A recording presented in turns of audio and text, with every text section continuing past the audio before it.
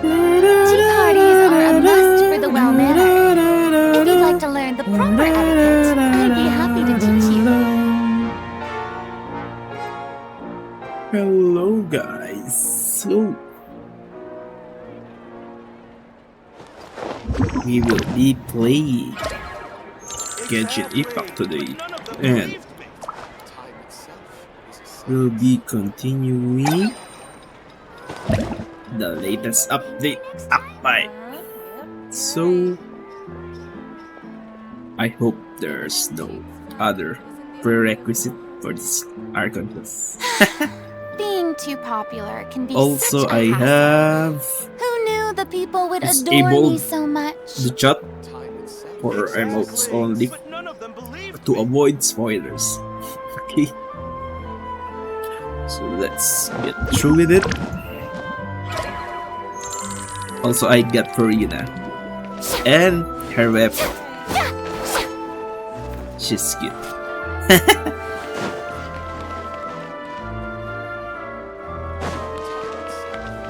I didn't know the weapon enhance material, so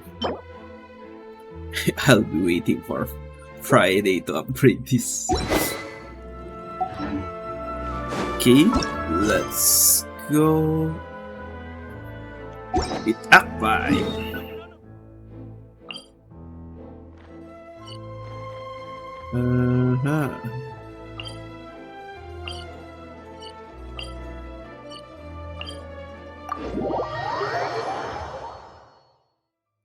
I hope.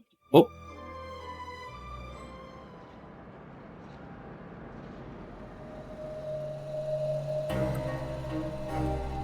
suspend.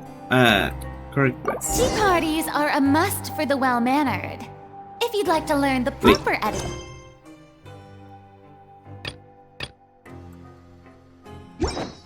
I'd be happy to teach you. I hope I don't trigger the story quest. Can I pause it first? I don't want to trigger it.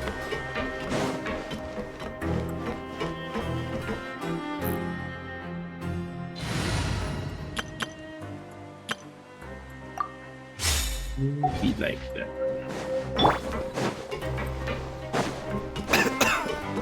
Mind the side effects.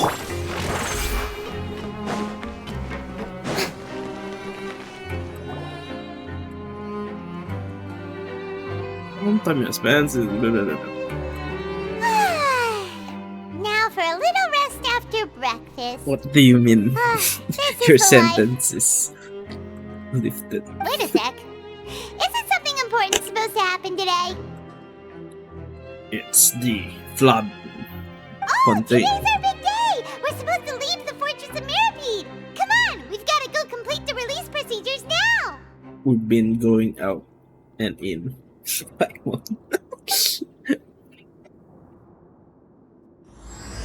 Okay, so up by.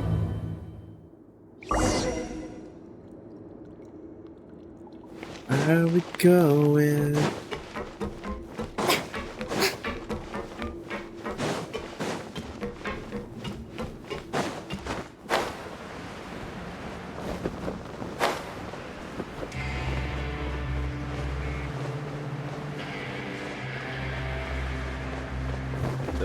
Where?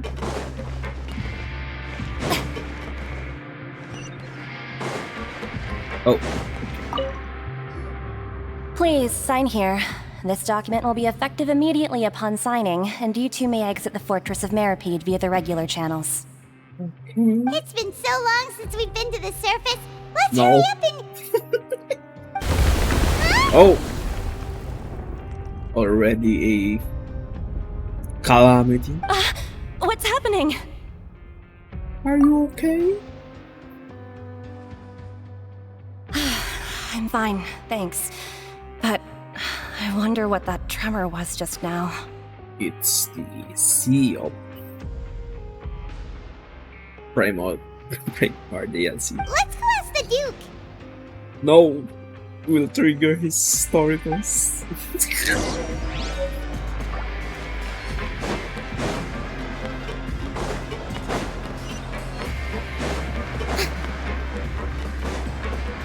Oh, what cutscene will appear here?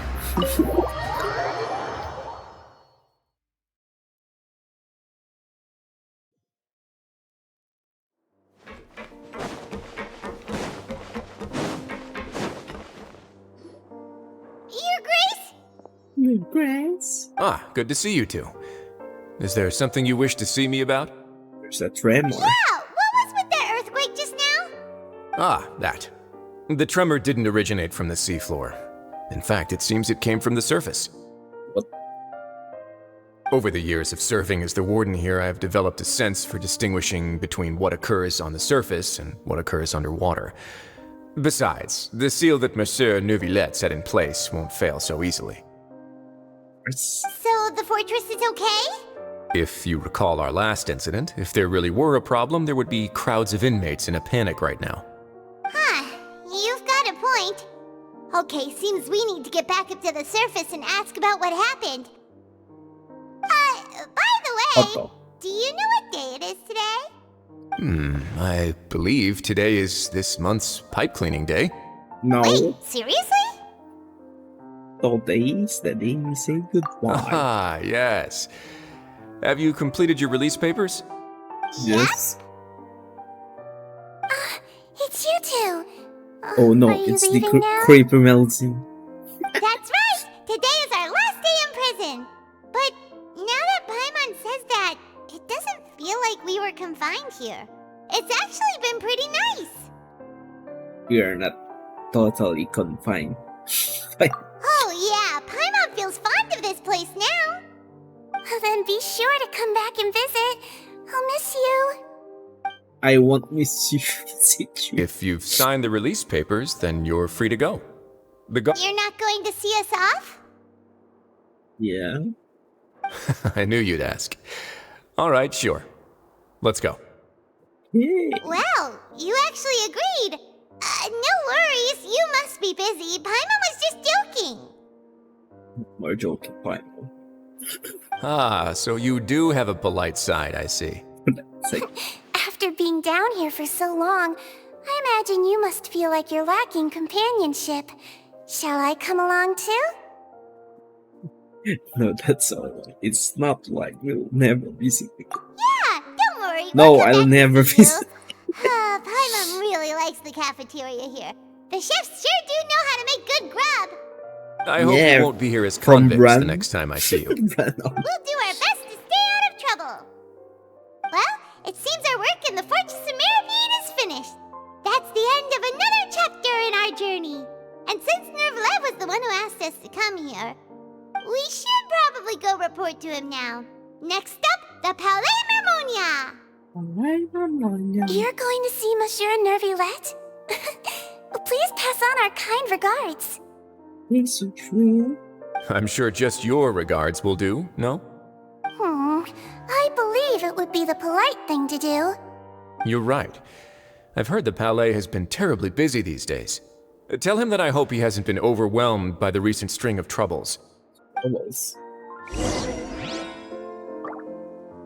Okay, let's stop. What are you up to? If you're concerned about things at the Palais, why don't you take some time to go up and check things out? I believe you should still have some vacation time to spend. Thank you for being so understanding. It means a lot. Oh, it's Citrine, It's been not some time us. since I've gone to the surface. I must say that I've started to miss it a little.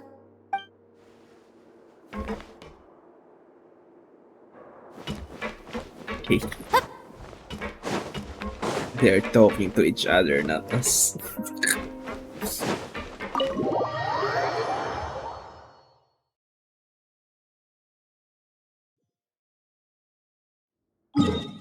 Okay.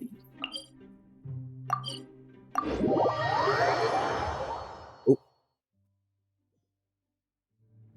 Stream. Okay. Refresh. Yeah. continue.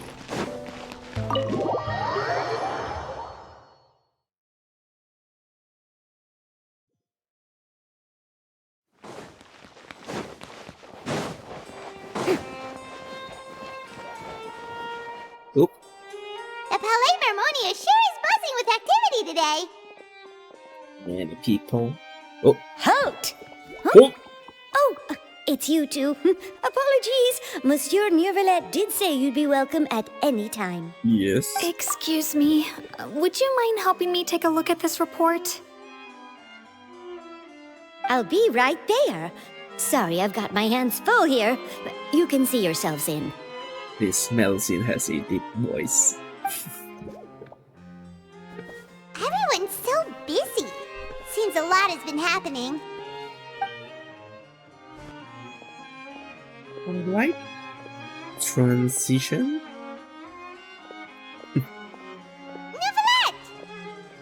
Hello. You've come at the right time, but you'll have to wait for just a moment, as there are some urgent matters I must tend to first. What are that, Mother? In the meantime, please, have a seat.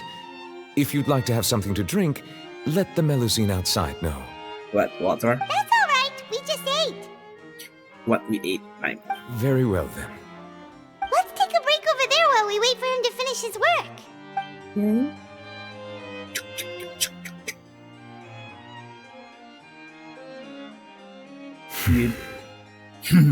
All right. That should wrap things up for now. Are you done with your work? Yes, sorry to keep you waiting. Today should be the day you were released from the Fortress of Meripede, and it appears that you have managed to complete all the release paperwork. Yes. That's right, and we came here to see you right away. You and Paimon tell me who. A massive whale. Do you have any idea what that might be? Judging from your description, that cannot have occurred in any ordinary waters, but rather something like the primordial sea. Oh, so it is common in the primordial sea? A whale of that size and shape cannot usually be found in the waters of Tevat. Therefore, we can only assume that Child is presently immersed in primordial seawater. Immersed in primordial seawater? But how? And is he okay? Not from Fontaine. Most people wouldn't be capable of entering in the first place. I'm not completely sure how he could have gotten there myself. Something I'd like to ask you. Yes? What is it? What was the tremor? Oh, right! Paimon felt it too! We asked the Duke and he said it wasn't from underwater, so we figured you might know something about it. It turns out that I have just received a report about this particular matter. In fact, that's exactly what I was busy with a moment ago. The source of the tremor was here on the surface near Poisson. So, After the shaking stopped, the water levels in the Poisson area rose at an alarming rate. oh, no. It's The Navia. water levels rose? Oh no!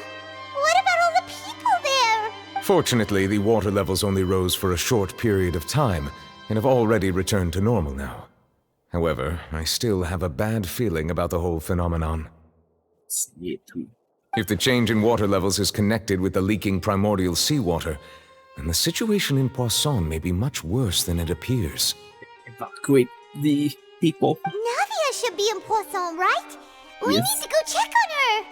Spina dorsals. I would also like to go there as soon as possible, but I'm afraid I can't leave just yet. We must immediately formulate disaster prevention plans for the surrounding coastal areas to avoid potential catastrophes. I'll have to ask you two to go to Poisson first. I'll meet you there to check on the situation once I finish things here. Sounds like a plan. There's no time to lose! Let's get going! Please be careful. Let's teleport. Hey, it's your boss, Neuvillette. The two of you have my thanks. If you need any help, just let me know. Okay.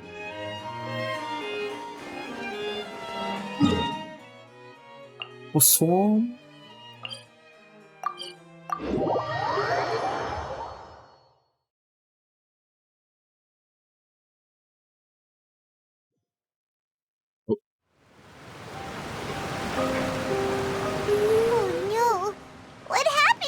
What the? It's all foggy. All the buildings here seem to be in rough shape now. There's nobody around. Where they all? No. Navia should be around here, right? We need to make sure she's still...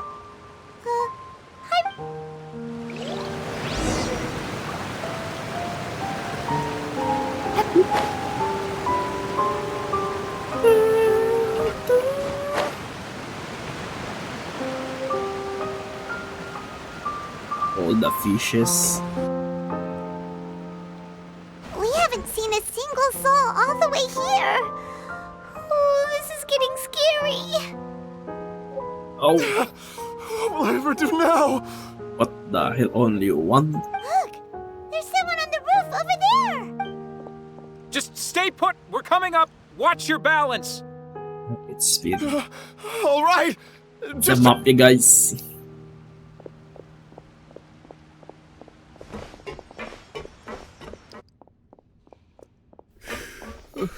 I'm not young anymore. How will I survive on my own?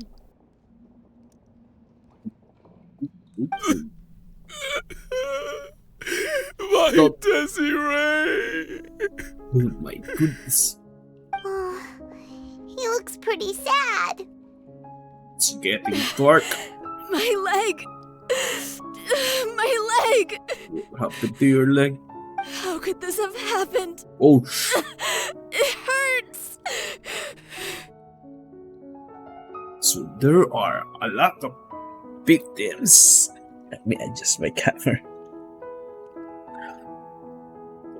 Check. Yeah. Just hang in there. Help is on the way. You can hold my hand if it makes you feel better. It won't.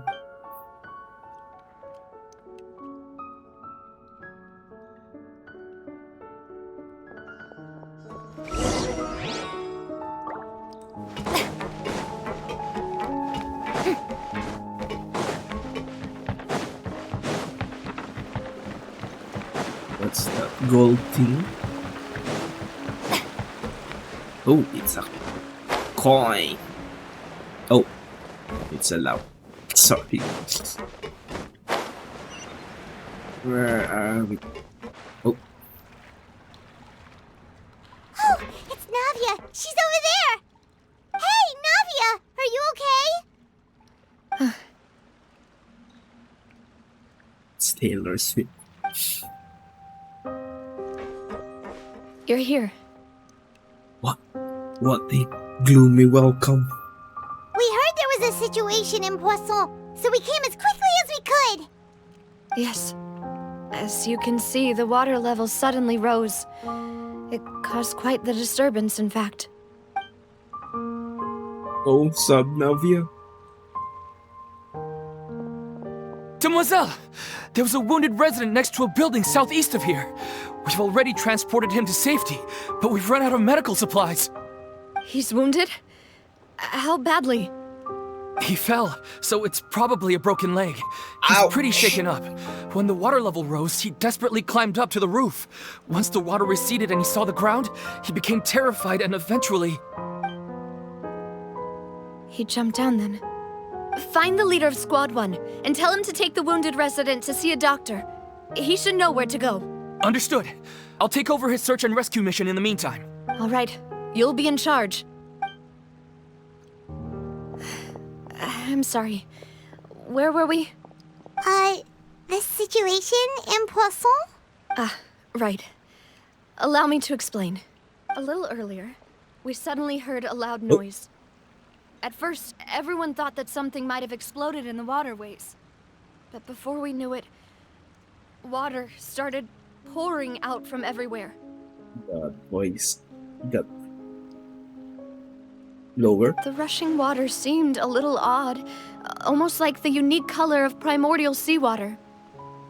Some people didn't realize the danger and thought it was just ordinary water, leaking from somewhere.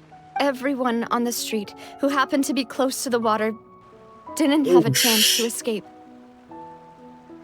As the water levels Oh rose, my goodness. they suddenly disappeared. We're starting dark. They were those who realized what was happening, started to flee in a panic, desperately trying to get to higher ground.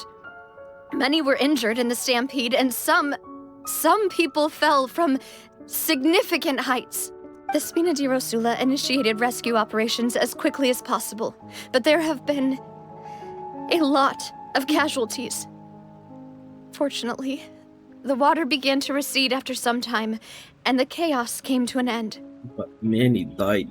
I mean, many dissolved. The water that flooded the area contained primordial seawater, so the lower levels of Poisson are still hazardous. To ensure everyone's safety, I've asked the people there to leave as soon as possible. No one knows if this could happen again. All we can do for now is try our best to help evacuate the residents. We still haven't completed the head count, but we'll have some numbers soon. How awful. And all of this just came out of nowhere. It was quite frightening indeed. I only wish that everything that just happened was a bad dream. Is there any way we can help, Navia? Yes, we're here to Thank help. you for being so willing to help in a moment of crisis like this. You don't know how much it means to me.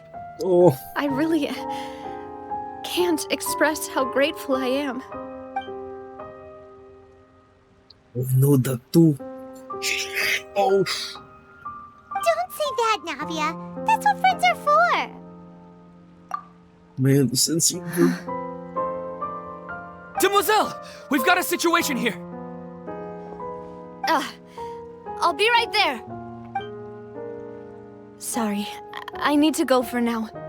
no, Mel, sense of And out she goes. Seems it might be a while before she can take a break. is Traveler's eyes red?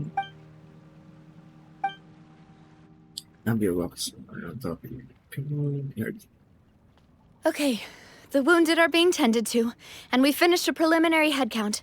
More support has just arrived, so I suppose I finally have a moment to focus on my own matters. Of course, we should remain ready for anything, and continue doing our best to rescue others. I'll be sure to have everyone at the Spina di Rosula ready to render assistance. Traveler, Paimon, would you two accompany me to my father's grave for a moment? Huh? Right now? I understand. Thank you. How about the lady? Oh, where is the lady?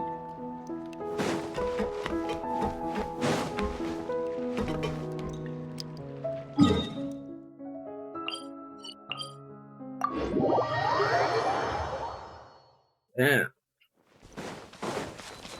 It just got darker all of a sudden then.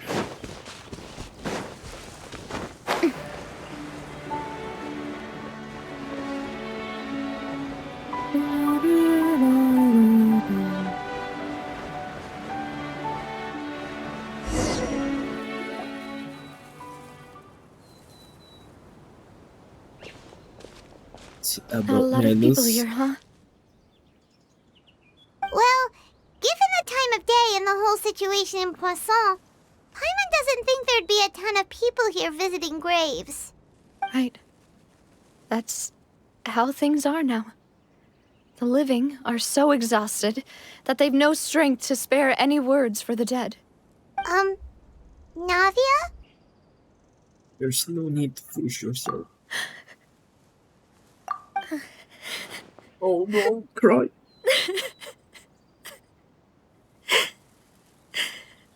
Navia, what's wrong? Sorry. I just... Malus and Silver, Oh, they oh, won't ever come back here again. What should I do, Papa? What the Huh? What happened to them? Everyone Navia. agreed on the rescue plan, but still, I was the one who initiated it. They were helping evacuate the residents, but they couldn't leave in time. And they were caught in the seawater. What the The hell? What should we do? I've known them for so long. And I know they weren't afraid. But I could at least hold a funeral for my father. And I know where he rests. But as for Malus and Silver, they're just gone. I just can't. Oh, not the Everything flashbacks. looks so clean after it rains. Even the gravestones. I didn't expect that you'd enjoy a glass of red wine in front of Master Callus's grave. The hell? Why did you kill off the chads? I can understand. Besides, the scenery here isn't half bad. See, it's not just me. I always want to bring something when I visit Papa. Perhaps we might even have a picnic. He wouldn't be angry, would he? How could Master ever be upset with you, demoiselle? Yet the cemetery is the home of those who have passed, is it not? Everyone ends up here sooner or later, no matter who you are. Buying yourself a plot in advance, are you? No need yet. But when I do, I hope you'll let me be buried beside Master Callus, demoiselle. Hey, Oh, no. stop joking around. I'm quite serious. That way, it will save us both the trip to see each other whenever you visit your father's grave. Oh my goodness. That makes sense. In that case, could I be buried on his other side? After all, besides you, demoiselle, the two of us could certainly be considered Master's closest companions, no? Personally, I believe we fill those shoes just fine. Why are you bringing this up all of a sudden? Seriously. Oh, All right. I'll remember your requests.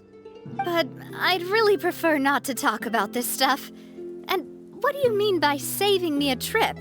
I'd make the journey even if I had to visit you two somewhere else. I'd promised to let them rest in peace here. But here I am breaking that promise. I'm sorry no, for letting you see me in a mess like this. I don't usually cry, really. Paimon doesn't know how to help you feel better. But, well, she understands how you feel. I had always thought I could make my wishes come true. But now that I think about it, that never solely relied on me. Many things can only be accomplished with someone else's help. Damn, this is happening too fast. Malus and Silver have helped me so much. But by contrast, I could do nothing for them. I'm so sorry. You can spend as much time as you need here, Navia. We'll stay with you. We're here for you. Thank you. Right now, you don't know how much that means. Also, By the don't way, fall on in You can have a the look at this. primordial It's seawater. a list of victims from the incident that took place here. Obena, Khan, Burnett, Giverny, Francine, Karina, Daisy Ray, Joinville, Julianne, Esson, as well as Malus and Silver. Oh, So, everyone else is safe. But still, It's okay. I know what you're thinking. And you're right. We lost Malus and Silver. But we were able to save more than we anticipated. The overall outcome indicates that the cost was worth it. sacrifice is truly necessary. right. Don't think that way, Navia. One person might be saved at the expense of another, sure, but that isn't something we should ever consider a trade. Correct. Malus and Silver were not the price for saving anyone. They're heroes. You're right. Thank you, Paimon. What the hell, Paimon makes sense. What you said just now was pretty amazing, actually. I'll remember your words. Oh, really? Yes. Seems you've become more eloquent Oh. in the time since we last met. Her legit just appearing here. The knave? What are you doing here? Is everything going well on your side? Yes, my people are carrying out the mission according to your request. All the residents of Poisson have been evacuated, and we're preparing to relocate them to higher ground. As for these supplies, we have everything taken care of. There is no need to worry. Thank you very much. What the hell? Wait, do you two know each other? I mean, she's from We just Fontaine. met recently. Oh. Right, Miss Navia? Usually, I would call this a coincidental encounter, but that doesn't quite fit this time. Besides, it never even crossed my mind that a Fatui Harbinger would come looking for me. Why? Thanks to the knave, Spina di Rosula received generous support from the Fatui, which allowed us to complete the rescue and evacuation work so quickly. What's the trade? Mutual aid is essential to fostering positive developments. We were already in the area, in any case, so it was nothing. That said, I must say that you're a lot sharper than you let on. I'm sure you understand what I mean. I apologize for all the ways in which I tested you previously. We've never worked with a Fatui before, and it's extremely important for us to know who we're working with. My subordinates Yes. have reported that Fatui soldiers have been observing water levels and taking head counts in various locations. I hear that they've also prepared a large amount of emergency supplies. I'm quite surprised. This is nothing to brag about, nor do I intend to. It is simply the way of powerful organizations to act forcefully, whether they are doing good or ill. You've witnessed that firsthand, in any case. As I've told this traveler before, I know of the prophecy, and I intend to prevent the impending disaster. Look at me. Lending your organization a hand was a natural first step in accomplishing that. As such, do not be troubled by this token of our sincerity. Perhaps one day, you'll also be able to help me in the same way. On what way? Without your help, there would have been many more casualties. I won't forget your kindness. Pyro? Furthermore, I sincerely regret what happened to Malus and Silver. I only wish that my people could have arrived a little earlier to prevent this from happening. Don't say that. You and your subordinates did everything you could. Everything. As Paimon said, Malus and Silver didn't choose to sacrifice themselves for any specific person. And they weren't the price paid for other salvation. They chose to become heroes themselves. I've never liked hearing people put it that way. It's like trying to relieve pain by saying some noble-sounding words. But right now, there's nothing more suitable. They really did become heroes. They are You're right. heroes. I'm sorry for your loss, Miss Navia. Okay. Water is life to Fontaine's people, and it also spells disaster. It's no wonder that people always say that prophecies represent fate. Fortunately, I've never been one for such opinions. So, you're one who will try to change fate then? It's Of the course. Traveler. That is why I'm going to Hotel Bouffe de Thé. I still have Bouffe some de things Thé. to take care of, and the children need my attention. By the way, Traveler, Paimon, one more thing. What is it? Alright, then we'll just... Huh? This isn't right. Paimon thought you would ask us to walk with you for a moment so you could tell us something in private. That is a clever and useful conversation technique, which I do like to use when necessary. But there's no need today. It would not hurt to have Miss Navia listening in. Traveler, I'm sure you remember that I said we could work together when we had the chance. Yes. You and I both know that there may be issues with the Primordial Sea. Previously, it was the fortress of Meripede's sluice gate, and this time it was the water levels in Poisson. These are both signals. Jolly cooperation. Indeed. Allow me to share the latest intel I've received from the House of the Hearth's intelligence network with you. Okay. During some recent investigations, a child claimed to have discovered some ruins near Poisson. The ruins date back to ancient times and seem to be worth investigating in many ways. Judging by the dating of the ruins, they may be related to the prophecy and the coming crisis. The situation is becoming more urgent, so any pertinent information will prove extremely precious. My people initially came to prepare for ruin exploration.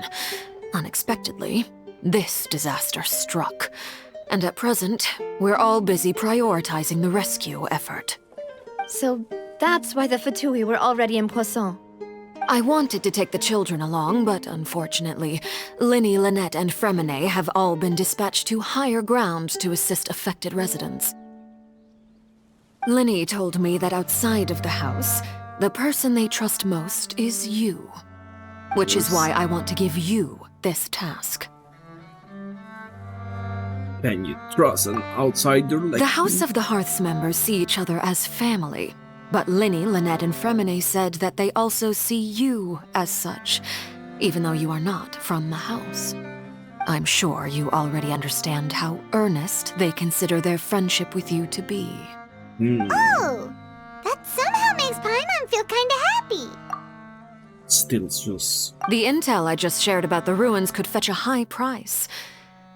But since the children consider you family, it's only natural that I freely share it with you. Got it! So all we gotta do is go to some ruins, right? We can handle that. Excuse me, but may I tag No. along? You wish to join, Miss Navia? No. But are you sure you're up to exploring some ruins? You need to rest.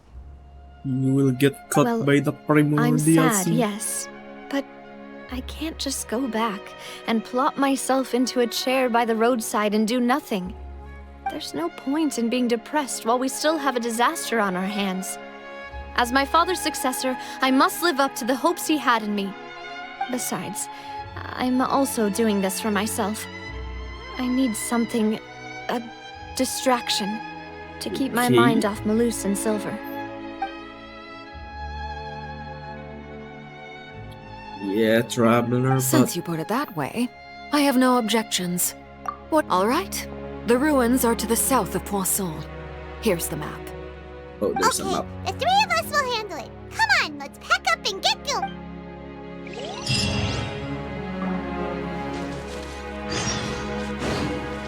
$380. Oh, okay. We need to walk there.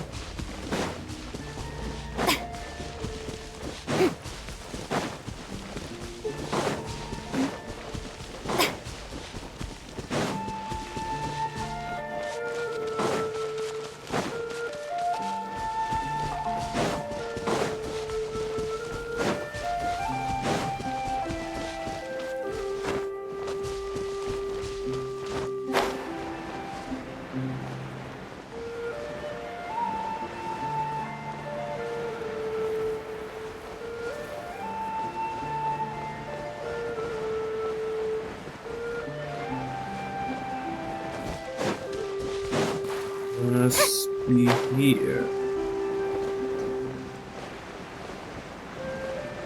Yeah, foggy domain. So, are these the ruins the knave was talking about? Whoa. They seem to be pretty ancient, all right. Let's go in and have a look. Just be careful. You be careful, Navia. Okay.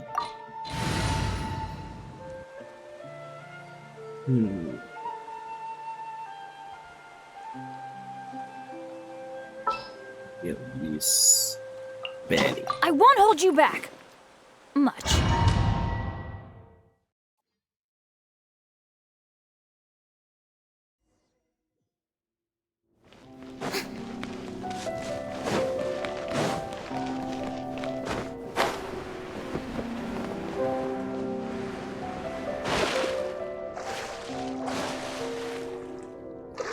Reaches here.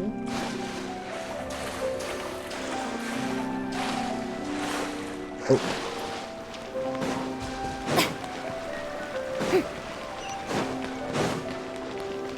What the? Shower me with care! Let my name echo in song! There is no escape! Remember, help comes first. Everybody stand back! Shine down! Nada kundala.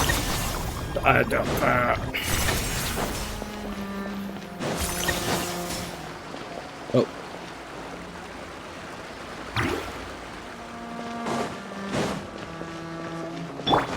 Ooh, I'll be having ER issues with for you then.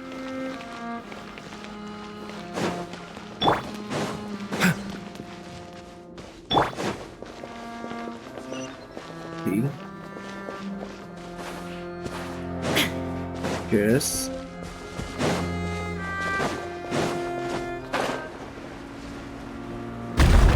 Oh, The floor what here the isn't safe.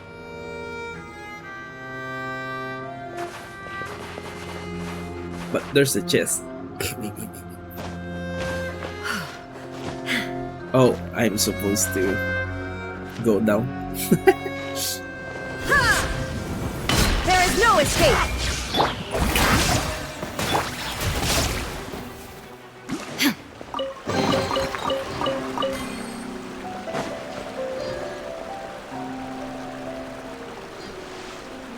Mademoiselle Probleta.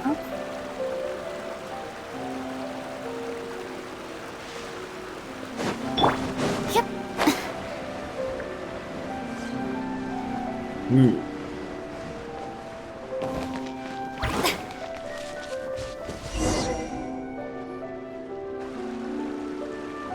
This place has also been contaminated by primordial seawater. What if Yeah. it gets raw? And Gets a lot of it, too. A Fontainian would most likely dissolve the moment they fell in. Go back, Navia. Right! You can't go down if there's primordial seawater. It's too dangerous, and it won't be any help for you to just stay here. Don't get Paimon wrong. We're not saying you're useless. It's just that... No, you're right. I can't do anything in this situation. I'll leave this to you. Why there's no way back? That complicates things. Maybe the Oh, only way left is forward. In that case, do you want to wait for us here? No, no, no, no. The water levels here are unstable, and there's a chance the water will rise. So, staying here wouldn't be safe either. Yes. I'll go together with you. Perhaps we'll find the exit just up ahead. All right. Come with us for now then, but please be careful. Don't sleep.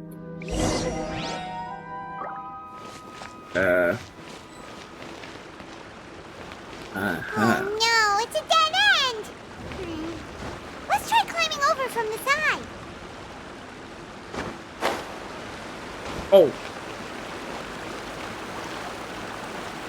Oh.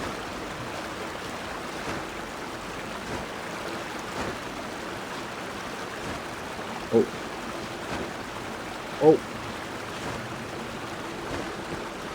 Okay. Where are we going?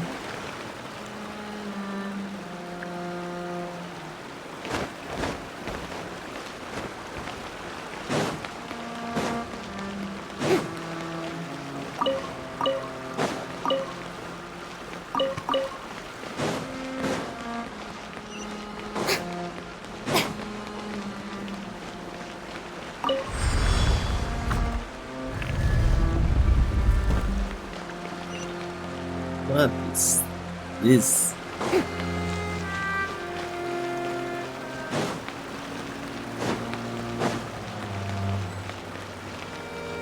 With that? What's with this angle? Oh!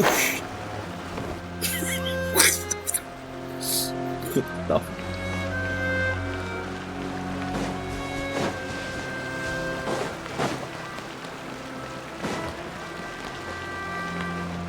Okay. This building looks like the newer. Oh shh! There's something wrong with this bridge!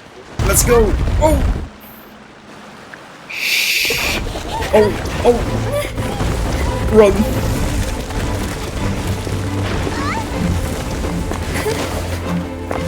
Oh! Traveler, no!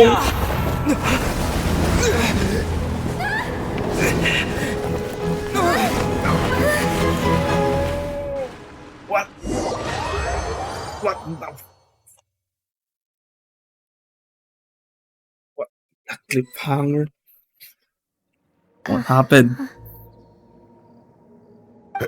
Demoiselle? Demoiselle, it's... Demoiselle, what are you doing here by yourself? Would you be standing here till dark if I hadn't come to get you? Maybe she just wants some time to herself, Malus. Oh, was I sleeping?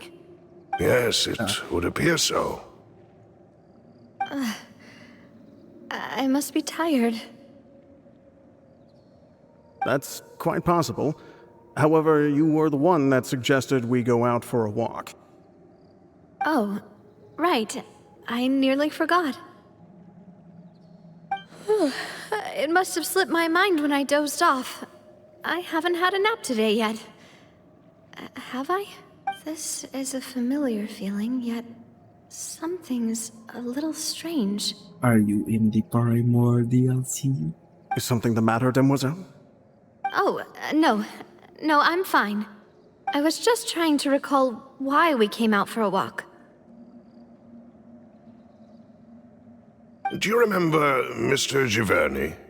He'd requested our help before with foreign merchants who had a debt dispute with him, and we'd resolved the matter not long ago. We were headed to see how things were going with him at the moment. Ah, right. Yes. I remember now. Oh, Miss Navia. Ah, Mr. Malus. And Mr. Silver, too. It's good to see all of you. How have you been? I've been great. Thanks to Why your is the help, cover those warped? bothersome merchants finally realized that I wasn't the one they were looking for. Why, I wasn't even the guarantor for that person. They were knocking at my door day and night. Even my neighbor, Obina, was getting fed up with them. Sometimes force is required to calm someone down and get them to listen to what you have to say. That's right. Oh, by the way, Burnett, what was it that you wanted to give to Miss Navia again? Oh, yes. One moment, I have it right here. Miss Navia, these are some flower seeds that I prepared. Please take them. They're a very good variety, and they'll become very big and beautiful once they bloom. Flower seeds. I don't know what we would have done without your help, so this is a little token of our appreciation. I hope you won't refuse. Ah, did you cultivate them yourself? Thank you so much. I'll certainly take them. Malus, we do still have some empty flower pots at home, right? Why, we can have as many pots as you'd like, demoiselle. Perfect. In that case, we'll swap out some of the decorative plants for some of Mrs. Burnett's flowers. Very well. Wait. Something seems to be off here. It's a dream, Navia. Excuse me, madam. If I'm not mistaken, your name is Burnett, correct? You're the... That's right. Is something wrong? No, it's nothing. This is the first time we've ever met, but your name seemed familiar to me. I must have heard it when I was discussing things with your husband previously. You are in the primordial sea, Navia. I've heard this name before. Sometime recently, I'm sure of it. And why are there so few people around here? Where did everyone go? We must mind the time, Demoiselle. We still have important things to attend to today. Huh? We do? Like what? Well, now, did you forget? Miss Navia, here you are. I've been looking for you. Please, come to the Opera House. Your trial is about to begin. Trial? My trial? Wait, why would I need to go to the Opera House? Yes, she's right, Demoiselle. It's just about time now, so we should get going. Oh? All right then. Oh, God, Navia. What the hell?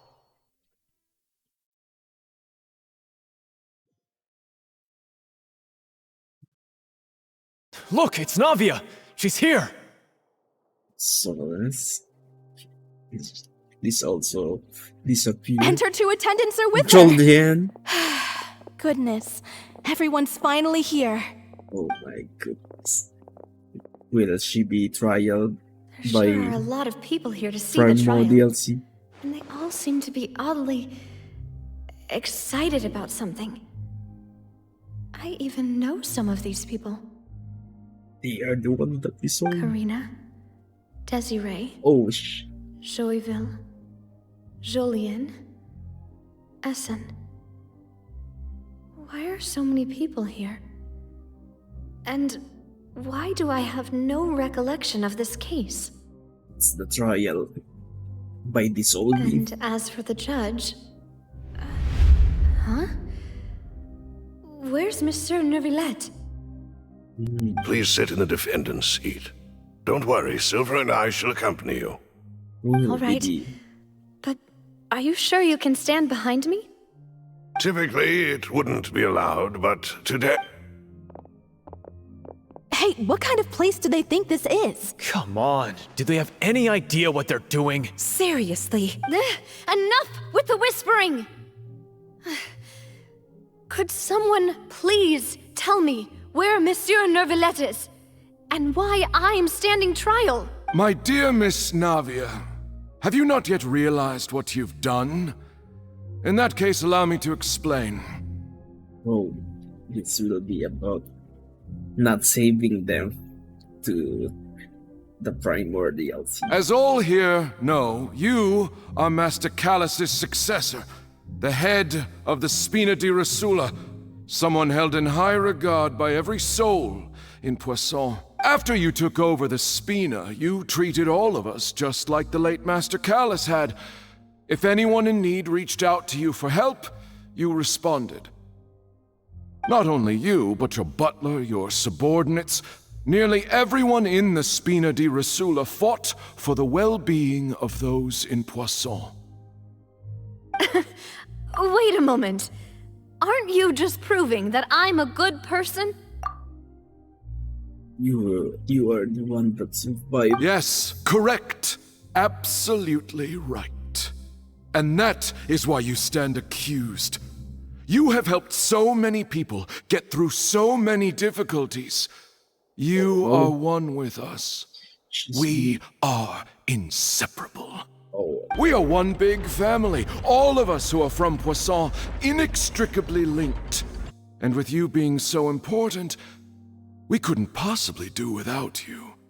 Therefore, this fair and honorable court shall declare you guilty, and you shall stay here. You will be together with us forever. Huh? What are you saying? It's a trap, Navia. Everything you have said is correct. I have indeed done a lot for my hometown, and I would be willing to be with you all, but what is the purpose of having me stand here like this? What is there to discuss? Ah, well, if that's what you think, then I have no further comments. How wonderful, Miss Navia! Oh, it's a trap, Navia. Oh, not that evil laugh. I know all these people. Why are they laughing? I seem to remember now. Yes, I get it. This trial is... Silver, protect Navia. Wait just a moment. This isn't right! Malus, wake up! Malus? What was that, Mr. Malus? Our conclusion is very clear and unanimous. Let the court judge her now. No. She's guilty! Stay here, Navia! No. You're one of us! Demoiselle, don't admit guilt. This trial means to keep you here forever. I wish to exercise my right to defend Our Lady. Mr. Joinville, you only know of Navia's goodness, but nothing of her utterly independent mind. She was born a free and independent spirit. She has never been tied down by anything. Indeed, even the death of Master Callus couldn't stop her. Her actions cannot serve as proof that she identifies herself as part of any group. She merely acted as an individual, extending her hand to help others. Please do not mistake her actions as being otherwise. Really? As an individual, you say? Don't forget, we are all Fontainians here. This is the nation of justice, the nation of Hydro. Even if Miss Navia only voluntarily rendered her assistance, that doesn't change the fact that her beautiful soul must return to everyone. Water accepts all, blends with all. It will surely accept her kindness. DLC. Everything is measured here in the nation of Hydro, and in the end, everyone shall meld together. Thus, when a unanimous opinion emerges, that opinion represents justice. Now I speak for everyone. Our opinion is consistent. Navia should stay. No. We and Navia are one. And you would call this justice? Preposterous. You are merely jealous that Demoiselle still has a chance to exist as an individual. Have you forgotten how much you all once longed to become individuals, to become independent? Do you mean to defy our justice? What the If your hell? justice is flawed, then why should we acknowledge it? As you said, we can also have our own justice. Silver and I shall defend Demoiselle. And that is how we will enforce justice. Ugh, my head. Wake up, Navia! It hurts. Demoiselle, Silver, it hurts. My head is spinning. All I can see is stars swirling in front of me. I remember now.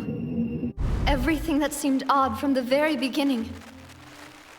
Yes, they are the persons that got dissolved.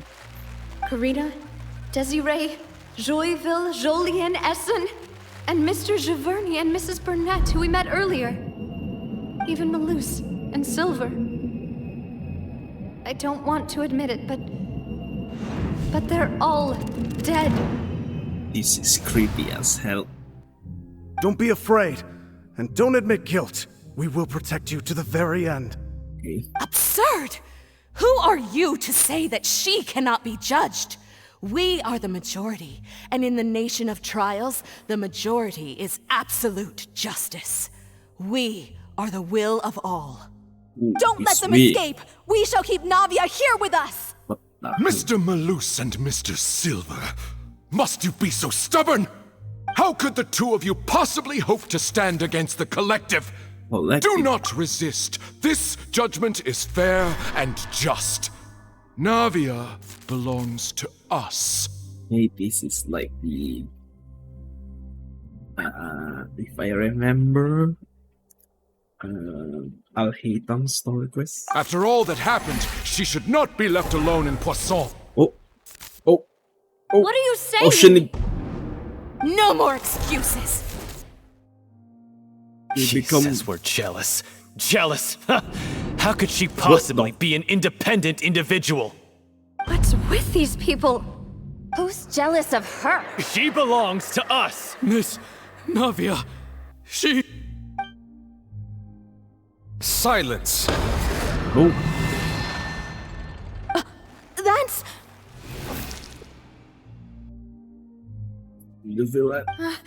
Monsieur Neuvillette! Such commotion is prohibited in the court. The accusations you just presented are nonsense and cannot constitute a proper trial. The court will adjourn for the rest of the day. In this, I shall hear no objections from any unauthorized party. Our thanks, Monsieur Neuvillette. Please leave with me, Miss Navia, while there is still time. But... Go on now, demoiselle. This is your only chance to leave this place. What, can't bear to leave us behind or something? Malus. My apologies. I couldn't resist making one little joke once I realized that this shall be our last goodbye. Malus. Silver. Quickly, you must come now. Goodbye, Demoiselle. Oh, shh. What the No, wait! Just a second! happened? Navia? You're awake. Good. Oh. Whew, you will let just right on time. I must have been dreaming. Malus and Silver were still alive, and they were defending me at some insane trial. It looks like you're all right. Did all the sad feelings cause you to have a nightmare? Paimon could give you a hug. The ruins you were exploring suffered a cave-in. When I arrived, I found you falling toward the water. Okay. Flashback. You were just about to be dissolved within, but what? Just tell the truth to Navia. Novelette. What is it? I think I saw 2 Oceanids protecting you. It was only for a moment, perhaps even a fraction of a second, but they gave me the chance to retrieve you. Were it not for their intervention, I would not have been able to rescue you before your consciousness dissipated. Wait, did you say Oceanids? You mean like what happened with Vache? Perhaps those 2 Oceanids were the people you saw in your dream. It's well since you were. I always told them that they didn't have to protect me. To think that they'd keep doing so even after death. This is sad as hell. Please come with me. Okay. Neverlet, are you okay? Oh, I am quite all right. Perhaps there's something we could chat about? What? Why do you look so stiff all of a sudden? Oh, Paimon knows. You're the type who feels awkward when there's nothing to talk about, right? I merely thought that we should give Navia some time to herself. Huh? Why didn't you just say so then? Don't you think it's even more awkward to call us over like this and then have nothing to talk about? I suppose so. Ah, Sigewinne. I hope all is well with her these What the days. hell? Her work in the Fortress of Meropide has not been too much for her, has it? No way, don't worry. She's doing fine down there. She's an amazing head nurse. I see. Well, that is good. I have always worried that Sigewinne would need a lot of time to understand the world of humanity, just as I have. Oh, and the Duke also says hi. Even though Sigewinne made him do that. He hopes that you haven't been overwhelmed by all that's happened lately. Thank you. I have indeed been busy lately, and I also hope that everything is going well in the Fortress of Meropide. He still doesn't know what to talk about. Let's chat about something else then. Yeah, you're the expert here, Paimon. So, Neverlet, you're probably Swim. quite the swimmer, Yes. huh? It's his passive. Yes, of course. This isn't going anywhere. Let's try something else. How did you find these ruins? Did the knave tell you?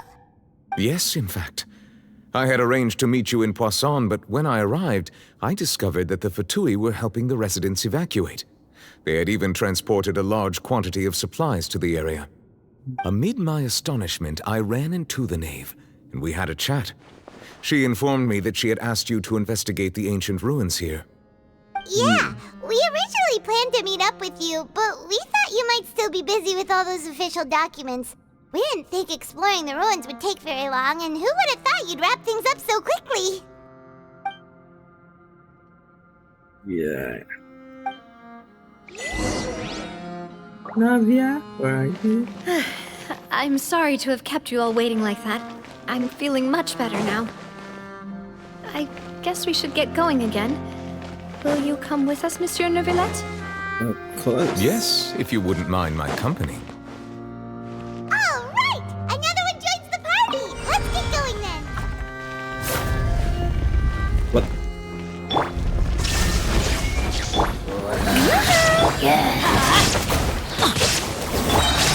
The doctor was fooling.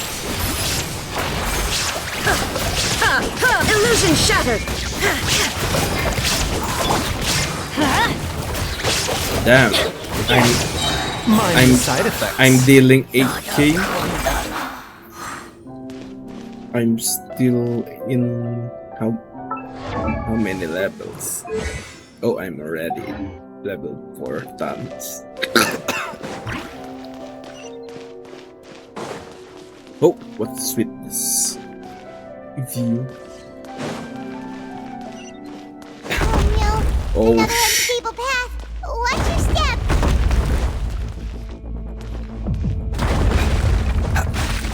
Oh my. Oh.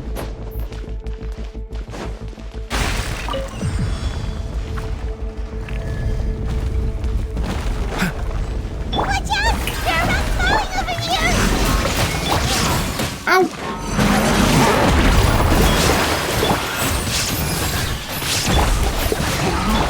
Let's light it up!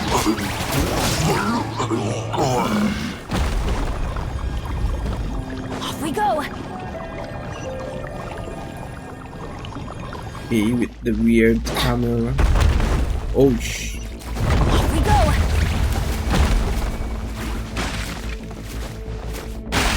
Oh, so with the tense music. Oh sh. Keep it up! Just.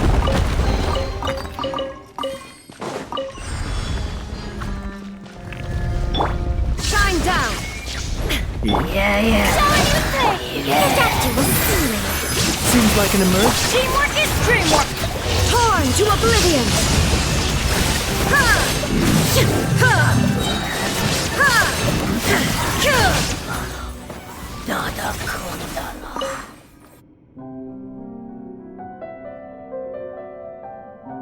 It's gonna happen. Elevator.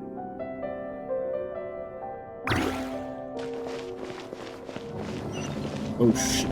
Did I miss some chest?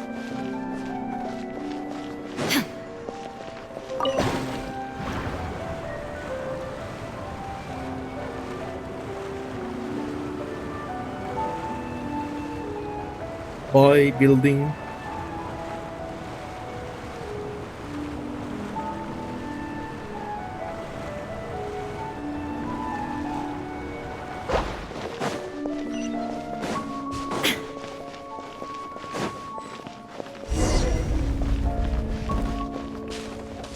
What's this?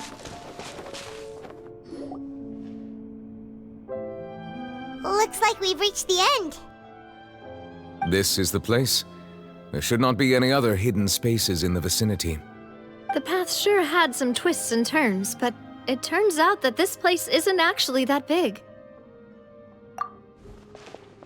It's in the wall. What's this? It's Farina. Stone slates. It seems like they were put here as an offering. Could we take them down and have a look?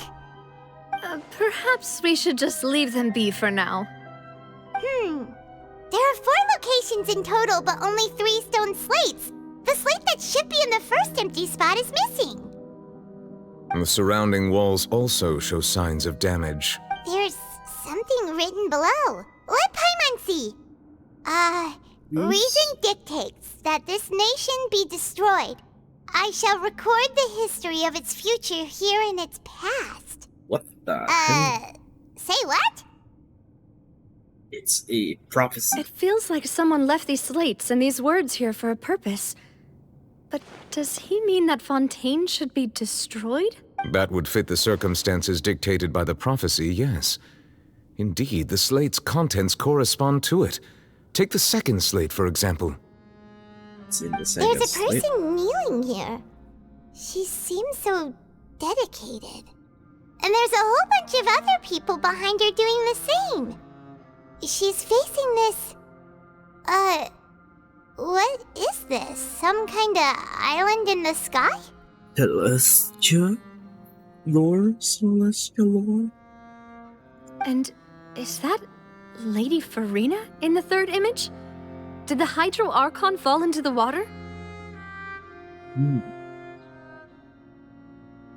And is that a ring of people around her? Paimon doesn't quite get it. Are they all in the water? The fourth image. I know this one. This exactly matches the content of the prophecy. Oh, the Farina sitting alone. The people will all be dissolved into the waters, and only the Hydro Archon will remain, weeping on her throne.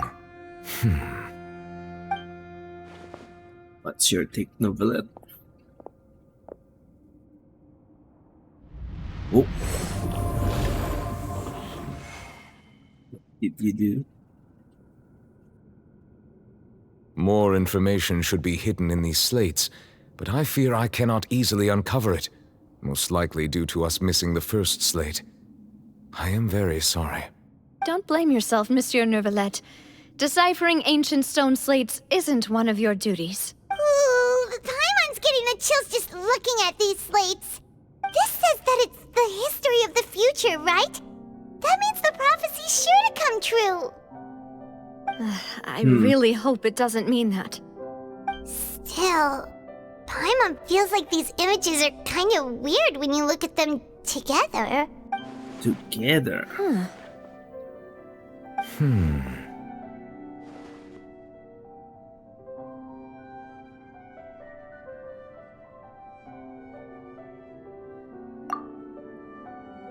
That's right! If the images are in chronological order, shouldn't the fourth, the waters drowning Fontaine, come before the third, where the Hydro Archon herself falls into the water? Yes. And yet the order is reversed here.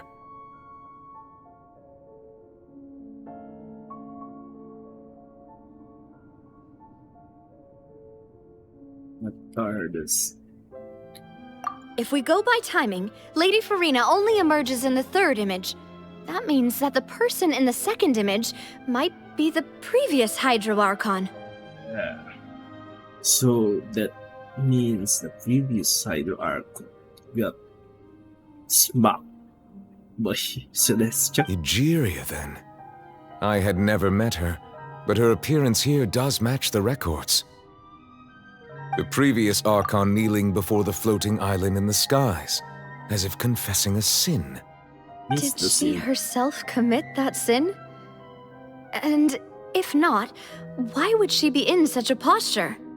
Also, I'm still wondering why these ancient stone slates are here at all. Judging from their contents, could this place be the origin of the prophecy? Probably. Does that mean that someone, or some people, once saw these slates? But who would have created these slates and left these words here?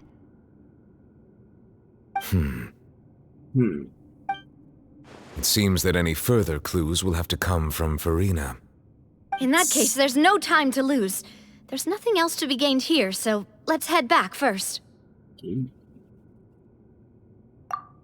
Yeah, we better get somewhere safe for now. I think it's Traveler.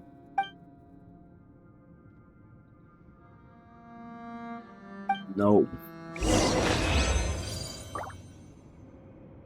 I think...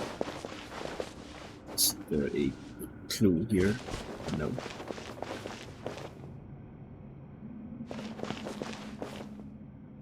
I think this is the destruction of fate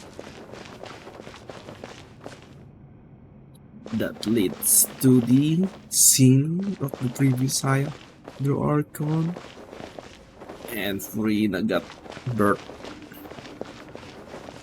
and she is there. What's with up?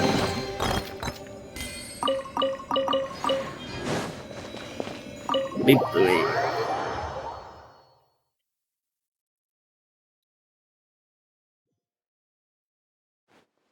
Let's split up here. I'm going to check on what's happening with the Spina. You know how it is. There's some things you just need to be there for yourself. Yes. You still have energy for that, Navia? Paimon's already beat. Just head back to the Fluvsandra and have a rest then. Thanks for keeping me company all this time. I'll Poor depart as well. Snobio.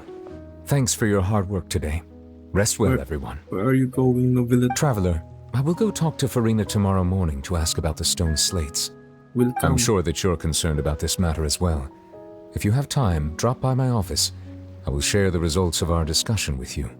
Right, see you tomorrow. Are you really gonna talk to her about this directly? Will that be a problem? Paimon's getting a little scared now that it's come to this. She has long been harboring secrets and will not give them up easily, which makes it all the more my duty to ensure that she understands the present situation.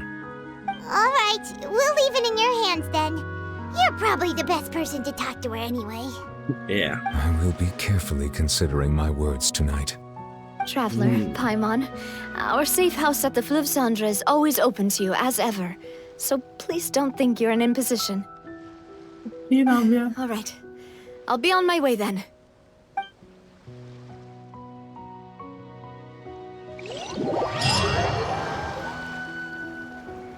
Oh, okay. We teleport there. We're finally back!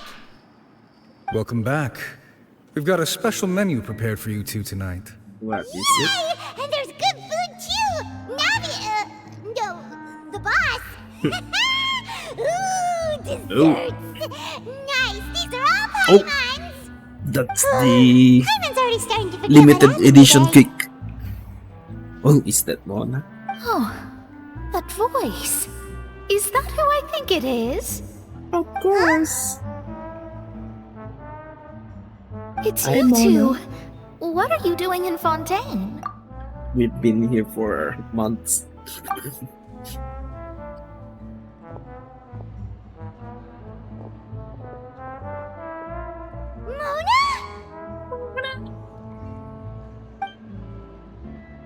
Lady Magistus. Did the stars not tell you that we play? Seriously, nobody just uses a scryglass whenever they've got time to just see who they'll meet on the road. Still, we didn't expect to see you here. Wait, you're not a Fontainian, are you, Mona? Well, I have some business to attend to here, so I booked a hotel in the city. I was just out for a stroll when I bumped into you. Quite unexpectedly, if I might add. No confirmation if Mona is spontaneous. Why did you think I was from Fontaine, though? Is that because Magistus doesn't sound much like a Mondstatter surname? Yeah, let's go with that. Well, I used to have my own surname, which was, well, some other thing. Some other Either thing. way, the old hag told me when she took me as her disciple that the first step to being a great astrologist's pupil was to change that name. There was nothing for it, really. She really is amazing at astrology, so I changed my name to what it is now according to her wishes. To my surprise, however, Magistus is not the name of some ancient house or clan. It isn't? Nope. Although it is used by us in place of surnames, it generally just means great. Great. Well, not great. Wow! Imagine including a boast in your name. Wait, are you gonna have to put that into your genealogy as well? Probably. I reckon so. In any case, I'd give my disciple a name like this as well, if I were to take one. It's what's the name of the Hexen Circle mage? Astromancer Barbeloth Trismegistus. Ooh, this is the first time. Astromancer Barbeloth Trismegistus. Whoa, that's a long one. Does it also mean great or something? My name means Mona the Great Astrologist. As for the old hag, hers Thrice. is, in plain speech, the thrice as great Scholar of the Stars. Just take it as a title specific to astrologists. Thrice as great? That's so petty. I know, right? That's just how she is. She used to call herself Magistus, actually, but when she took me in, she changed her name to Trismegistus. Talk about excessive. Magistus is thus the calling card of our school, so to speak, which makes it about the same as a surname. It's all right if you don't get it. You can look into it further should you need to study astrology more deeply. People appetite fire. Terrible! But anyway, you're not Fontanian, are you, Mona? You're from Mondstadt, right? Well, I was born in Mondstadt, yes. My parents migrated to Dornman Port, and I traveled with the old hag for a while, after which I settled down in Mondstadt City. Okay, so That's a good thing then. she is a At monster. least we know you won't be dissolved by Fontaine's waters. Speaking of that, I'm sure you're aware that a bunch of things have happened here in Fontaine, right? I know you're not a local, but I'd avoid getting too close to any water that looks strange all the same. There's something ominous about it. Well, the water, I mean. Can you cry, Glassy? That was the main reason, yes. Just a while back, the Steambird invited me to take part in a panel and speak about the circulation of the prophecy as an astrologist. The invitation was sent quite early on. I don't think anyone expected Fontaine to be in this much trouble. What do you make of that prophecy, Mona? Just tell us what you think as an astrologist. Your word would go a long way to make things more certain and less scary. Less scary. What I can tell you is that I'm an astrologist, and that this prophecy concerns the fate of Fontaine, even that of all Tevat. Ascertaining this is akin to reading the fortune of the whole world. I'm afraid that this is not something that just anyone can do. If I could do it, you would no longer call me an astrologist, but a visionary. But on the flip side, the prophecy is so huge and powerful that it must surely come from a powerful visionary. Its contents involve the fate of the world. Disregarding it would be a mistake. A visionary? Sounds really powerful and all, but does such a person really exist? Of course. The old hag could do it, and I'd bet there are others amongst those Hexenzirkel colleagues of hers who could do something similar. Could you help me get in touch with your master? Are you sure? Yes. All right, I'll help you. It isn't often that I see you with such a serious look on your face. I'll tell you once I hear back from her. Yay. Thanks, Mona. You're amazing as always. Oh, well, this is something only I can do after all. So yes, your praises are quite welcome. That's the greatest of astrologists for you! Of all the people we know, you know the star's the best! Indeed, indeed. That's the spirit. Where is Visual? Oh, sorry. I came to see what all the commotion was about. If there's anything you need, do not hesitate to inform the Spina di Rosula. Oh, whoops. Guess we were getting a little too carried away there. Well, I'll go tend to my own business now. If I receive any news, I'll be sure to come find you two again. And there she goes, quick as rushing water. And here we are with the Spina guy giving us suspicious looks. If Paimon hadn't spoken for you, it'd be you getting all the weird looks. The things Paimon does for you. Alright. That's more like it. That's more like it. After the conversation, you decide to get good night's sleep. Good morning. To be honest, Paimon's still feeling kind of sleepy. But it's time to get up, traveler. We agreed to go see Neuvillette, so let's pack it up and get going. Sleepy face traveler.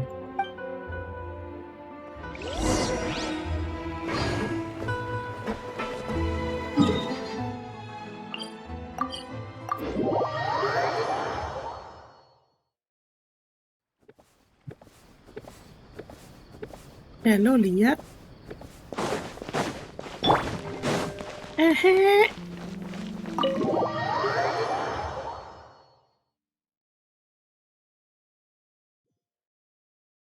I'll be talking to Monsieur Neuvillette. Knock, knock.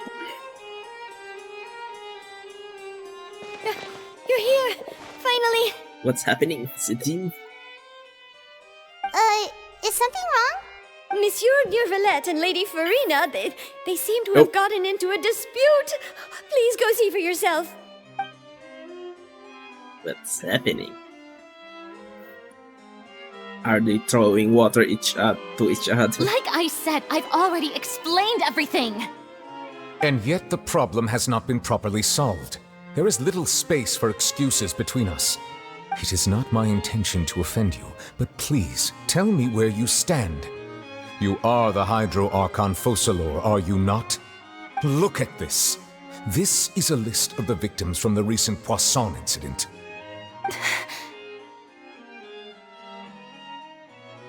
You mean... they're all... Yes, they are dead, Farina. We did not arrive in time to avert this disaster, and I will not have it happen again. It's your secret. I will say this once more. You must tell me everything you know. Yesterday, I found 3 stone slates in some ancient ruins near Poisson. Do you know anything about those? Seriously? You're questioning me like this is a court case now. I don't know anything about that. But you found them in some ancient ruins, you say? That's correct, which is why I came to ask you some questions. There should have been 4 slates, but one of them was missing. The other 3 feature different images that seem to correlate to the prophecy. The prophecy? It's your secret. The second of these slates depicts the previous Hydro Archon Egeria kneeling before a floating island in the sky, as if confessing something. Do you know nothing of this either? I don't. I've never seen such slates. I'll ask you again. Do you really have no information regarding the previous Archon? Maybe Farina is protecting Fontaine by lying. If she tells the truth, Celestia will drop a nail. My deciphering of the slates indicates that the Hydro Archon Egeria once had to confess to, or apologize for, a certain sin. If anyone would know about it, it should be you. All gods don't have the same secrets, you know. She was herself and I'm me. Is it really so strange that I know nothing?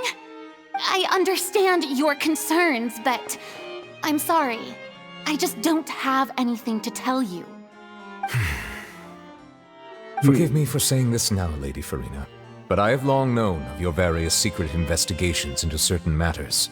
There are several indications that you have been investigating the prophecy on the sly.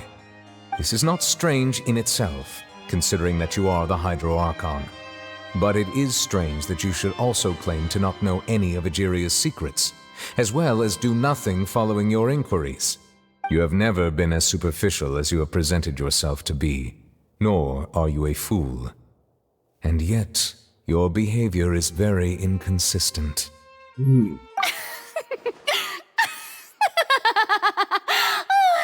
So you've been watching me all this time, have you? I didn't think you were that type. You... Well, since you know about my secret investigations, then you should know I'm actually working to take care of it. There's no point questioning or suspecting me. You're the Eudix, but you're still my subordinate. You should be following my lead. Just trust in me, you're Archon, and do as I say. Never mind whether you can truly convince yourself to or not. It'll all turn out fine. That's all I have to say. We do not discuss this matter again. Oh, the opera's about to start. Toodles! Toodles. What the hell, Farina? Oh, slow motion. Did Farina not notice us standing by the door? Wonder what's up with her. She was smiling. She didn't seem in the mood to care if we were listening in or not. Hiding something. I assume you've been outside for a while now? Oh, you noticed. seems Farina didn't even realize we were here. She was in a great panic, though I cannot discern the reason. Our discussion reached impasses time and again, a state of affairs that we cannot allow to continue. Still, I do not understand. Dialogue is the basis for understanding, so why did she keep refusing to engage?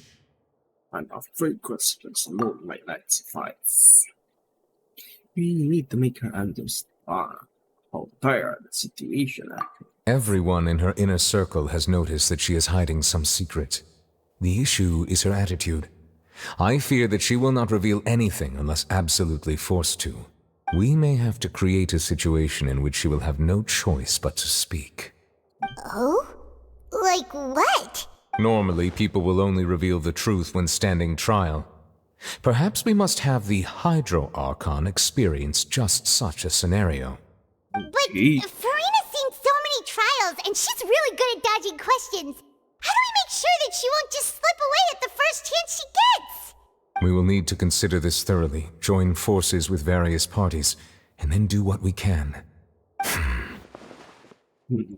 If at all possible, I would prefer to recuse myself from this affair, but we must prevent the prophecy from coming to pass. This may be cruel to her, but all Fontaine is in crisis. The information a god possesses is too precious, and so we must take a chance on this. We need help. But who will lend us their aid to do such a thing? Who? Not both somewhere in quiet. So it's Navia? Well, that's everyone, huh? Speaking of which, it was pretty smart of you to think of hiding here. Poisson was just involved in a disaster, so it's presently devoid of people. That naturally makes it the best choice. And here you are drinking tea like it's the most natural thing in the world, huh? That's what families should do. Sit and enjoy a leisurely time together. It's nice to enjoy tea here, you know? Care for a cup? Lend me your ears, everyone. Or perhaps one of you might like to start us off. How about you, friend? Me? No, I don't think I can. Then, how about you, good sir? I fear that I will cause the mood on this boat to become as somber as it is in court. Well then, I guess we're lucky we've got a local like me to organize things. Wonderful, the spotlight at last. I guess I'll be facilitating things from here. That was a little long-winded, don't you think? Oh, you might be right. Anyway, to cut to the chase, our friend here, the Traveler, has brought us together to discuss something. As for what that is, well, let's start by saying that we'll be pooling our efforts together to create a series of traps. Oh, how intriguing. Well, it's just an expression, really. One that I just learned from Chlorand, and used on the spot. So, let's invite her to explain in detail. A round of applause, please.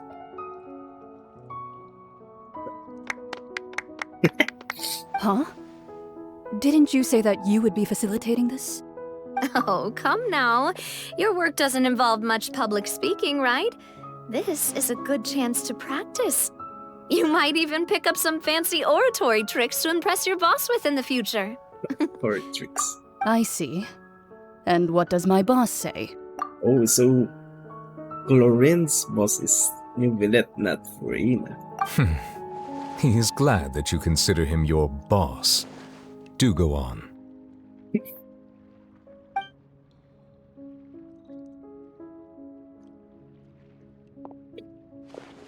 In that case, do any of you have experience hunting? Not that I recall. Fremine and I once used a wooden stick in a basket to catch wild rabbits when we were younger. As for Lynette, oh, right. You were sick that day, weren't you? I've also gone diving to catch some fish before. Does that count? I'm afraid not. You may or may not have heard. but Fontaine once played host to a group known as the Marechaussee Hunters. Hey, that's the artifact. Though that was their name, they did not hunt animals, but rather various monsters left behind by the ancient dynasty of King Remus. Today, Fontaine's monster population has already thinned greatly, so the hunters have blended back into society, taking up arms in other lines of work. They even left a unique methodology of hunting in their wake. A trap comprises of the following components: bait, a trigger, and a containment device. Sometimes a lethal implement will also be necessary to deal with the prey. So, if we were to build a trap together, right now, what would you choose to build it with? For me, I would prefer something basket-shaped. Pigeons and rabbits will see the bait and naturally enter the snare. Our line of work requires a deft hand, and we're some of the best in the industry, so you can count on our techniques. You used some of those techniques while moving the people of Poisson, didn't you? My subordinates mentioned that you even performed some magic for the bawling children. Yes, and I even managed to gather some intelligence in the meantime. I'm quite the multitasker if I do say so myself. I'm afraid I can't claim that as my strong suit. I prefer more stable methods, like placing bait in the water and waiting for the fish to come within reach. That's the kind of method I would count on. Calm and steady. Exactly the kind of person who would catch loads of fish. And I can be their assistant. With discretion, I'm sure. I'd probably use some sort of mechanical animal. Papa once bought me some small clockwork squirrels, mice, and such. When placed in the forest, they can attract others of their kind. I remember that you liked those too, didn't you? I did. And that would be a good way to go about it. If they're realistic enough, animals of the same kind will follow them all the way to the trap. What about you, Monsieur Neuvillette? I fear I do not have any related experience. That makes sense. Yes. You usually solve problems directly, without the use of any such tricks. Neuvillette hunts Archon. But I do have one more question for you, Monsieur. If we were to create a trap now, how would you design it?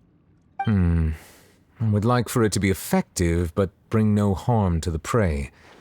A more gentle trap would be ideal. Kind, as always. However, our intention doesn't necessarily change the containment device and the type of implement we need. If we wanted to kill the prey in one strike, we would need a powerful implement. However, that also goes for prey that must be captured and safely contained. Wait, why's that? Only a hunter who's a true expert at subduing their prey can snare it without harming it. The line that divides life and death is often exceedingly thin. It's the traveler. So, are we going hunting together? We hadn't thought of seeing ourselves as hunters. It kinda works, but maybe it's still not the best metaphor. If our means of capturing and dealing with our prey is to put them on trial, then the hunting metaphor is actually quite accurate. But we shall require much more courage than any hunter to judge a god, a being whose seat is an exalted throne. Oh, so that's what's going on. Sounds very interesting. And something that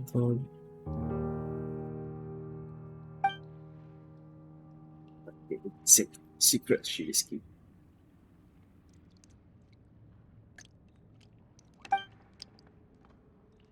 It's not a hunter, no prey.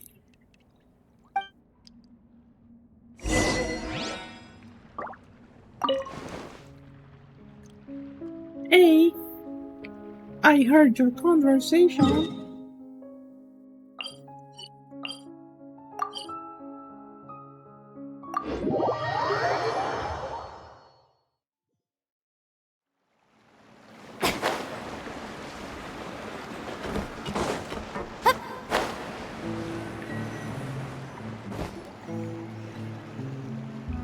We sleeping again? It's been a tough few days, hasn't it? So much has been happening. Those meetings sure did make me hungry. Paimon didn't think the meetings would go on for so long, but everyone seemed pretty fired up, huh? Paimon thought they'd be at least a little frightened. Well, Fremine was, now that Paimon thinks about it, but everyone else just looked a little surprised. Do you feel more confident? Well, it's hard to say. Paimon doesn't have any experience with this sort of thing. But with you around, Paimon sure will do great. After all, you're the most reliable person in the world, aren't you? Huh? Something wrong? Did you just pour some tea? Paimon didn't notice you doing that at all. No, I didn't. Then what's that? Pour the tea. I've never seen that cup before. Don't be frightened. I'm just joining you two for tea. I merely refrained from saying anything till now. Hey, it's the voice from Sumeru. Who's that voice? But there's no one here. Ah, have you forgotten me already? No. Wait, you are familiar. You're the voice we heard from the sky in Sumeru. The voice from the sky, I fear that description is wrong. Though, not completely wrong. Voice from the sky. You're feeling lost now, just as you were feeling previously. I sensed that confusion and thus came to you. Guiding people is an irresistible hobby of mine, after all. Consider me a passerby, just accepting a commission from my friend's disciple on a whim. N. I recall it's N.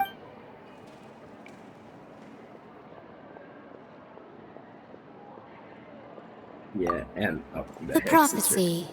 Yes, what has been prophesied will be fulfilled.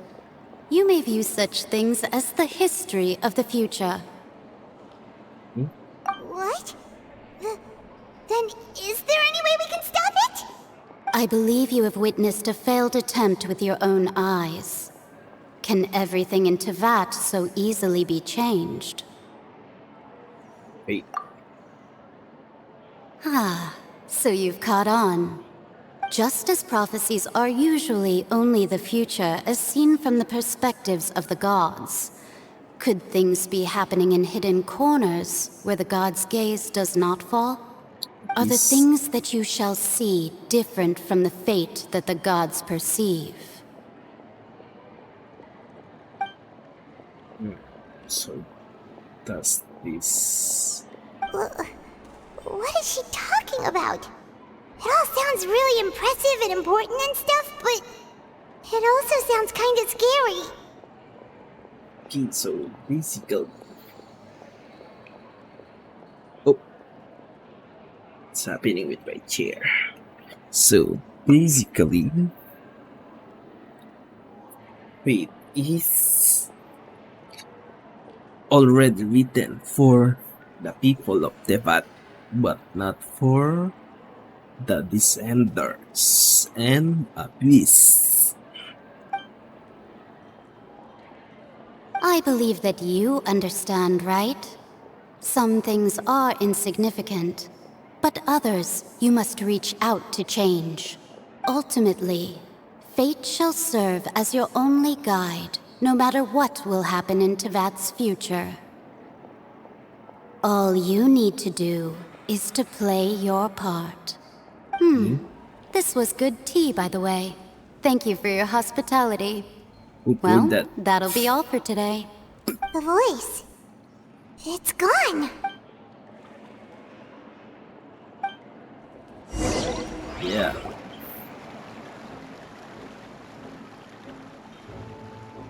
Who is outside? What? I want to hear someone talking. Alright, coming! You're getting more digit. Hey, it's you who's getting lazy, okay? What, me? Well, I see I've walked in on some lively banter. It's Mona. Fine, just fine.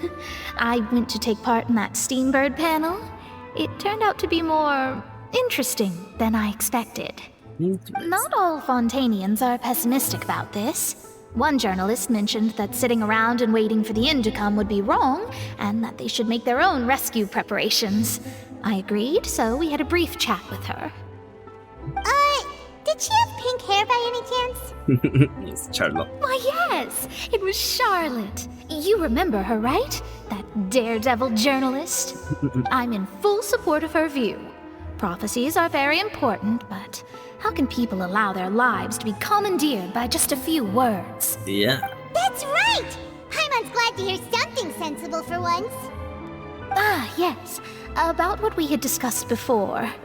I did try, but I'm afraid I couldn't reach the old hag. I'll try again tonight, but I wouldn't get your hopes up. Actually, someone already came on. Huh?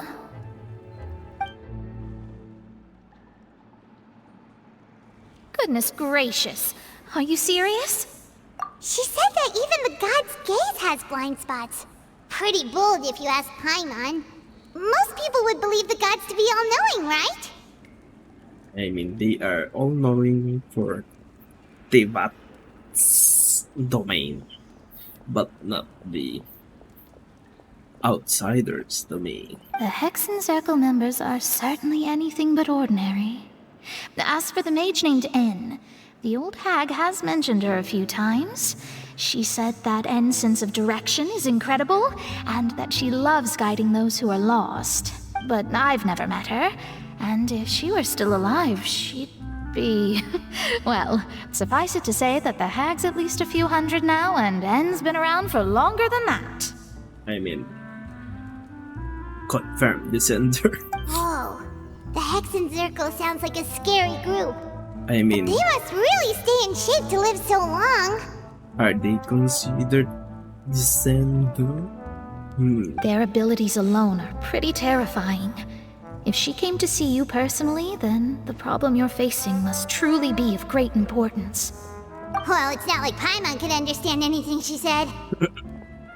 Yes, she was quite cryptic, but I suspect she means that there is still a way to turn things around. She didn't say when or what that would be, though, so...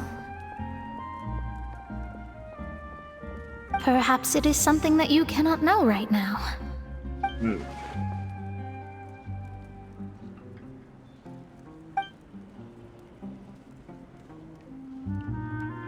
Traveler, Paimon, are you two all right? Yes. Oh, we're fine. We're just a little down right now. It kind of feels like the end is coming, you know? And this call. I see. I feel that same sense of desperation, too. I guess you could consider me someone who has often witnessed fate. So far as I have seen, it cannot be swayed. But even so, I still hope for, and believe in, miracles. Astrology is eternal and rational, but fate may not be. It is cruel, but it can also be beautiful. Perhaps that's what En was trying to tell you. Not to lose heart, and to believe that what you are seeing playing out before you is not yet set in stone. I did originally think of steering clear of all this, but I couldn't. Even if this is all futile, I still wish to help everyone. If we don't struggle to the last, then how can we face the end when it comes? Huh. You do have a point. There I go, talking about astrological principles again. Sorry about that. The moment I start talking about work-related stuff... Why is your I need to get going. dress moving? What the... It was worth trying to comfort you, even if only a little. I believe that you'll help those who are struggling in the same way I did. I suppose that might be why we always seem to meet by coincidence. We are... destiny. Paimon feels kind of moved by what Mona said. But also kind of sad, too. Hey, Traveler. Paimon suddenly feels like going outside for a walk. Let's go. Let's go. Let's walk around the city, shall we? There's a few spots we always like to walk by.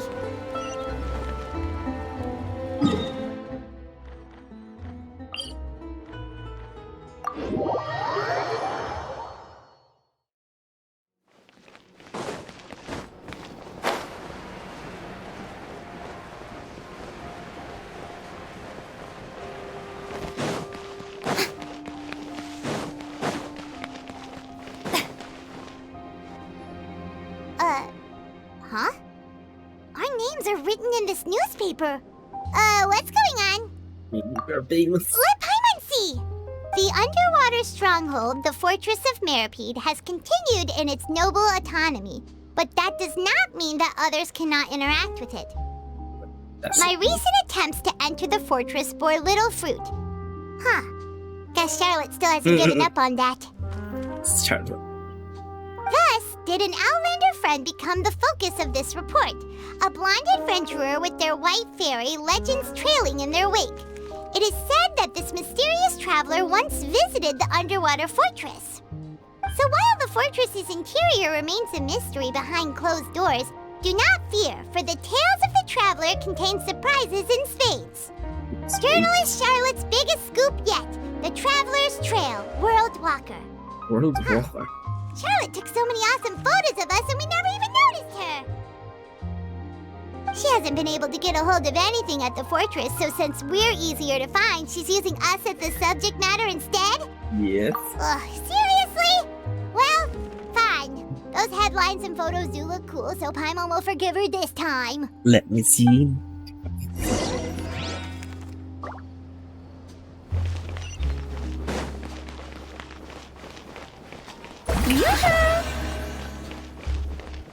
Let's go first. Mademoiselle Carboletta.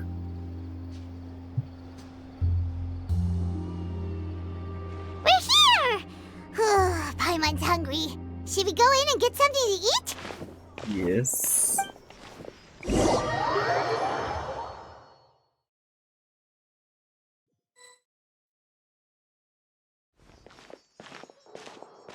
What's in here? Hey, quick! Look! That's the limited edition, only 16 slices a day cake! Hey, we got it from the underground. It was so delicious the last time we tried it!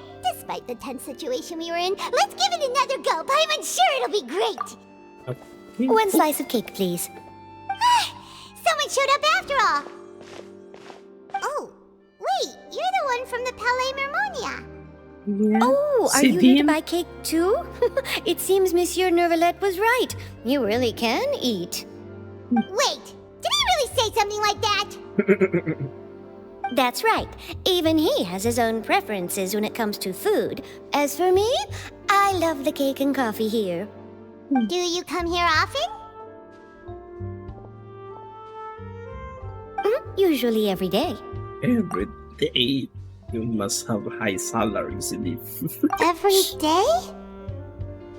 It's part of my daily schedule, apart from work. I shall have my cake and coffee. Then what if someone told you one day that this place would be closing soon, and you wouldn't get to eat cake here anymore? What would you think? But why would it close? Well, Paimon doesn't know either, but maybe the waters will rise tomorrow. You know, like in the prophecy. Oh, the prophecy. To be honest, I haven't paid much attention to that. No. Still, even if there'd be no more cake tomorrow, that wouldn't keep me from having some today. No. Hey. It's the same for eating in general. You might not be able to eat tomorrow, but if you can do so today, then you should carry on. That's what people call living, you know. That's a good point. Don't be sad. Excuse me, could I have 2 more slices of cake to go? These 2 slices are for you. Sijuin said that this kind of expression you're making is what humans call being sad. You're rich, Sidine. What the hell? Oh, you know Sijuin? I sure do. She was born before me, and she sometimes comes to the surface to teach us things about humans. She said that humans are creatures that are saddened easily, yes, and you can only lift their spirits by feeding them delicious food. Delicious So please try the cakes here. I've got something else to do, so I'll be going now. You two try to stay in a good mood after eating, all right? Bye. Bye, Sidine. Sa cutie pie. And there she goes. Alright, let's dig in. I'm sure this cake will be delicious. This is a matcha flavor. It's more delicious than last time! And the flavor gets even better with a sip of tea. It sure would be nice if we could come again tomorrow. Sure would be nice if we could always eat delicious food here. Link Hotel.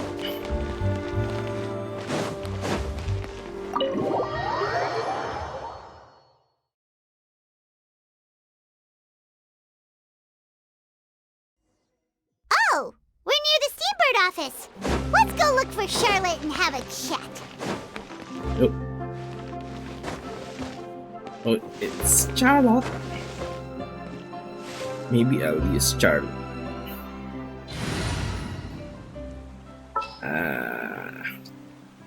Level 1. Let's get this interview started. What's that? Hold that pose.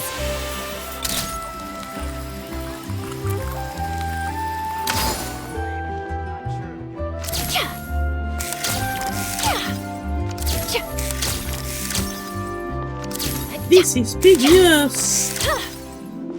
I like Charlotte's design. Hey! Smile!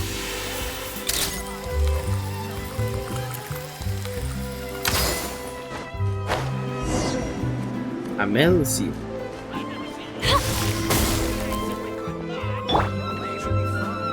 Wait, why is this voice? Non-voice. This is a drop. Gonna be epic. Wow! If it isn't the Traveler and Paimon! Oh, have you seen the article I wrote about you? Yes. Ha! You've got some nerve! You just used us to make some quick mora! Profits. Oh, you needn't worry about that. I heard that you were in Poisson some time back, so I sent you a letter to discuss just that. It appears you didn't receive it, though. Yes. It's all right, though. I've set aside the amount intended for you. I've even set the table with some food. Okay. Really? Kitty time again. Oh, you're the best! You're almost a little too easy to win over, Paimon. If I were a journalist with ulterior motives, you'd be in trouble now, you know. Oh, Paimon knows you're not like that. Still, what brings you here all of a sudden? Were you looking for me? Yeah. When Mona mentioned you, we thought of coming to see you at work. I see. It seems you've already bumped into Mona here in Fontaine. Yeah. So she mentioned me? What did she say? She said that you're a real daredevil of a journalist. There's that. Nice. In which case, can this daredevil journalist dare to request an exclusive interview with the legendary Traveler and Paimon? Okay. Huh? So your article in the paper today doesn't count? Oh, of course it doesn't. That was more like live photography. What I'd like to do is dive deeper and ask you to talk about the things you've seen and experienced. Seriously want to interview me? Yeah. Are we even qualified enough? Why not? If I say you're worth an interview, then you're worth it. But not right now, of course. I'll need a few days to prepare. Oh, in that case, we'll just chat when you have the time then? Oh, so that's a yes? Ooh, splendid! I'll tell the editor-in-chief immediately. I'll have to apply for lighting, a venue, some props, and... What? Whew, so much to get done now. Talk to you later. Okay. Wait, Charlotte, Paimon's still got a question for you. And what's that? If, just for example, Fontaine were to be flooded tomorrow, what would you do today? Huh. That's the prophecy you're talking about, isn't it? I mean, I do hear about it often, but I've never once thought that the day could be tomorrow. If you're seriously asking, then I might try and think of a way to leave Fontaine. Oh, but I'm still a journalist first and foremost. That means I have a duty to be reporting from the scene. And secondly, I wouldn't forsake my homeland that easily. From what I've seen, most people don't know what they'd do should the worst come to pass. In truth, it might be better just to behave like normal rather than worry over such an end. So in all likelihood, I'd probably still be prepping at the office for that interview of ours. I know what you're thinking. That sounds a bit sad, but I've always believed that it's best to do what you enjoy. Just think about it. If this nation really were to be suddenly destroyed tomorrow, but I still successfully finish an exclusive interview with a truly unique person, then the story I would wind up writing would truly be timeless. And then do you know what I'd do? Well, I'd write that story, send it for printing, and use messenger pigeons to get copies out to the various nations as soon as possible. I'm not a dreamer, nor am I a workaholic, but I do love my job, and I'd be proud of leaving such an article behind. I guess you could say that I was born to be a journalist. Hey, that's a workaholic. But anyway, that's my answer. And on that note, I'll get back to my preparations. Hey, see you, Charlotte. That's so nice. All of a sudden, Paimon actually kinda envies her. Anyway, let's go and take a look at the sea, shall we? At the sea.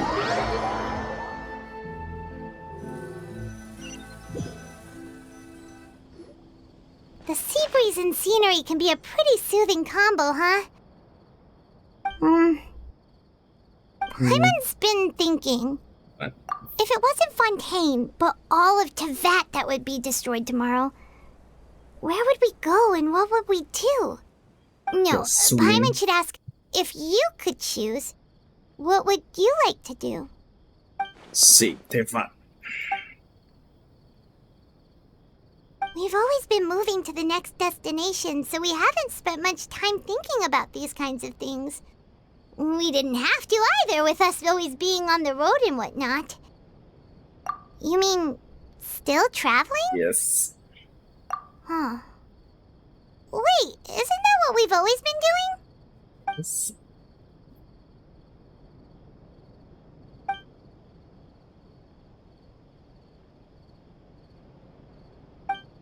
Interview time. Oh, we skipped that.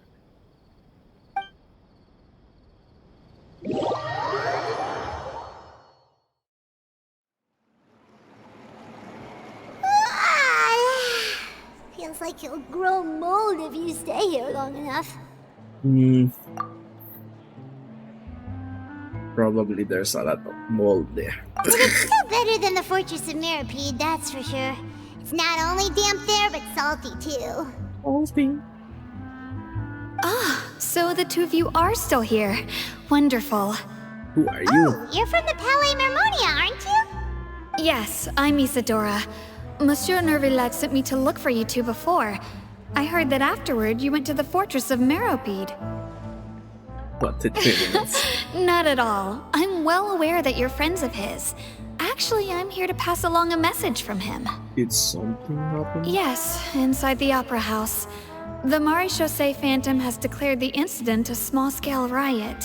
What? A riot? Well, that said, I don't personally think it was that serious. Lady Farina was watching a performance at the Opera House, and while she was resting during an intermission, some other audience members suddenly started harassing her, loudly accusing her of doing nothing about the prophecy crisis.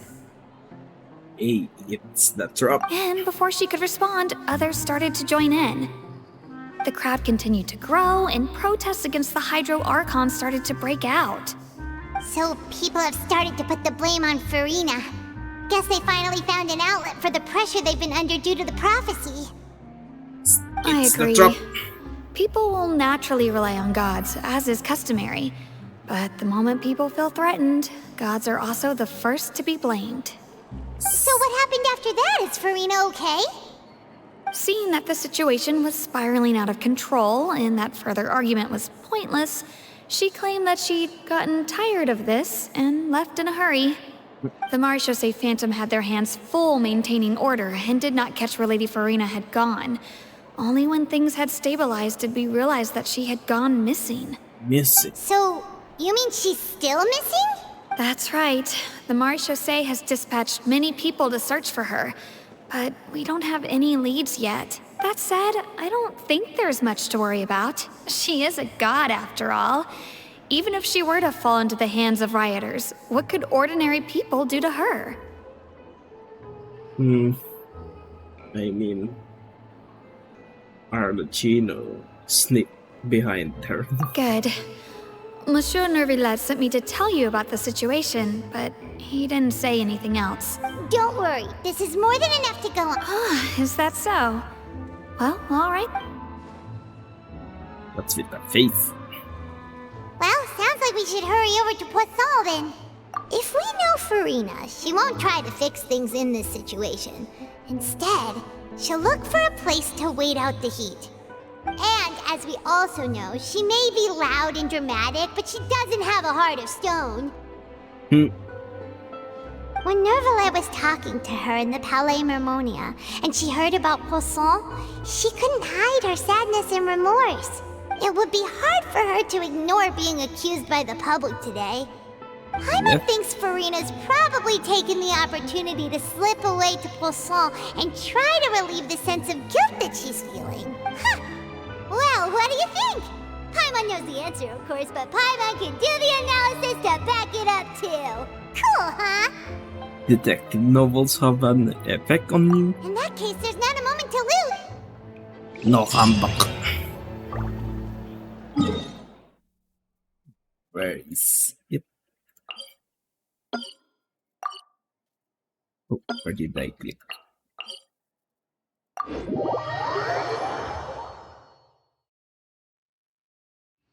This place looks deserted. Guess all the survivors must have evacuated already. All that's left here are signs of devastation.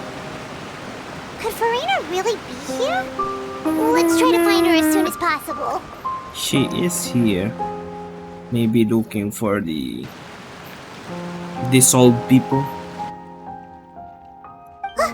That's Farina, right over there. She really is here all on her own. Stay quiet. Should I just give up? This is all meaningless. Why? What was meant to happen did happen after all.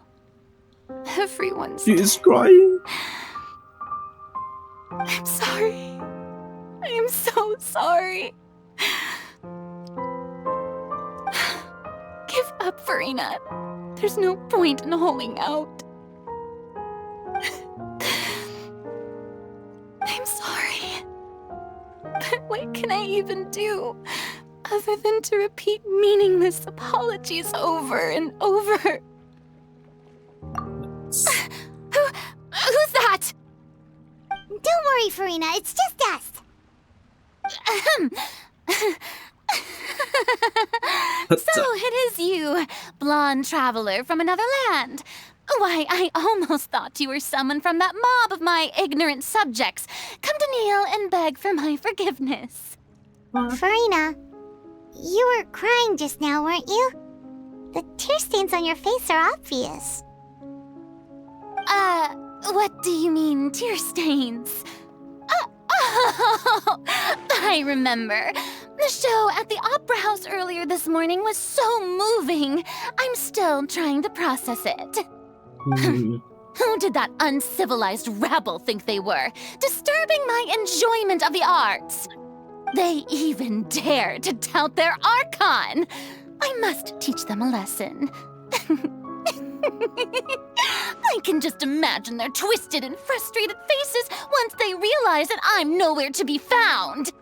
Oh, and I'm sure Nouvellette and those people from the Marish Chaussee Phantom are freaking out right next to them, too. Good VA. Good VA for you. Of course not. Hey, there she is! The Hydro Archon's over there! What's happening? Quick, after her! Farina, those people seem to be after you. They are? They're just some rabid fans who want to cut the line because they haven't been able to meet me in person, aren't they? Rabid fans. That's against the rules. I can't let them get their way. What are you doing, Farina? Farina just ran off! Quick, we have to catch up with her!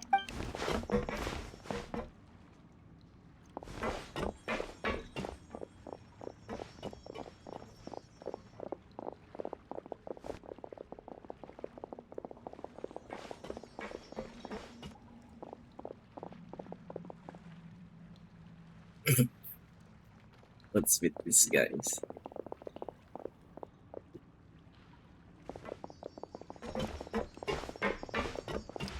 This should be the place, right? Hey, Farina! Keep There's a quiet, good hiding time. spot over here. Quick, come to Paimon before the rest of them catch up to you. What is this place? Hurry, they're almost here. Fine. I suppose haste is warranted. Lead the way. Kidnapping for you?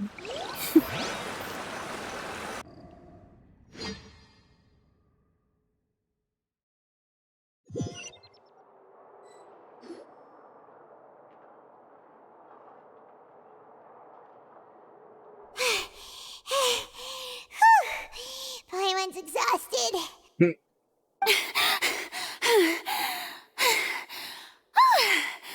I'm so tired.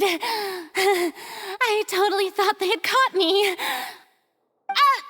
I mean, I merely gave in to the sheer enthusiasm they displayed.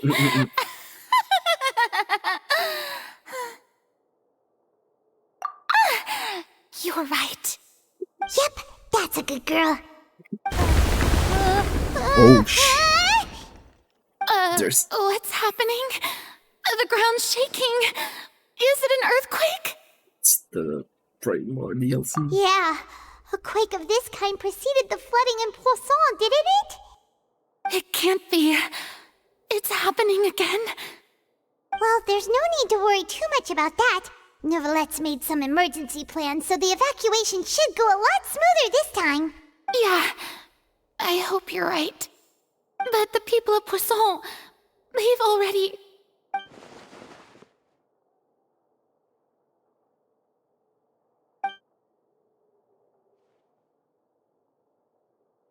It's true. I've been investigating the prophecy for hundreds of years. I once had informants all over Tevat, searching for clues and feeding information back to me. I've tried all kinds of ways, too, to hold back the sea. Anything to keep the coastline from advancing. But all my efforts proved to be futile in the end. Really, the truth has been clear to me for a very long time. We cannot make an enemy of the divine. No matter what we do, the will of the heavenly principles will have its way, and the prophecy shall be fulfilled. Heavenly principles. Give up. I do love the sound of that phrase. It would mean finally coming to terms with fate, but also for me to finally be free. All hope will disappear. Indeed. I've thought about giving up so many times, especially after we almost lost Poisson. Fate is really unreasonable, isn't it? It has no heart and obeys no rules. The prophecy has only just started to come true, and so many people have already lost their lives. But just now, it all became clear to me. I still don't have the right to come to terms with fate on behalf of everyone else. As long as the final moment hasn't come, it's still not too late. Don't worry. I will keep hope alive for everyone until the very end. Well, that's enough for now. I got the impulse to play the stricken maiden, but honestly, considering my rank and station, that wasn't a good fit at all. Don't take any of what I just said seriously. How could I possibly let Fontaine fall to the whims of trivial prophecy? Come on! Paimon could have sworn you were actually being honest just now.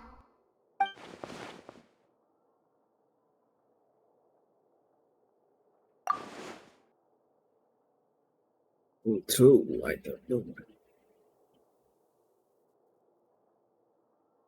Share my burden. That's impossible. It was fated right from the start that this would be my duty alone.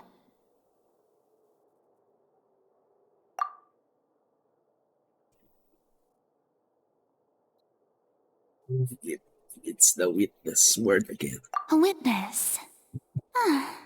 Yes. I've heard that you came to Tevat from beyond the stars, yes. In other words, you never belonged here. And if Tevat is, in its entirety, a show on a stage, then you're just a spectator, aren't you?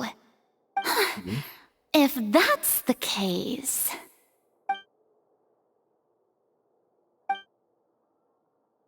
It's the plan.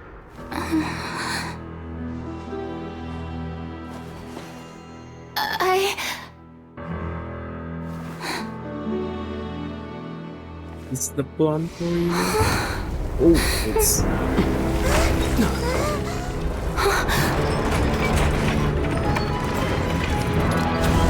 Oh!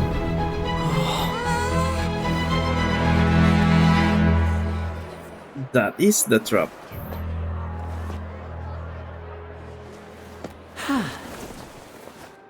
What the f... Ladies and gentlemen, this concludes my opening performance. Now, without further ado, we may proceed to the trial of our god. So this is what it is. Yes, you deserve praise for the effort you took to raise the dramatic stakes. Do not forget, however, that I am Focalor, the god of justice, the embodiment of justice itself. Does it not strike you as even the least bit absurd to bring the very concept of justice to trial? Yes. May I interpret these words as your refusal to stand trial? In that case, you will have the opportunity to defend your honor through a duel. You would draw your blade against a god? Yes. I see. It seems like you have made up your mind.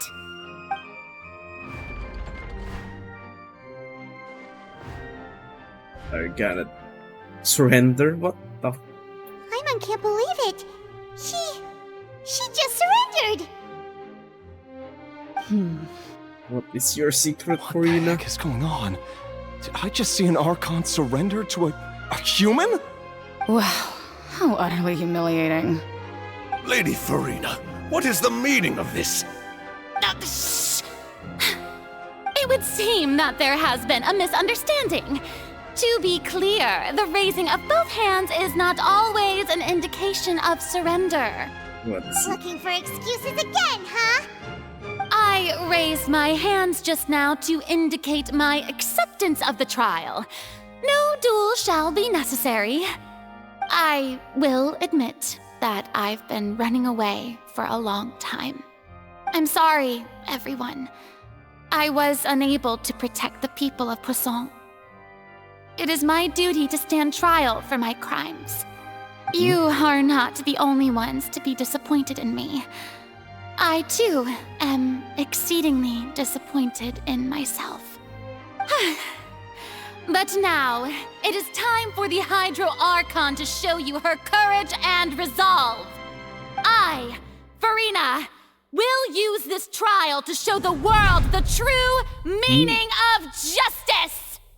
This time, I will protect you. Applaud and rejoice! One of the most outrageous and fantastical arcs known to the opera epiclese is now unfolding before your eyes. Mark my words, this shall be one of the most exhilarating and brilliant shows ever to grace the stage of Fontaine! The trial of the Hydro Archon, Focalor, will now begin! Oh, now we're making history. Why does it feel like Farina just took over the whole thing? Like, come on! Didn't she just get forced to stand trial for her crimes? Also, even though she's still acting super dramatic, she is taking this seriously this time, right? All right, then. Who will be my opponent in this trial? It's the The trouble court asks the prosecutor to please take the stand. that so? Very well. Then please speak, witness of Tivat, my accuser and fated opponent.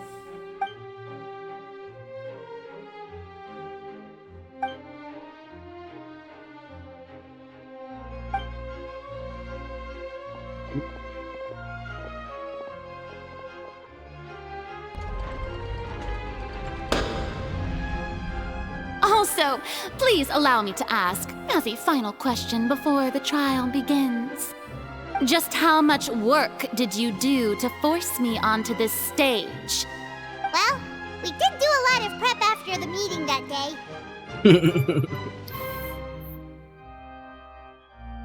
I can go over the tasks assigned to the Spina di Rosula, since they were rather straightforward and easy. Navia, the president of the Spina di Rosula. Most of the people who participated in the disturbance this morning were my subordinates. They changed into plain clothes and came to the Opera House as regular audience members, waiting for the perfect opportunity to incite insurrection against you. The people's resentment against their Archon has been building as more and more of the prophecy is fulfilled. A spark was all we needed to turn smoldering anger into a flame. Moreover, according to our understanding and analysis of you, when something like that occurred, you would likely flee the scene and head to Poisson by yourself. So, we arranged for a second group to lie in wait there. So, you mean, the ones who scoured the settlement for me were also from the Spina? And their goal was to force you to step into the giant magic box so you may personally participate in the greatest magic performance in all of Fontainian history. That's right. That house was a magic box, rather than someone's residence.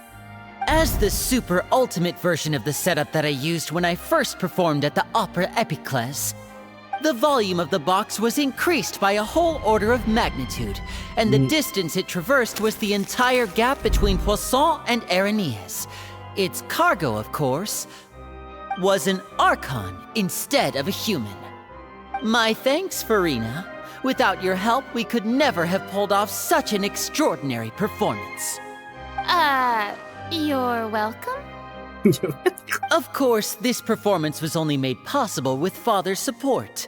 The House of the Hearth spent a massive amount of labor in Mora to pull this off. We had to select a location, construct the giant magic box, dig a tunnel, and open up a path through the water. It was a lot of work for all of us. So, in other words, the earthquake that we felt within the giant magic box was just a normal tremor from the transportation of the whole house? That's right. It wasn't a sign of another disaster to come. Then, I can guess Nervilette and Cloran's parts. Okay. You gathered a crowd, prepared a stage, and made sure that the champion duelist would be immediately ready for a fight. Also that as soon as I appeared on the stage, the trial may commence without a hitch. Am I right? Yes, that is correct. Well, Clorand, I must commend you for your courage. Only the most outstanding champion duelist in all of Fontaine would accept a duel with an Archon without flinching. Thank you. As for you, Traveler, I suppose your role was to keep me distracted with conversation once you found me in Poisson. You'd make sure that I didn't notice anything amiss before revealing yourself as my prosecutor once we'd arrived onto the stage. You guess wrong. Oh? My mission. We hope that you share this. Is that so? Then I suppose I must have missed my final chance. It's fine. It matters not. What's done is done. The stage is already set, so there's no reason to disappoint the audience. Let's see this trial through to the very end. Okay.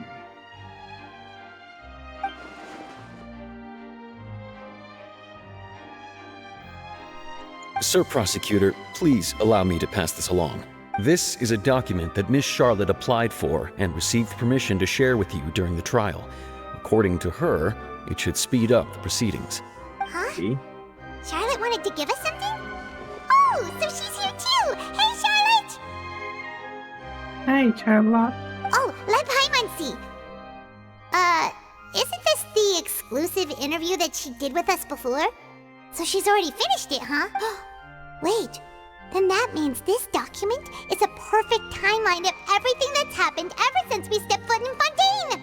So in other words, we can refer to this anthology of evidence every time we want to use something from our journey as evidence for an argument!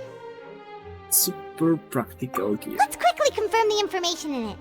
Just think of it as a refresher, alright? You defeated the Hydro Archon in the very first duels you took part in at the Opera House. That's one for the history books, all right. Yes. I didn't think that you'd wind up getting to the bottom of the case I'd been following all this time. I guess you could also see this as a happy coincidence. This is the first time Monsieur Neuvillette had a difference of opinion with the Oratrice. Even the Hydro Archon can't figure it out. A Fatui Harbinger. She's an extraordinary person. Her instinct must mean something. Yep. The fortress of Meripede was almost destroyed in a single day. That I didn't witness that scene personally will always be a source of professional regret, I think. According to Monsieur Neuvillette, both Child and that whale should have been in the primordial sea at that time. I nearly lost my awesome friend Navia. To be honest, that still gives me shivers. The words of someone as extraordinary as a witch can probably only be truly understood when something surreal happens to you. Okay. The prosecution and the defense are both in position. The trial shall now begin. Oh, come on, Neuvillette. There's no need to repeat all the unimportant legalese. Just fast forward to the part where the prosecution lays out my offenses. As the defendant and the lead actress of this performance, I still haven't even been informed of my supposed guilt in all of this. Of course, it is only natural for humans to struggle to understand the actions of a god. However, you will need more than that to convict me of a crime. That's true. But my charge here is unrelated to your conduct as an Archon. What the traveler talk? Instead, I would like to charge you as a fraud who's never been the Archon in the first place. Wait, what was that? Lady Farina's a fraud? Hey, I came here thinking that we were going to try the Hydro Archon for forsaking her duty, but did I hear that right? She's not our Archon at all? Charge accepted. Lady Farina, do you plead guilty to the charge? What? Lady Farina. I plead not guilty. How can I be guilty? There is no way that I, Focalor, otherwise known as Farina de Fontaine, a member of the Seven and the Regina of all waters, kindreds, peoples, and laws of Fontaine, could be anything other than your true Archon. Yeah, even though Lady Farina can be rather eccentric, isn't it going too far to doubt her very identity? Yeah, I've never questioned her identity either. Sure, Lady Farina can be super irresponsible. Super irresponsible. But what grounds does that prosecutor have to make such a huge claim?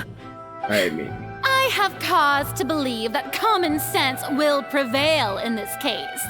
Many of the members of the audience have known me as the Hydro Archon ever since they were born. There would be no fooling their memory. See? Even the Oratrice has decided to show me its favor. Are you sure you want to commit to a charge that will never be upheld? If you wish to drop the case, I can promise you as the God of Justice that you will not have to face trial for making a false accusation. We will treat everything that's happened as a dramatic spectacle and move on with our lives. What do you say to that? No. An argument with near impossible odds, huh? We have to not only refute Farina's claims, but also overturn the long-held beliefs of the people. The people only see you as their Well, I tried to give you the chance to surrender. If you must persist, then let me ask. If you believe I'm not the Archon, then what manner of being do you think I am? And if I was not the Archon, then how did I manage to live for over 500 years?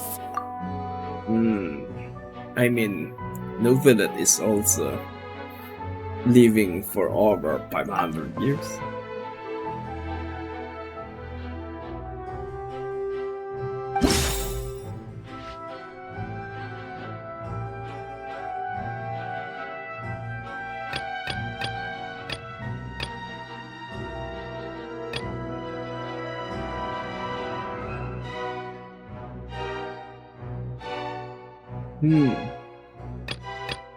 Why can't Farina be?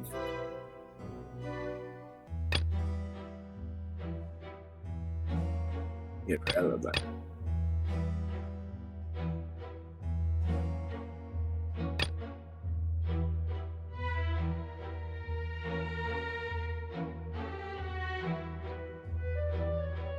Oh, the curse. First of all, you may be a member of another long-lived race, which would allow you to naturally possess an extended lifespan. And second of all, even if that wasn't the case, there could be other ways to extend your life. Such as a curse. Who gave you that idea? Was it the knave? You'd sink so low as to use a harbinger's words against me. A curse? I once thought it possible that the aura of an Archon might naturally resemble a type of curse. But in light of this claim, perhaps what I sensed was not your divinity, but a curse after all. You sensed it too, huh, Neverlet? Instead of an Archon, could you just be cursed? Lady Farina is actually a human? Well, it is true that it's extremely difficult to tell humans and gods apart just by looking at them. It's not impossible. Oh. Well, don't start celebrating too early now. Even if I have been carrying a curse like you said, how does that prove that I am merely a human being? Besides, everyone knows that the main difference between a human and a god is the possession of authority. Gods can do what humans cannot. That's why they're worshipped as gods. For centuries, manifestations of my authority have served the nation of Fontaine. One need only to turn their eyes towards the Oratrice Mécanique d'Analyse Cardinal in this very opera house, or consider the endemnitium that is used in every aspect of life.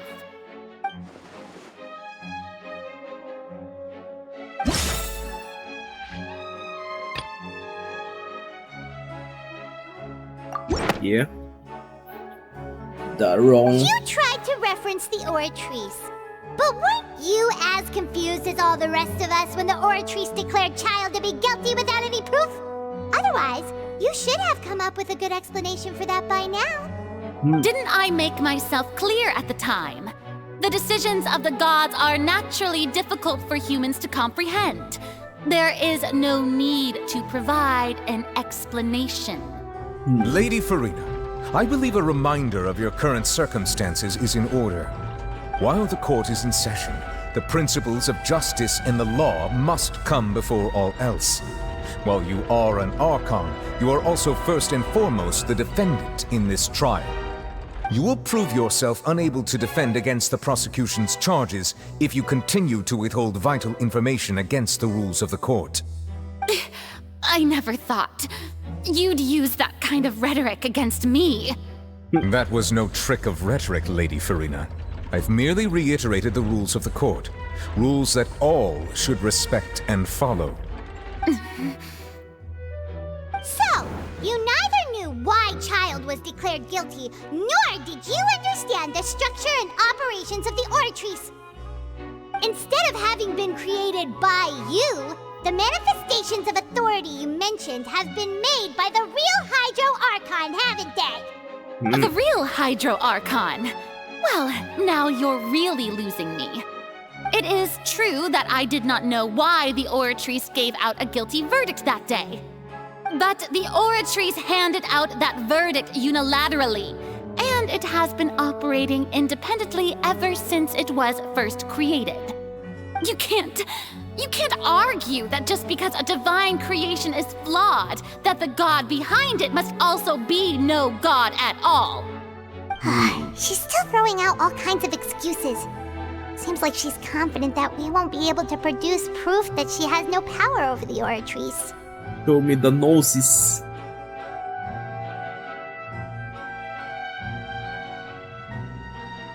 My power as an Archon. There are many ordinary citizens in the audience. How can I just carelessly demonstrate the formidable power of an Archon?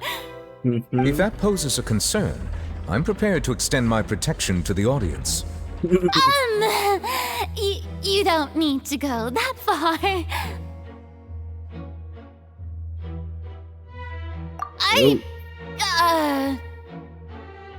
Aren't you the Hydro Archon?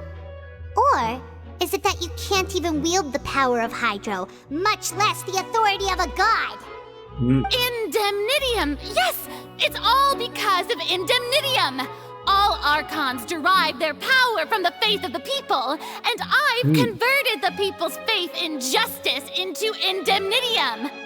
Thus did I give up all of my divine power to provide everyone with energy for their daily lives.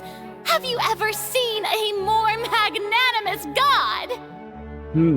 Isn't that a huge stretch? Yeah, no matter how generous an Archon can be, how could they give up all their power? Can a god with no power even still be called a god? It seems like nobody's buying Farina's excuse. Of course. Hey, come now, everyone. Please don't stare at me as if I was a liar. I'm still the same Farina you knew, right? The one that you loved.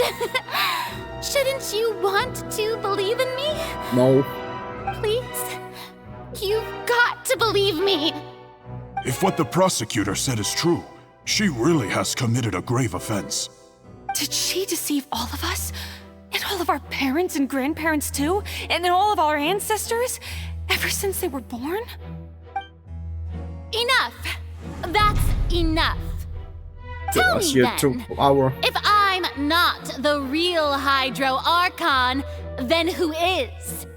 If you have no evidence of another Hydro Archon's existence, nor can you find anyone who can back up their claim to be such, then what grounds have you to say that I'm not actually the real deal?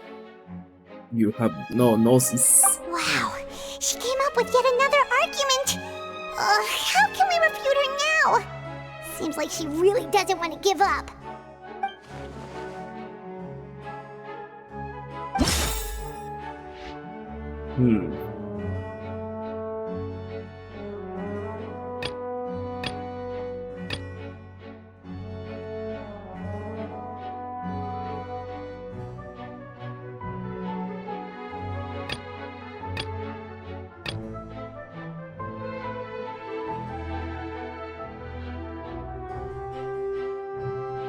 What even?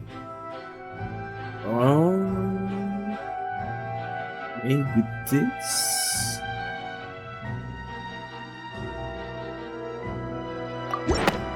Is it? It has been established that all Fontainians can dissolve in water from the primordial sea.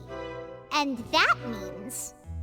Since you insist on claiming to be a god and not a human, then there's a method that you can use right here and now to eliminate all suspicions of you being the latter. Miss Navia, please apply to serve as a temporary attorney for the prosecution before addressing the court. Though you act in partnership with the prosecutor, you must still adhere to proper procedure. Super sorry, Monsieur Chief Justice. I swear this really will be the last time that I'll speak out of turn. Now, I've brought some seawater from Poisson. As everyone knows, a massive flood struck the area not long ago, taking many lives, including those of some of my closest friends. So, Miss Farina, would you dare to touch some of this seawater? If we are to believe that you are indeed the real Hydro Archon, touching this seawater would have no effect on you. All it should do is strengthen your case. But if you don't dare to touch it, then we would have basically proved the reverse. Oh, and I must remind you that after the disaster at Poisson, nobody wants to see any more people dissolve. I do hope you'll act prudently and choose the simpler path of admitting guilt. Navia from the Spina di Rasula. The Spina has governed Poisson for many years. I guess her suggestion is valid. Yes. If Lady Farina is indeed just a human, she's probably Fontainian like all the rest of us. Would she really dare to try? Okay.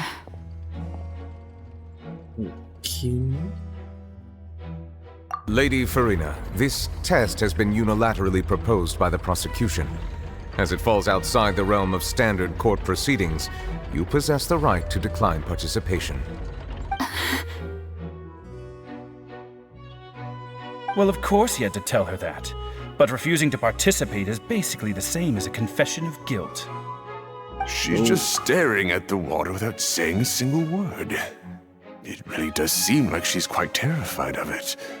That could only mean... He is willing to die for this. What's lie. going on?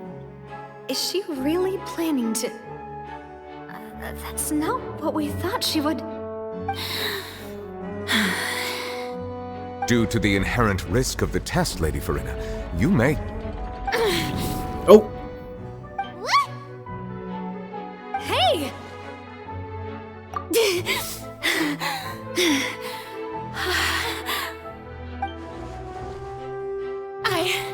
I'm fine! Look at me, everyone! My hand is still here! I haven't been dissolved! Will you believe me now? I really am your Archon! I'm nothing like a normal human who would fall apart as soon as they touch this water! Really? Was this not the most obvious thing in the world? Miss Siegewin? If you're present, Miss Siegewin, please come forward and attend to the defendant. Siegewin? Melzy. Don't be nervous. It'll just take a few seconds. Let me see. That should be enough. Please announce the results of your evaluation to the court, Miss Siegewin. As everyone doubtlessly saw, Miss Farina was displaying symptoms of hyperventilation and flushed skin. These indicate that she was experiencing the adverse effects of exposure to primordial seawater. The extent to which she was affected is the same as other humans when exposed to primordial seawater of a similar concentration. Oh, no. Thank you, Miss Siegewin. Lady Farina, you may return to the defendant's stand. Oh wait, what did she just say? I didn't get dissolved! Shouldn't that be enough to prove my innocence? No. Well, considering your tendency to run from your problems, we did originally prepare a direct sample of the seawater around Poisson. However, after extensive discussion, we exchanged it for a sample that is not concentrated enough to dissolve an actual human. After all, on the off chance that something entirely unexpected might occur, we don't want anyone else to lose their life to the sea. Yeah, so out of regard for Farina's life, you secured a low-concentration sample and asked the head nurse to serve as an expert witness. It's a great thing that the direct sample wasn't actually used. Farina could have... I can't believe... you...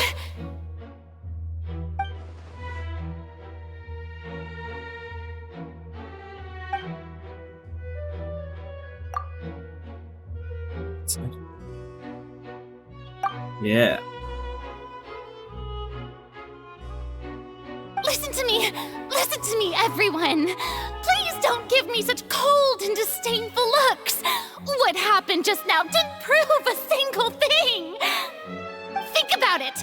How can you conclusively prove that an Archon can't also be affected by the primordial seawater? Good one. Also, if I was really just a human, why would I dare to just put my hand in that kind of water?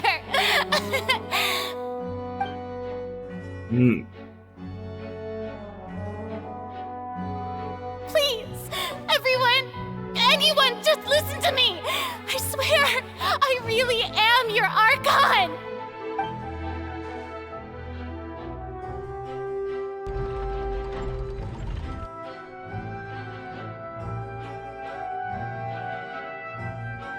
What is she hiding? I don't think anything she says at this point will sway anyone. The odds are just too stacked against her now.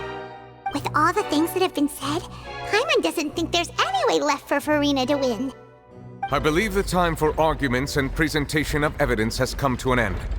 If there are no objections, we will move on to the final judgment.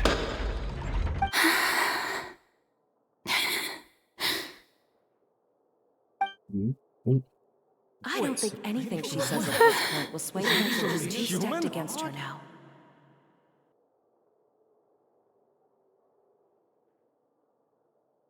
Is she losing the curse because of the primordial water? In my capacity as Chief Justice, I shall now render judgment on Farina's misrepresentation of herself as the Archon of Fontaine. As a human who knowingly deceived her fellow citizens, Farina is guilty.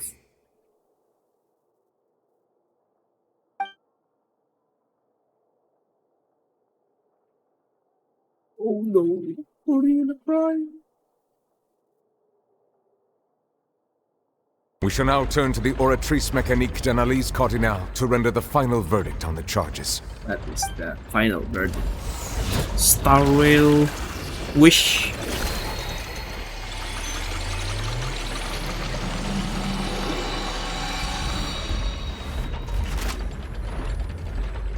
According to the judgment of the Oratrice Mécanique d'Analyse Cardinale, Farina is... Well, what's wrong? What's the Oratrice's verdict? No, the Oratrice also displays a guilty verdict. Isn't that correct then? However, the exact wording of the verdict is thus: the Hydro Archon, guilty, to be punished via the death sentence.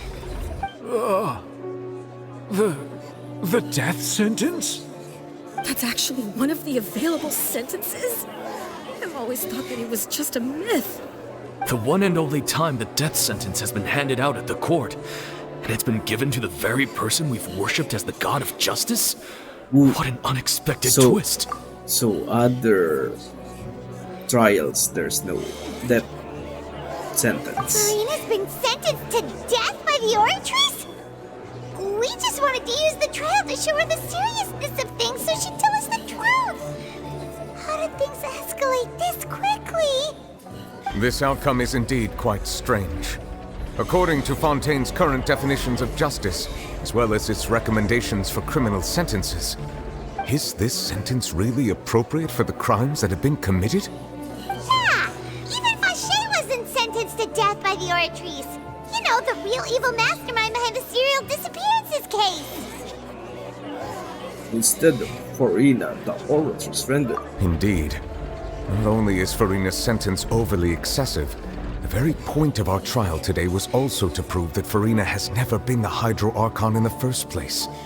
But now, the Oratrice seems to have deliberately invoked the title of the Hydro Archon. What does this mean? Cutscene time? Excuse me, if I may interrupt. What's your...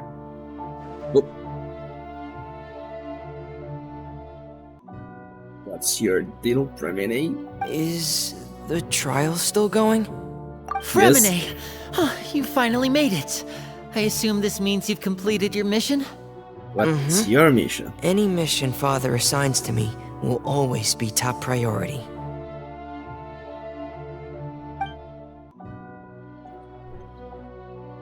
Oh, Is that the first prophecy slate? what does this mean? Huh. So the knave privately arranged for Fremine to try and find the missing slate. I looked everywhere and finally found it at the bottom of the sea. It took me a long time to get around some dangerous stretches of water. But has the trial already concluded? Then, doesn't that mean I've come too late? Oh no. Father will be disappointed in me. The mystery hasn't been resolved yet. Thank you for your hard work, Mr. Fremine. Please allow me to review the record left on the slate. Traveler, I believe that you have already seen the other existing slates. We'd like you to come here and confirm their contents.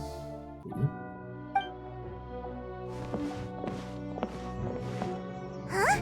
So what do you see? What is it? It looks like what?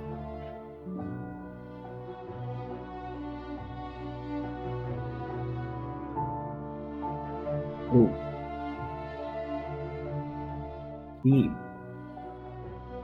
I believe I've now made sense of the Hydro Archon's crime. It has to do with Fontaine's lost history. Huh? Isn't the Hydro Archon just guilty of deceiving her people? Oh, wait, no, that's Farina, and we've already proven that she's not the Hydro Archon. So when you say Hydro Archon, do you mean the real Hydro Archon we've been kinda talking about? Yes. In truth, everything that you've encountered in Fontaine up until this point can be traced back to the contents of these stone slates. However, I'm uncertain as to how much sense they currently make to you. Okay, let's try to recall the contents of the other 3 stone slates. Paimon will do her best to help you remember. Scenes. Okay.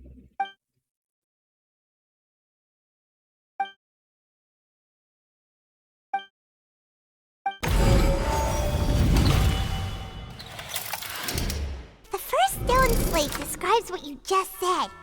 It seems to show the previous Hydro Archon using her divine power, and then the Oceanids turn into humans. Does that mean that Fontainians are transformed Oceanids? Oh, Paimon wasn't expecting that. But if Oceanids can turn into humans, then perhaps this process can be reversed as well. So that makes sense. That's why they are. Malus and Suber are oceans. The second stone slate shows Celestia floating in the sky, and the Hydro Archon and her people worshipping it together. But the heavens still brought judgment down upon them. This must be the point when the Hydro Archon and the Fontainians were branded with their original sin. Does this mean that the original sin and the Hydro Archon sin are the same thing? Yes. The third slate shows the Hydro Archon sinking into the sea surrounded by many people. That reminds Paimon, didn't we also watch that happen to someone else? Well, the fourth slate is the prophecy the Fontainians have been talking about. People dissolving into the sea, the Hydro Archon crying on her throne, and so on. We didn't believe that such a crazy disaster could happen at first, did we? But after that incident, it was just a question of when and not if.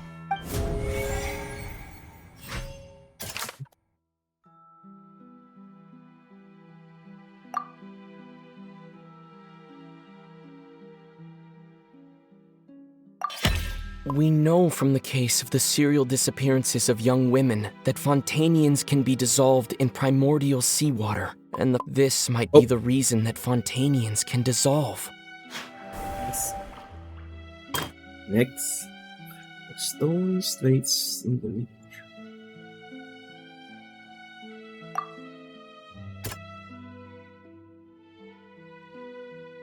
Yep. That doesn't sound quite...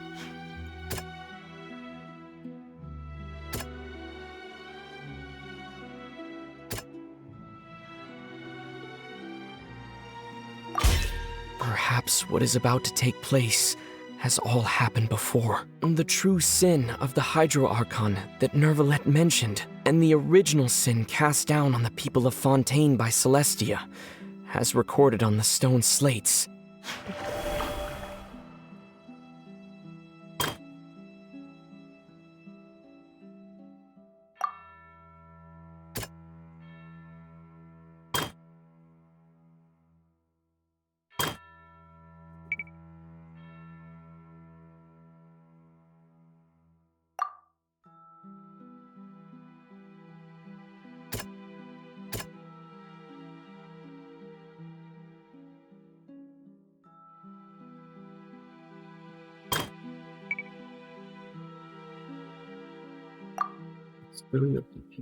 Oh.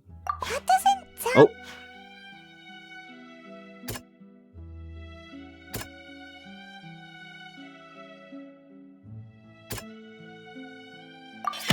It's not as simple as falling into the sea. When Navia fell into the sea, her consciousness was subjected to judgment. The stone slates show the people gathered around the Hydro Archon in the sea.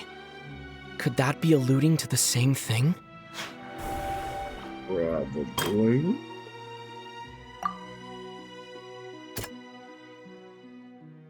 That doesn't sound... Oh, sorry. That doesn't sound... The prophecy from the stone slates found its way into society, but not many people believed it at first. The fortress of Meropide was nearly flooded with primordial seawater, which we know can cause Fontainians to dissolve. It seems increasingly likely that the prophecy may come true. If we hadn't dealt with it in time, things could have gone very badly. They'll dissolve into the primordial sea but won't cease to exist. Their essence will flow in the seawater, converge, and take the form of an Oceanid.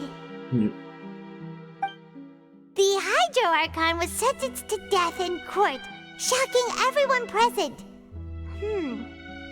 Perhaps this means that her sin was actually Fontaine's original sin. Yep. Navia fell into the water inside those ruins, and she nearly dissolved. She was surrounded by the people of Poisson in a court within her consciousness, and was forced to take part in a trial meant to make her stay. The eruption of the primordial sea at the fortress of Meropide was the surest sign that the prophecy was about to come to pass no matter what. The prophecy's contents can all be verified by recent events. If we combine what we know together, loads of truths should come to light.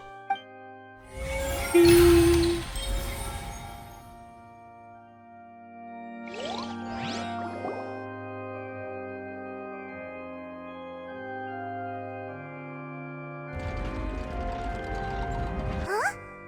Oh, Paimon gets it now! So that's how you can make sense of it. But then it feels like we're going to have to share some truly shocking revelations. Let's hear them. The first slate reveals that. Incredible! Linny, did you hear that? We're not real humans. All Fontainians were originally created by the late previous Hydro Archon, with Oceanids as their basis. The evidence for that can be found in how only Fontainians could dissolve in primordial seawater, and how all the girls Vacher dissolved were also turned into Oceanids. Oh, and according to Navia, when she was about to get dissolved, she also saw everyone gathered around for a trial, all of them in the shape of Oceanids. Indeed. The second reveals. Yeah, and it follows from the content of the first slate that she probably angered Celestia by creating humans without prior permission. That could also explain why the Oratrice judged the Hydro Archon to be guilty. It's to account for that ancient sin. The Hydro Archon's true sin was creating us? And yet, after many hundreds of years, the Hydro Archon's creations have turned around to try to judge the Archon within the Opera Epiclese. The twists of history are often the most unexpected of all. Yeah, isn't the image here just like when Navia fell into the sea? So wouldn't it be trying to show the image of the Hydro Archon also falling into the sea once the prophecy has been fulfilled in the fourth slate? It's the fulfillment of the prophecy. In the end, the people will all be dissolved into the waters, and only the Hydro Archon will remain weeping on her throne. Only then will the sins of the people of Fontaine be washed away. Did Paimon get all that right? Yes. You've made some keen deductions. I must say, given how much you still don't know, it is impressive that you've already managed to connect so many pieces of the truth. However, while you were able to decode all the information on the slates, they've also been etched with an additional layer of hidden information using a different power source. When we were at the ruins, I tried to decipher the hidden information recorded in the slates. But since we only had 3 slates at the time, I was unable to come to a full conclusion. Now that the slate collection is complete, I shall make another attempt to decipher the narrative recorded within. If everything goes well, we should finally be informed of the unadulterated truth. Praise for you.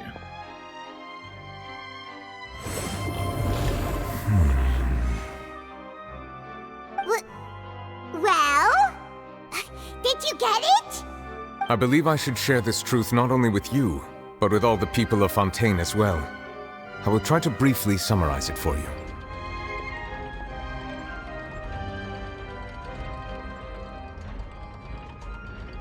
Your hypotheses regarding the origin of Fontainians and the sin of the Hydro Archon were both correct. In the Fontaine of old, the previous Hydro Archon sensed the yearning of her Oceanid familiars for life on land. Hey, it's the Eidolons. The Oceanids were enamored with the beauty and romanticism of human beings, and wishing to have those experiences for themselves, expressed to the Hydro Archon their desire to become of a similar kind. However, even though water as an element is intricately linked with the power of life, the Hydro Archon, as one of the 7, did not possess the authority to create a new form of human life. Not one to give in, she eventually found a way to create permanent humanoid bodies for her familiars by appropriating the power of this planet's primordial sea. She poured primordial seawater into the Oceanids' blood vessels, creating humanoid mimics in the process. But if Fontainians were to ever come into direct contact with water from the primordial sea, the power within their bodies would escape these artificial restraints and return to the sea. As a result, their forms would collapse, and they would be reverted to their original forms as Oceanids. Of course, the Hydro Archon never received permission from the heavenly principles to create a new human race. And thus, the Hydro Archon and all of her creations came to shoulder the original sin of appropriating the power of the primordial sea. That is the true history of how the people of Fontaine first came into being. So we were all Oceanids before we turned into human beings? That's way too much information for me. I think I'm just going to pretend that I never heard a single thing. Wait, but if that's the truth, we can't let the Hydro Archon be sentenced to death. After all, her only sin was creating us. This really might be too much information for your regular Fontainian, but it does answer a lot of our questions. Alas, your hypothesis regarding the 3rd and 4th stone slates was inaccurate. The slates' respective positions are, in fact, correct.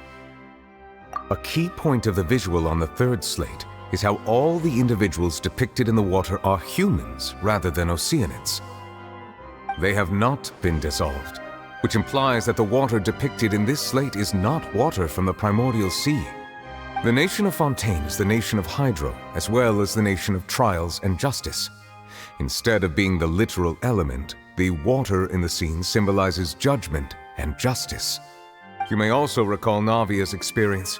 When she fell into the sea, her consciousness was surrounded by that of many others who intended to hold a trial to determine her fate. Therefore, The meaning of the third slate is that the people of Fontaine shall try the Hydro Archon at the Court of Justice. Ooh. Yes, it refers to our present situation. What's I the think I'm last one? following now. So, what you're saying is, even though we decided to put on this trial to avoid fulfilling the prophecy, in truth, everything we've done has happened exactly as the prophecy foretold. So now, it seems, we're the ones making What the- sure it comes true.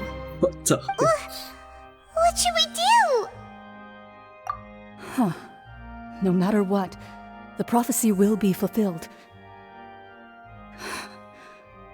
Is this what it feels like to be a prisoner of fate? Release your will, child. If that's the case, does that mean the scene in the fourth slate will also be fulfilled soon? Traveler, I would like to point out another small fallacy in your deductions. About the fourth slate, you probably thought that the eruption of primordial seawater beneath the fortress of Meripede served as the surest sign that the prophecy was about to come to pass, yes? However, I believe that rather than being a sure sign, that eruption could in fact only be a small warning of something far worse to come. As for the root cause of the catastrophe, I believe you've already encountered it once before. Could it be?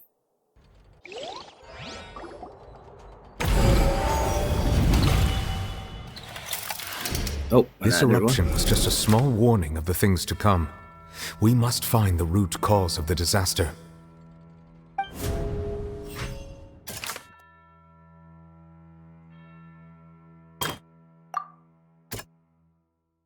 Child's conviction. Oh.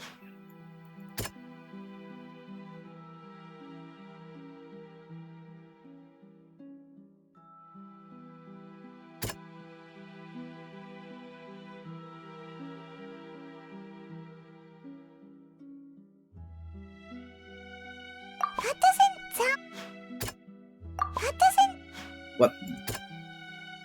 It's the whale. It was both dream and reality. If we're talking about a true culprit, that could only be that thing inside the primordial sea, right? The truth, the original sin, the trial, and the root cause of the disaster.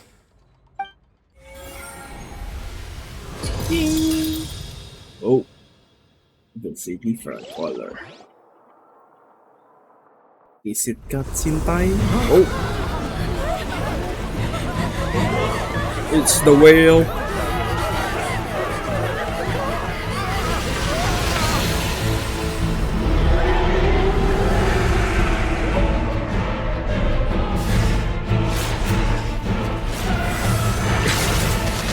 Oh.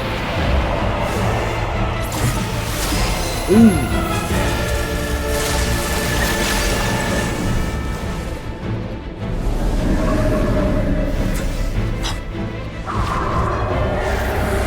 Oh. Oh. Okay, child.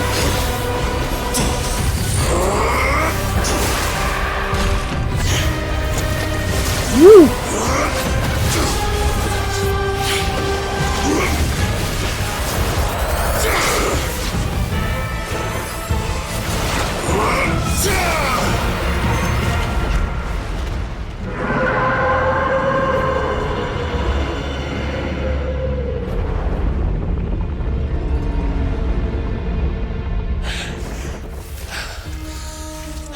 What the hell is happening, child?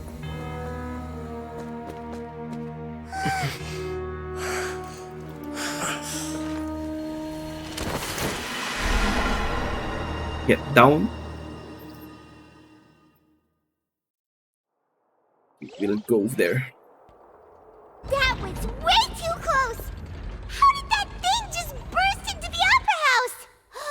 Wait, was that the huge whale you saw in your dream? So we've met it at last. I understand very well why it has chosen to make an appearance here. That whale does not belong to Tevat. It is a monster that has traversed the stars, weeping all the while. It has been greedily consuming the energy from the planet's primordial sea, using it to grow. That is the main cause for the rising sea levels. And once it has finished consuming all of the energy contained within the sea, its next step will be... You said that when the Hydro Archon first created Fontainians out of Oceanids, she filled their blood vessels with primordial seawater. Precisely. That whale finds the blood of Fontainians nigh impossible to resist. Therefore, when it left the primordial sea, it decided to make its next stop a packed opera house full of food. Food in the form of Fontainians. We just barely managed to push it back, right? In that case, won't it come back to target the people again once it's managed to recover its strength? That is correct. Indeed, it is more accurate to say that we should thank that Harbinger for buying us some time. Without him, the whale would have likely come onto land far sooner. From the way he looked, he must have been fighting the creature for quite a long time. That battle maniac. We've always known that he had a special connection with that whale, but we definitely didn't expect it to help us out like this. Anyway, now that we know that this whale is the actual cause of the disaster recorded in the prophecy, all we need to do to stop the prophecy would be to find a way to beat it up, right? It is too late. You mean? It had already absorbed too much of the primordial sea's energy before we could notice it. At this point, it has become practically integrated with the sea itself.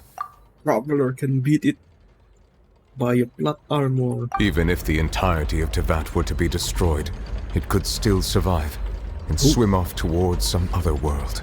That's strong. That's not something I will accept. We've already done everything we can, and we even found the true culprit. We've come so far. You can't just tell me that the last hurdle is some impossible foe. That's just not fair. Indeed, that's not how a grand performance should end. I'll fight it to the end, no matter what. Power So friendship. the prophecy will be fulfilled no matter what, huh? 13 Traveler. The prophecy. Yes, what has been prophesied will be fulfilled. You may view such things as the history of the future.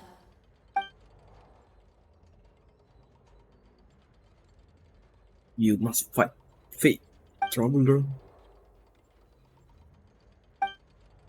Just as prophecies are usually only the future as seen from the perspectives of the gods, could things be happening in hidden corners where the gods' gaze does not fall? Ultimately, fate shall serve as your only guide, no matter what will happen in Tevat's future. All you need to do is to play your part.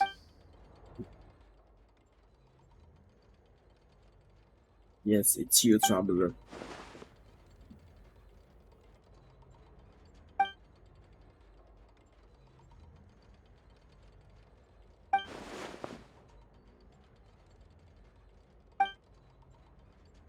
We'll get a buff. Oh, what's happening?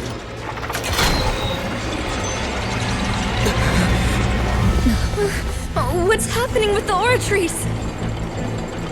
I believe it is preparing to carry out the death sentence.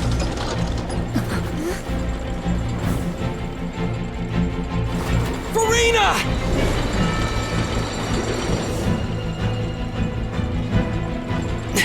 No, I still need answers.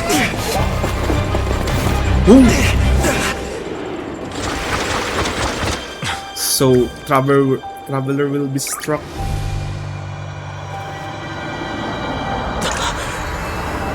Oh.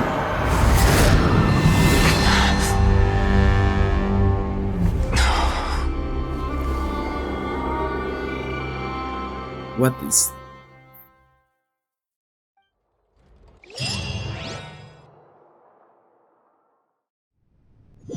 What? Where are we?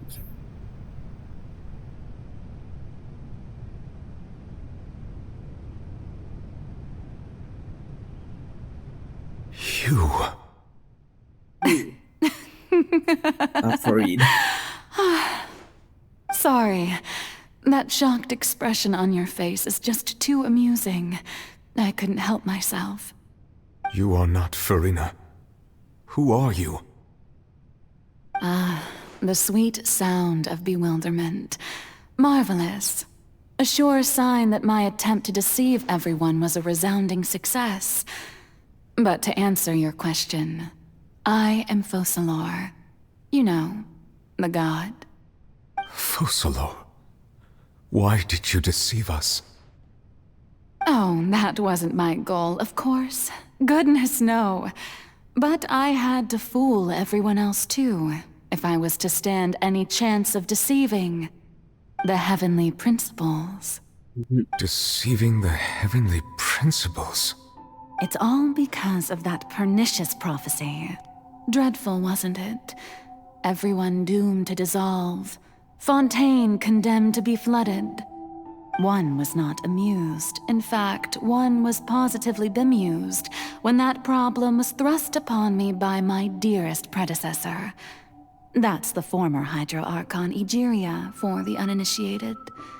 It hardly gets more disastrous than a preordained national catastrophe, now does it? She knew full well that the prophecy would surely come to pass. And as one of the seven, she also knew full well that one defies the heavenly principles at one's peril. So yes, as you have no doubt surmised, it was a rather impossible situation that I found myself in. I spent a terribly long time mulling it over, alone on the ocean floor. And I was almost growing barnacles by the time I finally realized there was only one possible solution to this confounding conundrum. I had to outwit the heavenly principles, allow the prophecy to be fulfilled, ostensibly at least, while saving everyone at the same time. I'm a genius, I know. I can only assume that's why Egeria chose me as her successor.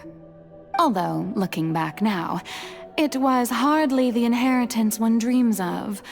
Between the task of saving the nation, the quotidian duties of the Hydro Archon, and not to mention the original sin of creating a new race of humans, I dare say she left me quite a colossal mess to clean up. But one can only play the hand one is dealt. I did not choose this, any more than I chose to be one of her Oceanid familiars. So you were also once one of the Oceanids, transformed into a human by Egeria's hand? Yes, I was. I always dreamed of becoming human. And I still do, even now. In my eyes, to be human is to be part of the greatest opera ever known. After becoming a god, I separated my divinity from my body and spirit, leaving behind only a self that was as naive and bewildered as my past self on her first day as a human being. The me you see before you now is that divinity. And the human counterpart I left behind, I named Farina. She could feel joy, sorrow, and everything in between. She could be as vain and conceited, or as meek and vulnerable as she wished. Her strengths were of a kind only a human could possess, as were her shortcomings. But in my eyes, Farina's humanity was what made her perfect. She was perfectly human in every way. The person I always wanted to be. Anyway, so then I cursed her. All part of the plan, of course. The plan to deceive the heavenly principles. Do you still remember the final scene of the prophecy? The Hydra Archon alone, weeping on her throne. In order that the prophecy might appear fulfilled, I invited Farina to be an actress, to play the part of the Hydro Archon in the prophecy. Under the curse I placed on her, So long as I, Focalor's divinity, continued to exist, she could not die. But nor was she free to live her life in the pursuit of happiness. Instead, she was forced to take the stage in the opera house, to embrace the role of leading lady, to forever play the part of the god from the prophecy, all to create a deceitful appearance of that prophecy coming to pass. I suppose now you probably understand why your court is called the Opera Epiclese. But Farina is only human, isn't she? Even though she has had a long life, her mind is no stronger than that of any other ordinary human being. I cannot begin to fathom what she has had to endure. It must have been torture for her. It has indeed. And although she is, in a sense, me in human form, I most definitely owe her an apology for it.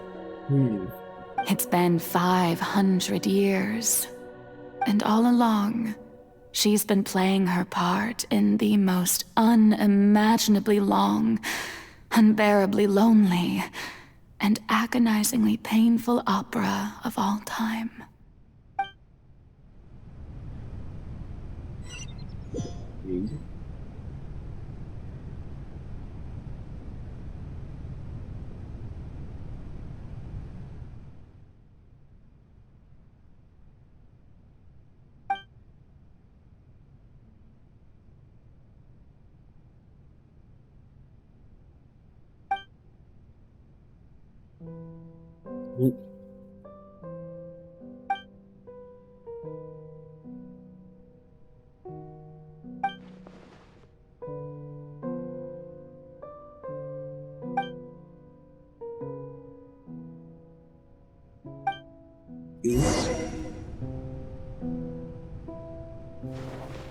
Hey, I'm Farina.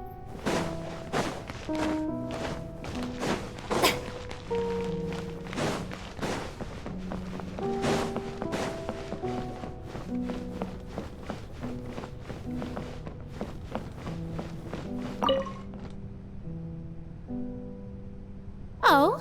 Who permitted you to come onto the stage? Now, I understand your admiration for my august self, but I must ask you to keep to the rules. All right. It is not my intent to reprimand you. There is no need to state your name. Just be off with you. Do not distract me from my performance. Oh, do not jest. Can you not feel it? I am Focalor. The eyes of countless Fontainians are upon me. I must, at all times, display the utmost elegance and nobility.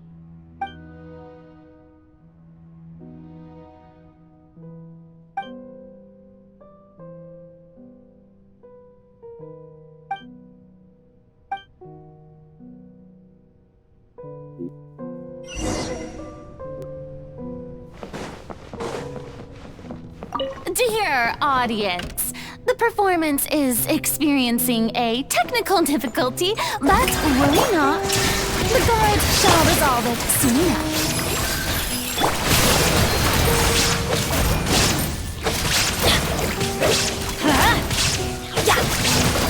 Let's light it up! Hey, what gives? The audience is still watching me, you know. Guards? Wait, where are the guards? Guards! There are no guards. Remember, help. Go in!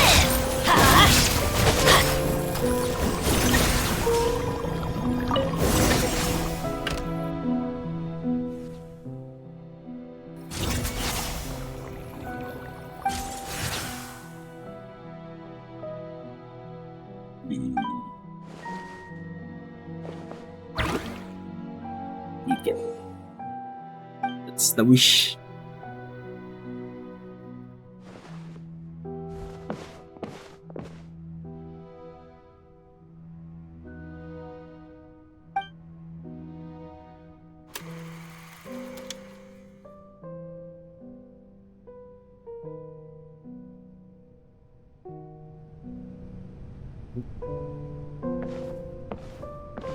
Oh.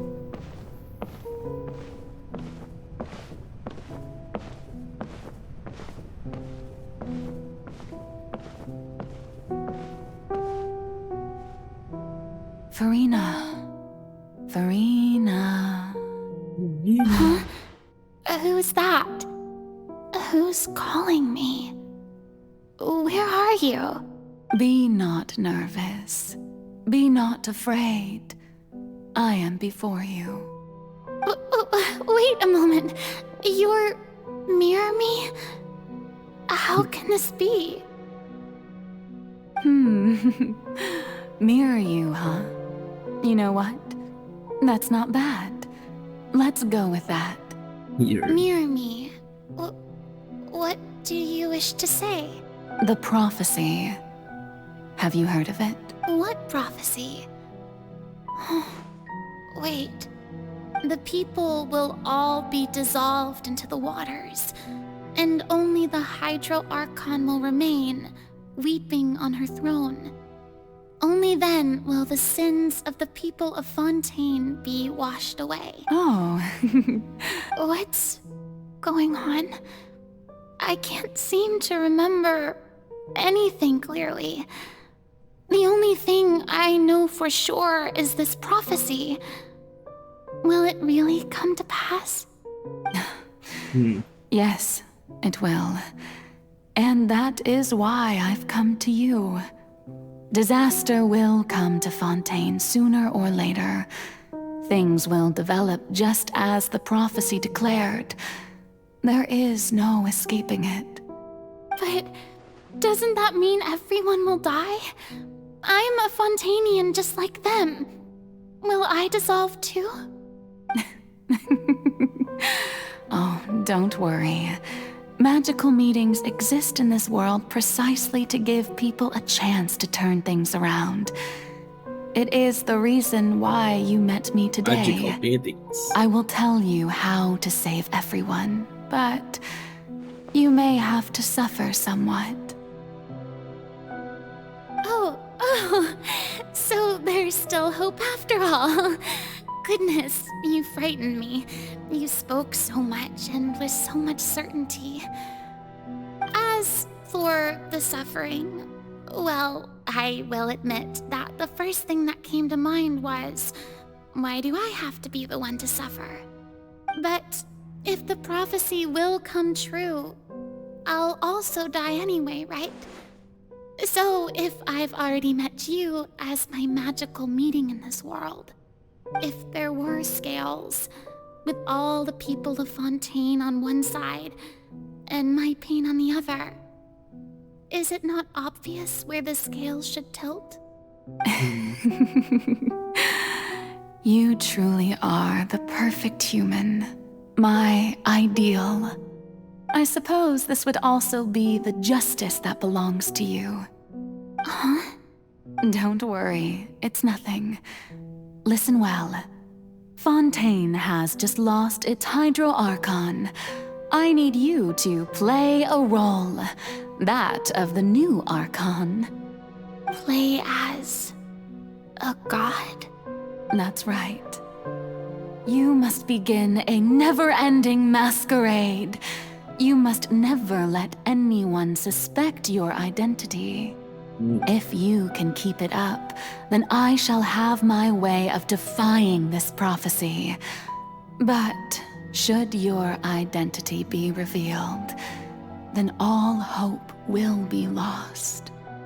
But how will I do this? A human assuming the role of a god without being exposed? Don't worry. What you must do is not to turn yourself into a real god. You simply need to play the role of a god as humans imagine them to be. Being a human yourself, I'm sure you already know what such an entity would be like. Remember, your true challenge will not be pursuing divinity, but contending against humanity. I'm still not sure I understand, but I'll try. I'll try to do this. So, how long am I going to have to play this role? To accomplish this mission, you will have to stay on the stage for many, many years. You will endure and not grow old until your task ends. But I promise you, all will eventually end in a magnificent and dramatic trial, and everyone will be saved. A trial? Huh. How exciting. I'll be looking forward to it.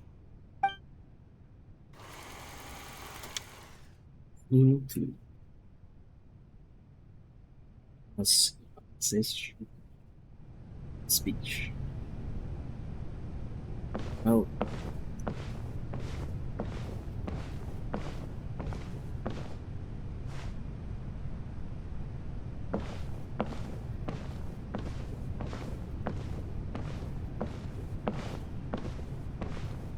So this is how they commemorate.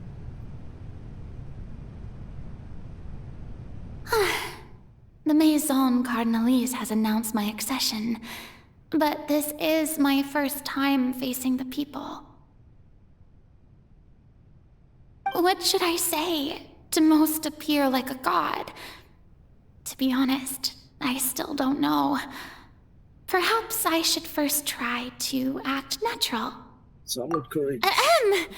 Ladies and gentlemen, good evening, and welcome to the Opera Epiclese.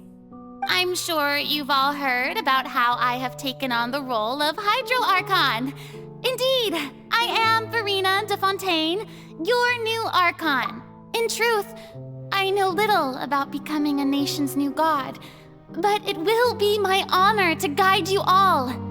As the god Focalor, the god of justice, I shall do all within my power to lead you into an age of fairness and justice. Once again, thank you all for coming. If you should have any questions or suggestions, please send them to the Maison Cardinalise. The future of Fontaine will require us to work together, after all. This should do it. I thought I might stammer, but thankfully, I was able to convey my thoughts just fine. Okay, That's the new Hydro Archon.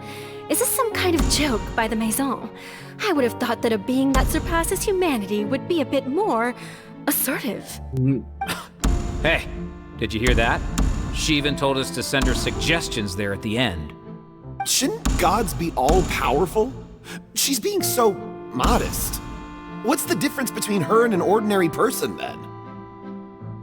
Good point. If you ask me, perhaps the succession didn't actually happen. She might just be a Maison-backed puppet. Wait, what's going on? Why is everyone suspecting me of being a fake? Oh, this is bad. If I get exposed here, there'll be no saving the people from the prophecy. Oh, so... Right. Mirmi said that I just need to play the role of a god as humans imagine them to be. Calm down, Verena. Think. What do the people want? How would they imagine a god to speak and act? Assertive, with a strong sense of presence. One who can dispel all doubt. That is the character I'm fated to play.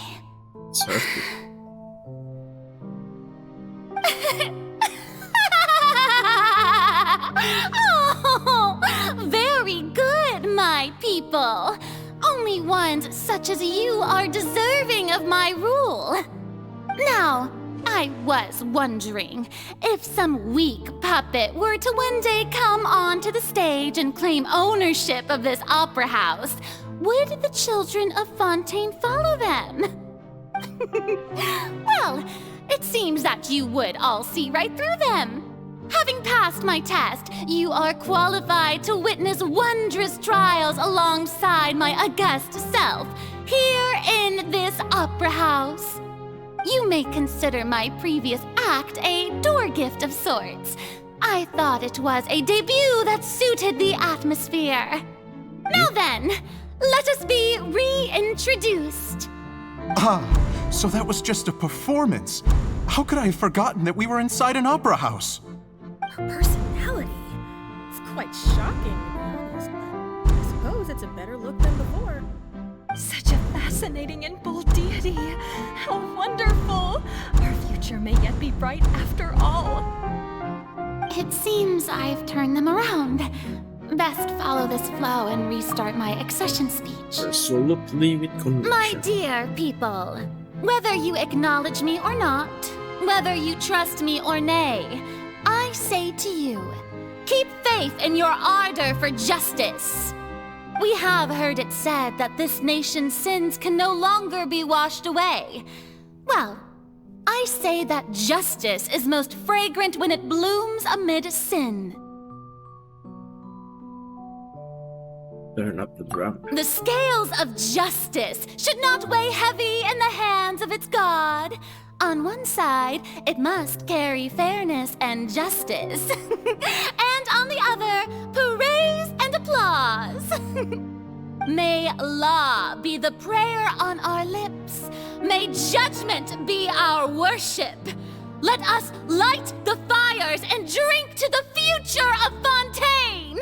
And speech empathy.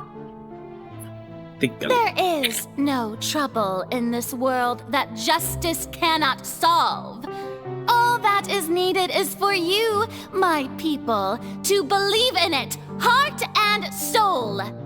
So long as I, the Archon Focalor, stand within the Opera Epiclese, so long as I stand before the Oratrice, I shall even judge the gods of this world!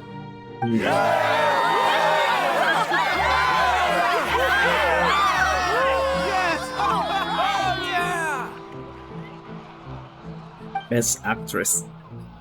Sequence 3.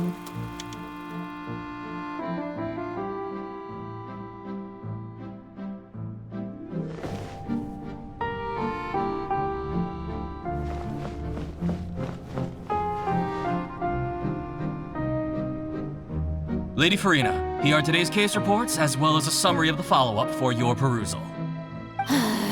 Come now, was I not just at the Opera House in person? Leave these kinds of things to Neuvillette. Besides, none of these trials were the one that I'm looking forward to the most. If I may be so impertinent, what kind of trial are you truly looking forward to? A magnificent, dramatic, and wondrous trial. A trial to end all things. How could you hope to understand? That's true. I fear I lack the ability to grasp your divine thought, Lady Archon. Trial to end all. No need for fright, and do not take what I said before too seriously. Go now, do your duties. The trial I await. It will come one day.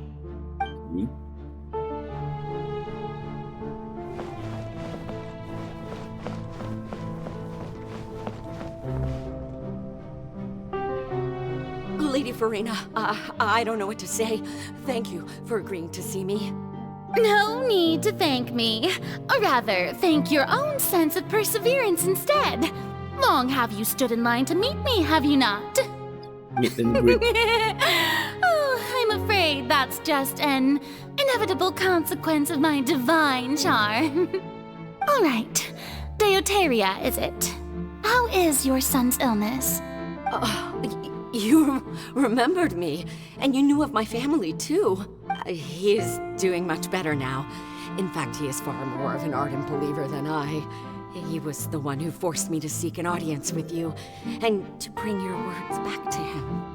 Oh, good. Very good. If this should happen again in the future, please do not hesitate to come and tell me. Going down to citizens' homes every so often, while not usual practice, should serve as a fine change of pace. You're such a gentle and wise God. Thank you once again, on behalf of my son.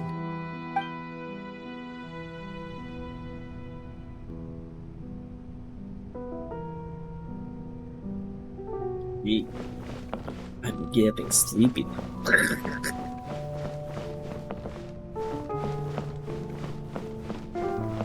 How many hours is this quest?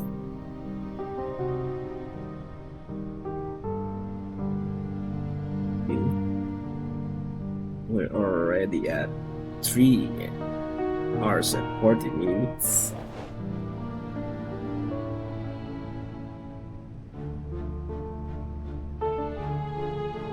Lady Farina, here are the latest hydrological reports. As for the specific parameters you asked to take note of, I'm afraid things still don't look good. I see. It's as I thought then. As your god, I did already expect this, but I wanted to see how far your human wisdom would allow you to analyze it. All manner of signs indicate that the prophecy will still come to pass. Forget it. That's not something you need to worry about right now. Well, as I understand it, the Fontaine Research Institute is also trying to find a way to counter the rising water levels. Really? Have they found anything? I'm afraid that they haven't found any effective solution thus far. Is that so? Well, no wonder. This issue has reached the realm of the gods, after all. Still, their spirit is praiseworthy.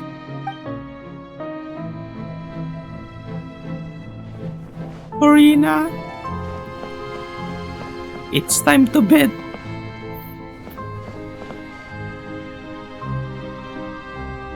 The day is finally over. I haven't had a moment to breathe this whole time, but it's good to see that everything's getting on track. There are no longer any voices of suspicion. Maybe this is fine. I just need to keep going, and everyone will be saved. Imagine for 500 years. Alright, Farina, don't think too hard about this. You need rest. Tomorrow's a new day.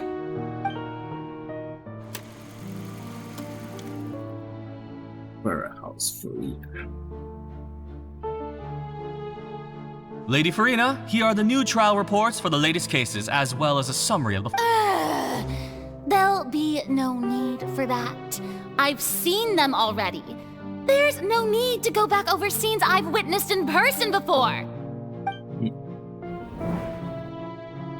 Lady Farina, I've waited so long for this chance to see you in this manner. Indeed, my dear, loyal citizen. This joyous moment is an honor for us both. Still meet and greet. And the Lady research. Farina, we're detecting significant hydrological anomalies near Poisson. Understood. Keep monitoring. Keep me informed should anything come up at the Institute. I don't think I let anything slip today. I must show the people that there is nothing to worry about. I just don't know when these days will end. I feel utterly exhausted. Best to rest early today, too.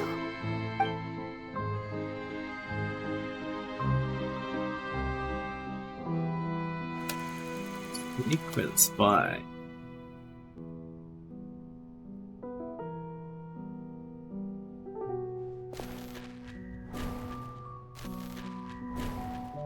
Nina Farina.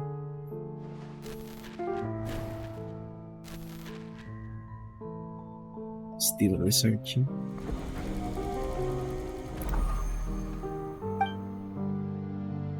Scene 8. What the? Lady Farina, it's like a dream being able to speak with you up close like this. I've heard that the first member of our family who was honored to receive an audience with you was Madame Deoteria, almost 20 generations ago. Generations. And what a fine family yours is indeed. It brings me great joy to meet such a faithful believer. A descendant of a line most ardent. Surely you exaggerate, Lady Farina. My lady? Oh, what happened? What is it, good citizen? Is she crying? Are Oh. you crying? Uh-huh. Really now? I didn't even notice. This must be the overflow of hydro from my person. Well, can't quite help being the god whose dominion is the waters, can I? No wonder. No wonder. A manifestation of your power, then. Hell? Oh, Archon, I am honored to have witnessed it. Honored indeed.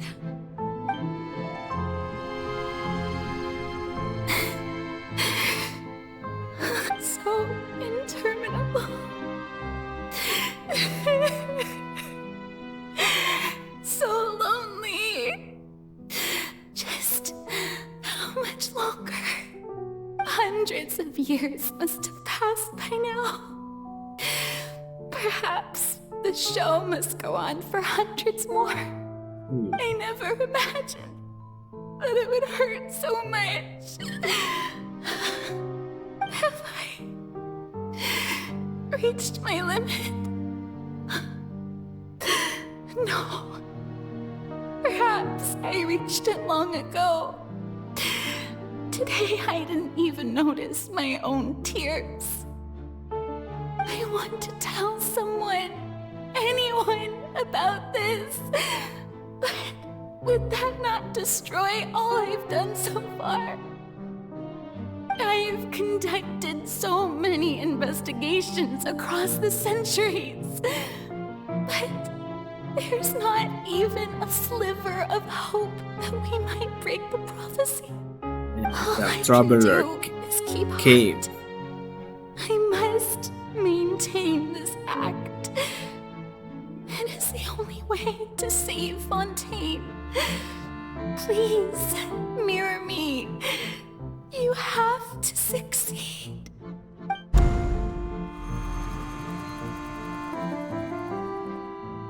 Ooh, sequence.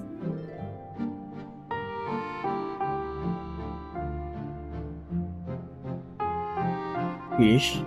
Farina, you don't have to shoulder this burden alone. Oh. Although I don't know what you might be keeping from everyone.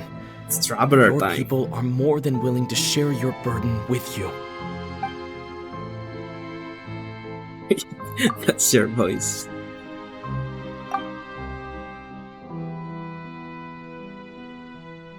Share my burden. That's impossible. It was fated right from the start that this would be my duty alone. But even if your burden doesn't need to be shared, you can still choose to confide in someone. Just share it with me. I'm what you'd call a witness. A witness? Yes, I've heard that you came to Tevat from beyond the stars, yes. In other words, you never belonged here. And if Tevat is, in its entirety, a show on a stage, then you're just a spectator, aren't you? If that's the case... Yes? He's right. I could confide in him, couldn't I? But yes.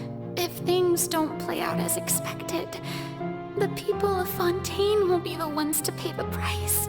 Oh. No, Farina. You shouldn't be selfish. But what if it's really alright? It's alright. Farina, you've worked so hard for so long. Surely it would be okay to put yourself first for once. Just this once.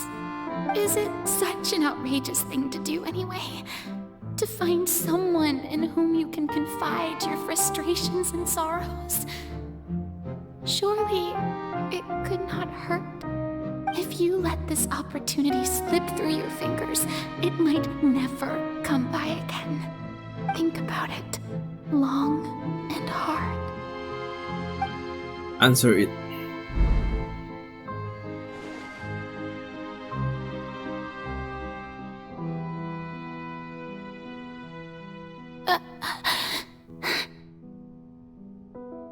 No, I have nothing to Oh say. my goodness. I am Farina, the Archon of Fontaine.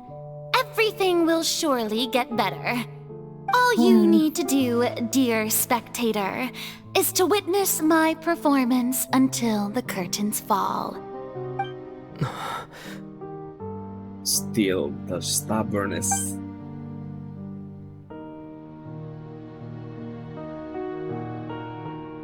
Fine.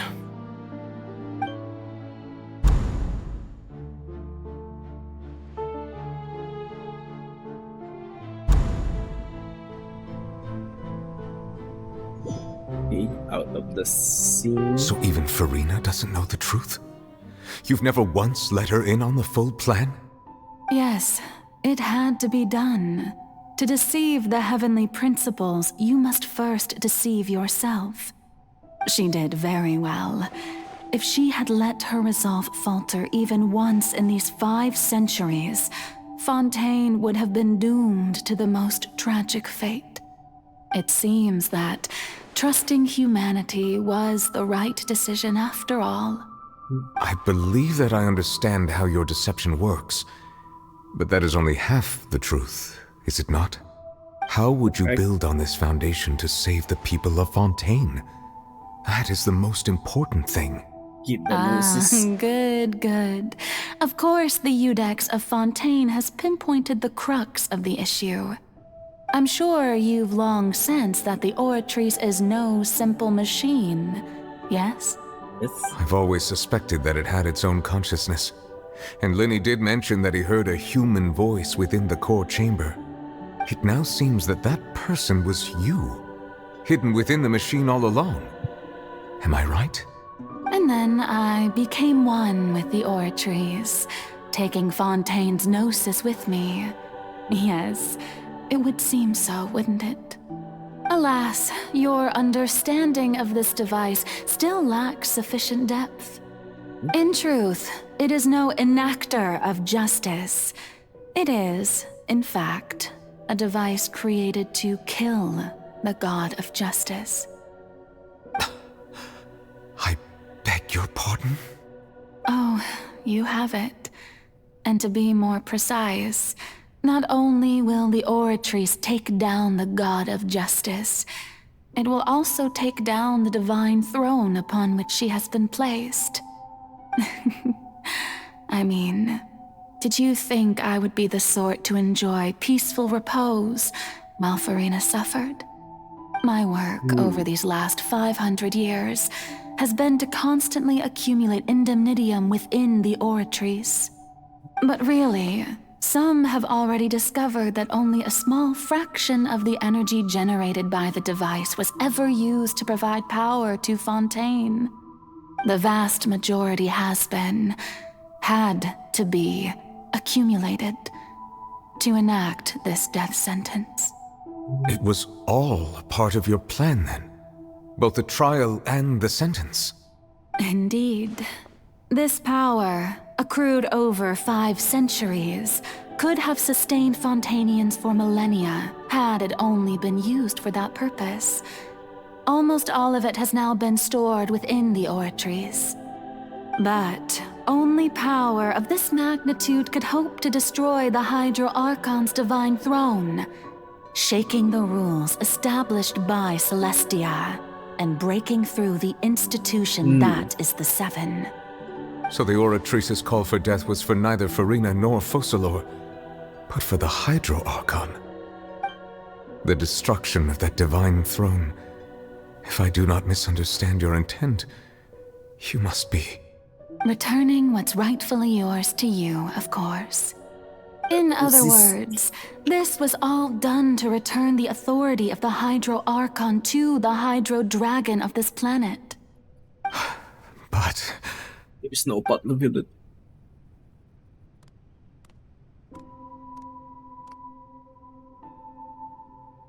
Oh, what? Getting sad again, are we? The authority of the ancient dragons shall soon be yours once more, O Hydro Dragon Sovereign. And this is the face you make. All you've done throughout the years.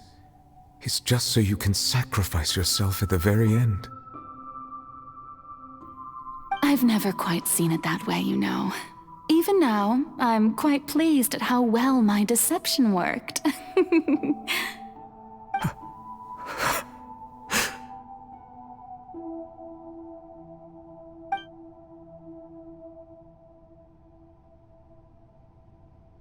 Hydro Dragon, don't cry. I must say, had it been within my rights, I would have loved to judge the heavenly principles themselves. Were they not guilty of essentially the same crime? Egeria stole the power of the primordial sea, and the heavenly principles stole the power you ancient dragons possessed. I, for my part, am the god of justice. And is it not just that your original powers should be returned to you? Speaking of justice, I have always believed that justice lies in the process of pursuing human existence itself. So, if the theft of the primordial sea's might was Fontaine's original sin, then, leaving matters of procedural right and wrong aside, the descent of the Fontainians as humans and their right to exist in this world would be Fontaine's original justice. In other words, existence was Egeria's justice, and to me, justice is the continuation of that existence. Defying the prophecy and ensuring that Fontaine's people shall live on. That should be the justice enthroned over all others. At this point, we, whether it be myself or all other Fontainians, have shouldered the burden of this sin for far too long.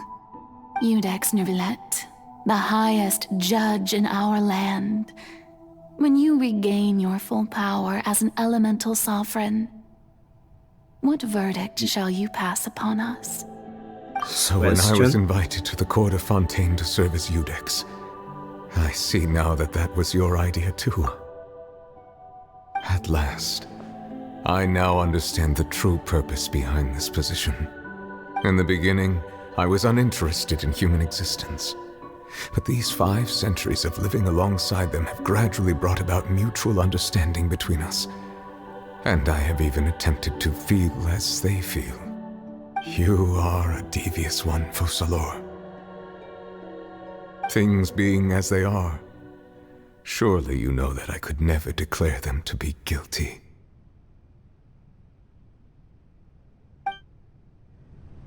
At the same time, The hour of my execution is almost here. For the sinner, the curtain call has come. I know I may not sound it, but faced with death, I find myself a little afraid. Perhaps this is one thing both gods and humans have in common.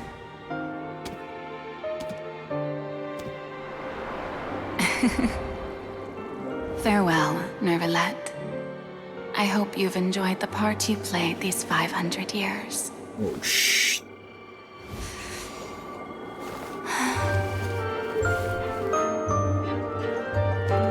Getting goosebumps. What?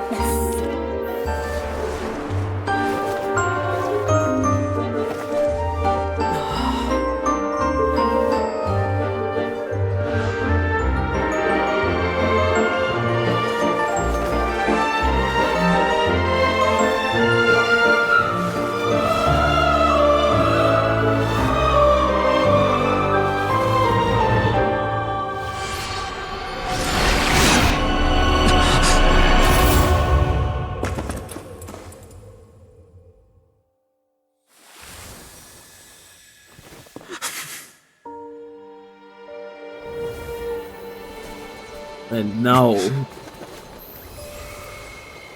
the power returns.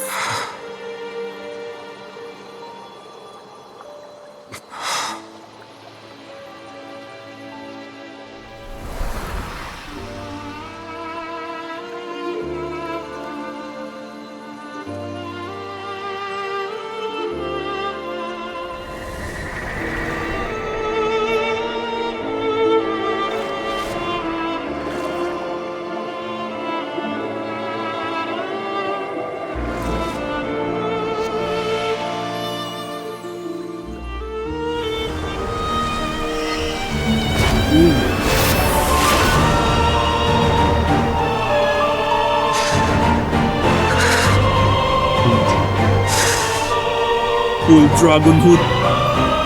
I, Iudex Nuvilet, hereby declare, people of Fontaine, your sins are forgiven.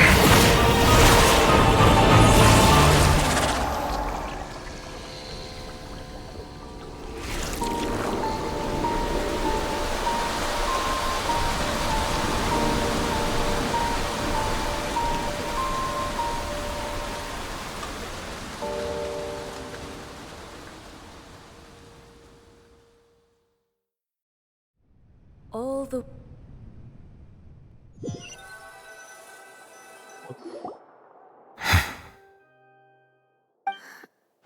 What just happened? Has the death sentence been carried out? Was that bright light some sort of misdirection? I have a feeling that something huge just happened.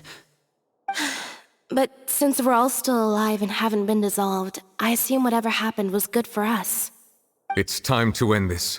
We must mete out punishment to that beast. Didn't you say just a moment ago that it can't be defeated? You have I have gained the strength sufficient to deal with it. Through certain means, I now have the ability to separate the power of the Primordial Sea from that creature. We should seize the opportunity to pursue our quarry. Power. Traveler, now that the oratories can no longer function, I require an executor to help me mete out justice. The root of the calamities befalling Fontaine, the beast that enacts the prophecy. Its name is the all-devouring Narwhal. Come with me, traveler. The hour of execution has come. Things gonna get ugly. Okay.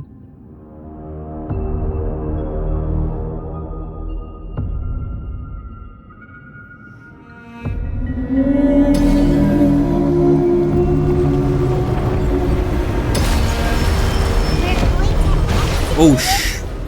But how are we going to do that? It's huge! I've already done my best to separate the power. Considering the sun's waste, I cannot reach the power source. Unless we can find a way to attack it from within. I shall spare part of the ancient dragon's power with you. We shall look for an opening together. You shall perish! Oh shh, I missed. I can feel its sorrow turning into hostility. Let's light it up! The doctor will see.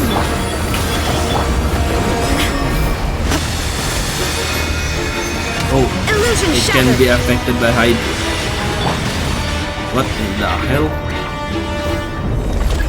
What's this? Shine down! The all-devouring narwhal cannot resist its instinct to devour. Continue to trigger its hostility. Chance may present itself.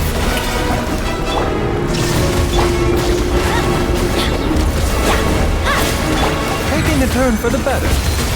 The doctor was seen. Let my name echo in song! Oh shit. Illusion shattered.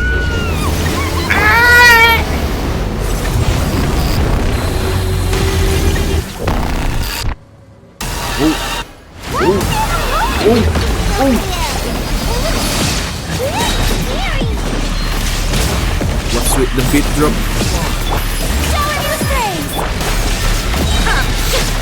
Torn to oblivion.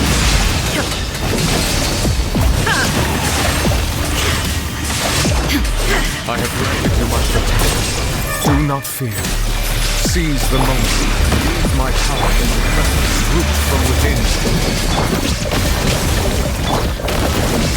What the hell is this? Teamwork is strength! Let the world collide! Inazuma shines eternal.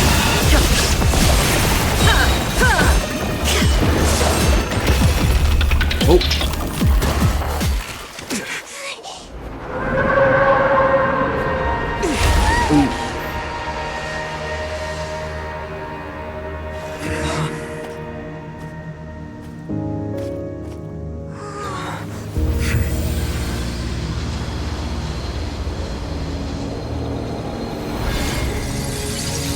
What is? What the hell? Second phase.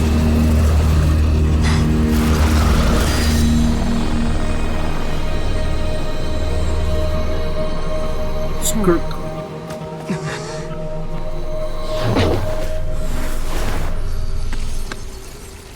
What the? What do you mean? Thanks for helping with the cleanup. It should have been my job, but...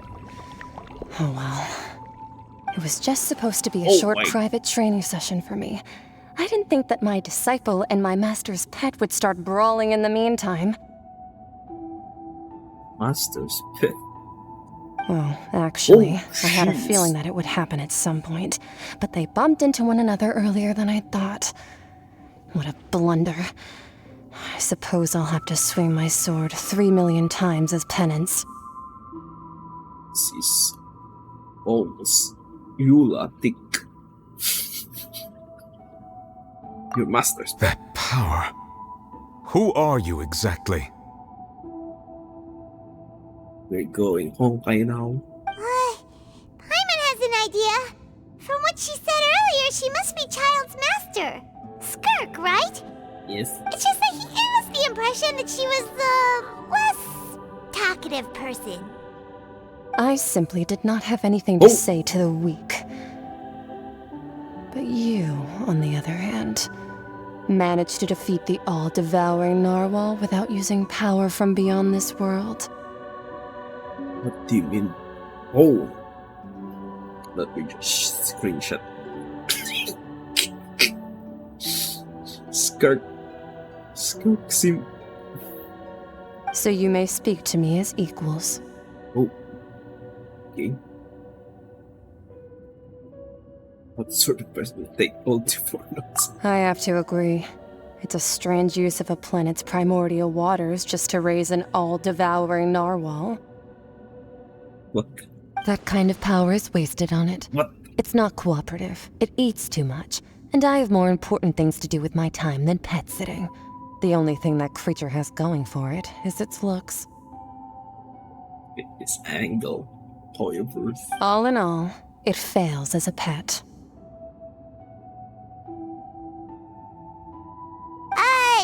Miss Skirk? I think you might have missed the point. The point being? Well, being that this pet almost destroyed an entire nation. So what sort of person is your master? Well, Child's master's master. Wait, is that right? Oh, right. So you don't know him. Sorry, I assumed you did. Him. Who is he? Maybe it's the traveler. His name is Sertologi. Sertologi? Huh? I am unfamiliar with that name. Huh. So Master isn't sufficiently famous. How should I describe him then? Have you heard of the name The Foul? Foul Legacy? The Foul? Still nothing? Well, how about the Visionary? Vetterfulnir then? Or Gold Rhindaughter? What the f... Gold is your master? Ooh, that one we've heard! Rhindaughter's part of the Hexen Circle. She's Albedo's mom, right? Oh, so you do know that name. To be honest, I also heard all of those names and titles from my master. I don't actually know them either. So, Gold. But I suppose you understand now, yes? My master is likely a similar sort to Rhindaughter. They are both pursuing some form of perfection. Wait! Didn't you also mention a visionary person? Paimon didn't quite catch their name. Actually, never mind that. I believe it expedient to inform you that the all-devouring narwhal used up nearly all its strength fighting you. Such roiling hydro energies will prove difficult for the planet's deep seas to digest. As such, The Fontaine back on the surface has most likely been thrown into chaos. Destroyed. In other words, the prophecy that you've been fretting over should now be in full swing. What?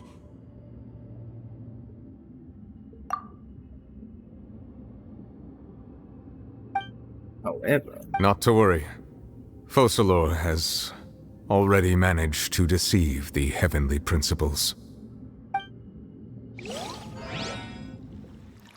In the end, the people will all be dissolved into the waters, and only Farina will remain, weeping on her throne.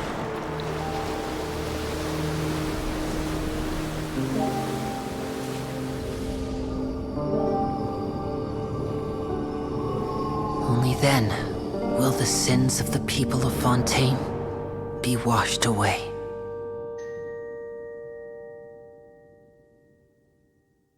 Oh.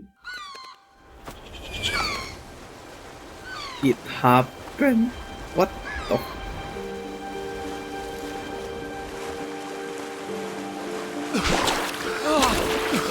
What? Hey! Help! Over here!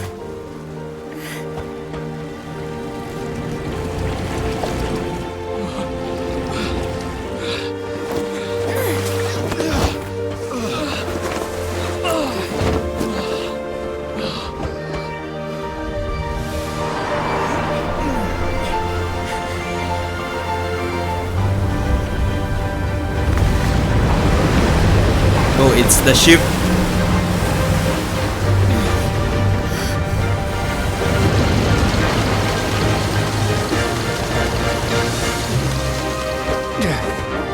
All hands, initiate emergency rescue! What in the hell?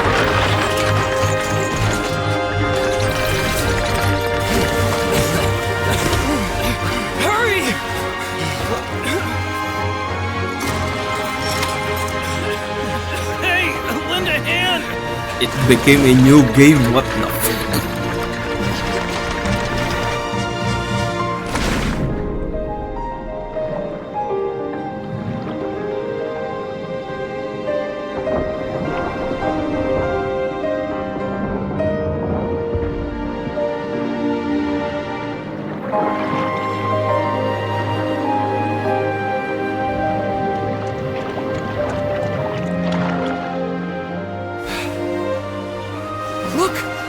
Receding!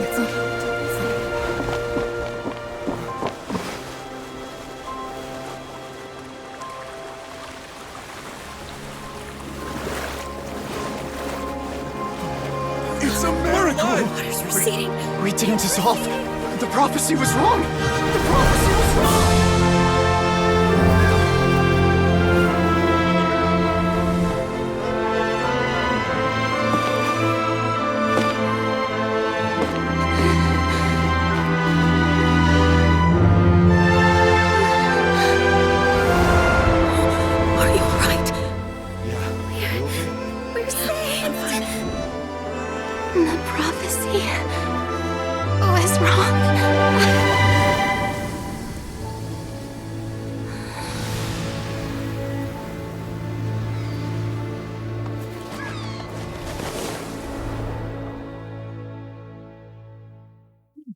Goosebumps.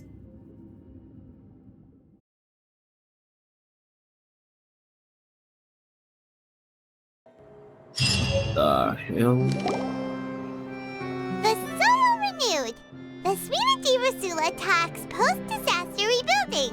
I recently visited Poisson to meet with Miss Navia, spokesperson of the Spina di Rosula, and we spoke about Poisson's present and future. Old soil can still give birth to new bloom, Miss Navia stated.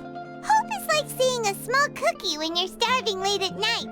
You Skyship Winglet, boon or bane of the Fontaine Research Institute. The various disputes that have arisen on account of Mr. Edwin have suddenly become a shield over the Institute, with Jurier turning out to be a once-overlooked hidden gem. People always call the first researcher mad, but few know what to call the second. And should that latter person achieve a miracle, they would find it all the harder to find a word with which to classify him and his team. Wow! Paimon barely recognizes the people in the reports. Are those really Jurier and Navia? They sound like real big shots. What do you think? Pretty enthralling, huh? The Steambird's idea was pretty simple. With the disaster just having passed, we would print a free edition packed to the margins with good news to calm people down. What about the other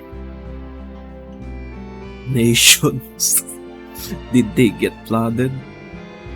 The value for these big scoops lies in their inevitable follow-ups. We'll publish further reports and go into the stories behind those people.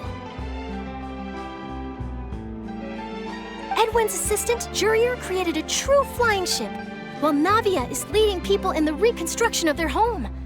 I'm sure that these stories could draw even your well-traveled eye. Paimon's curious too! Wait a minute. Didn't we watch everything happen from start to finish? What's there to be curious about? And that's exactly why I'd like you to come conduct interviews with me. You're the best incubators of news, if you haven't noticed. And also, with you around, I'm sure I'll get to see that Duke. You're still going with the joke. Are you sure? Hasn't he turned you down several times already? Oh, this time will be different. Come on, let's head to Poisson first, and then make a trip to the fortress. There are some things you'll only know when you get there.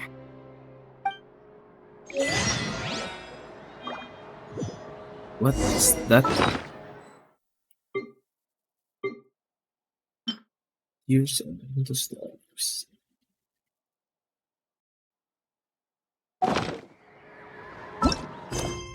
Finale. Okay. Let's finish this.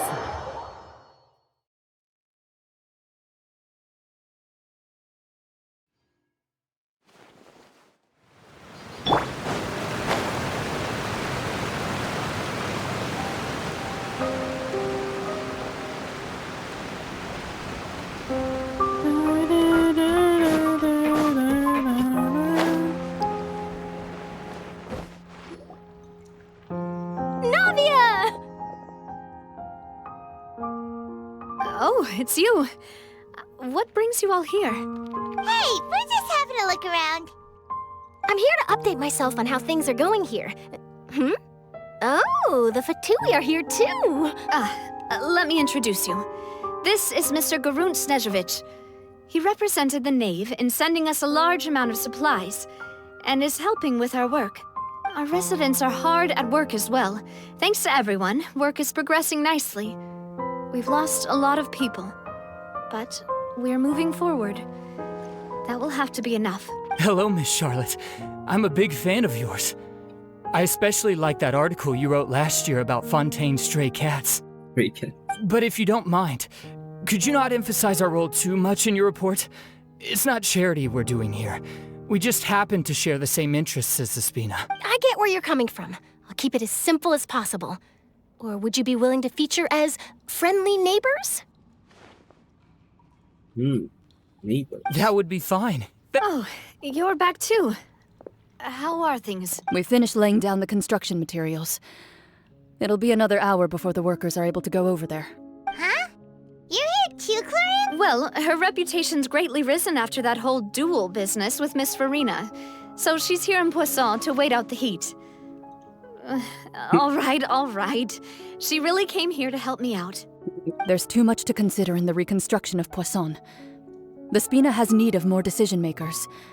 And, well, I do already happen to be connected to Mr. Callis. Oh, wait just a moment. Do you mind me asking a few questions? You know, about how you felt before the duel, about what it was like facing down a god. There's lots of exciting material there, I bet. Forget it. I'm sure you can find a better theme than that, Miss Charlotte. I see you're the same as always. Couldn't you do me a favor, for Navia's sake? Well, if we're talking about doing things for my sake, you might as well just take a few more photos of me. Or of the Traveler. It's better than wasting time persuading Chlorand, at any rate. Of course I will. I'm not gonna let him off that easy. All right, then everyone who wants to be in the photo, gather up. And smile. Oh.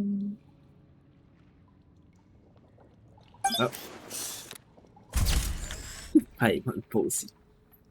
How did it go? Was it a good shot? Did Paimon look cute in it? Yes. Not bad. Your addition really helped the composition of the picture. All right, hang on a moment. Let me snap a few more shots.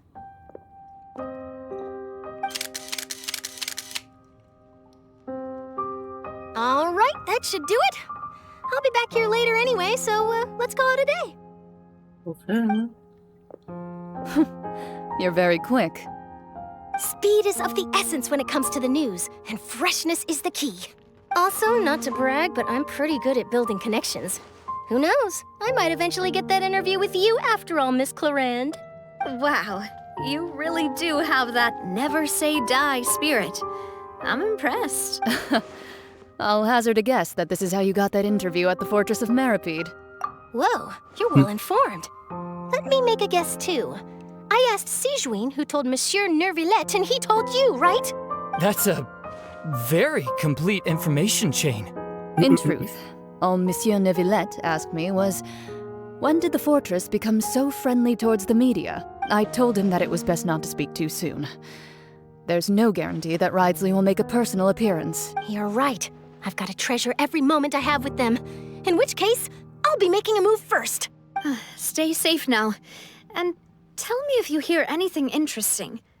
I'll treat you to afternoon tea in exchange.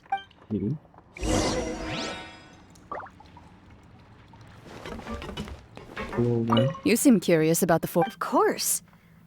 That Ridesley. I still remember going down to the fortress to grill him for information on my father's case. Boy, did he take me for a ride. Without telling me anything, of course. Make you honor, right? Without telling anything? But he did invite you to tea, didn't he? 2 large pots of it, in fact. I have to agree. The tea there is very good. Speaking of that, would you like to have some today? I mean, Well, I'd be partial to some shortbread. Wow, it's like we've got a menu or something. What flavor of biscuits would you like, Mr. Schnitt? Me? I'm fine with anything. But I would prefer chocolate, should you... All right. I'll go over the newly arrived supplies with you later, Mr. Snezhevich. That works great. Is it just me, or did you get a new lipstick? A lipstick? I did. It was a gift from Sijuin. Want to give it a try? I think the color would suit you, too. The besties.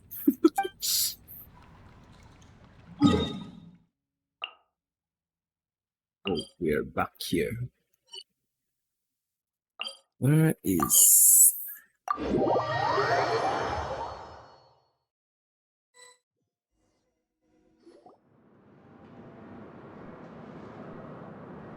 Wow, guess we're here again, huh? There's a real nostalgic feeling to this place. No. Looks like you've I been hate missing this us. place. Duke! Did you come all the way to the entry? Of course. I'm here to welcome you and our dear Miss Charlotte, whom our good head nurse recommended to me. It's an honor to finally meet the much-rumored Duke. Thank you for consenting to my visit to the fortress, sir. No need to thank me. But that said, I shouldn't be the focus of your interview. I trust you recall our agreement? Of course, of course. All right then, this way.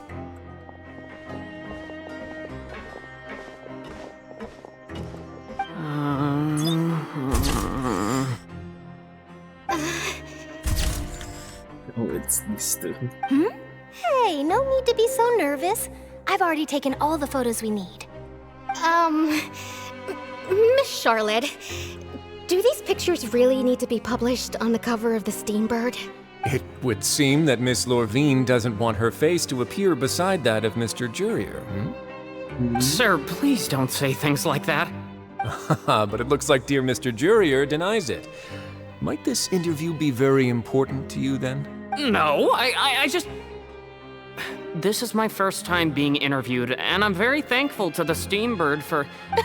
Now, I might not look it, but I actually did meet Mr. Edwin once. And I'll be honest, I enjoyed chatting with you more. You've definitely got more of that genius vibe going on.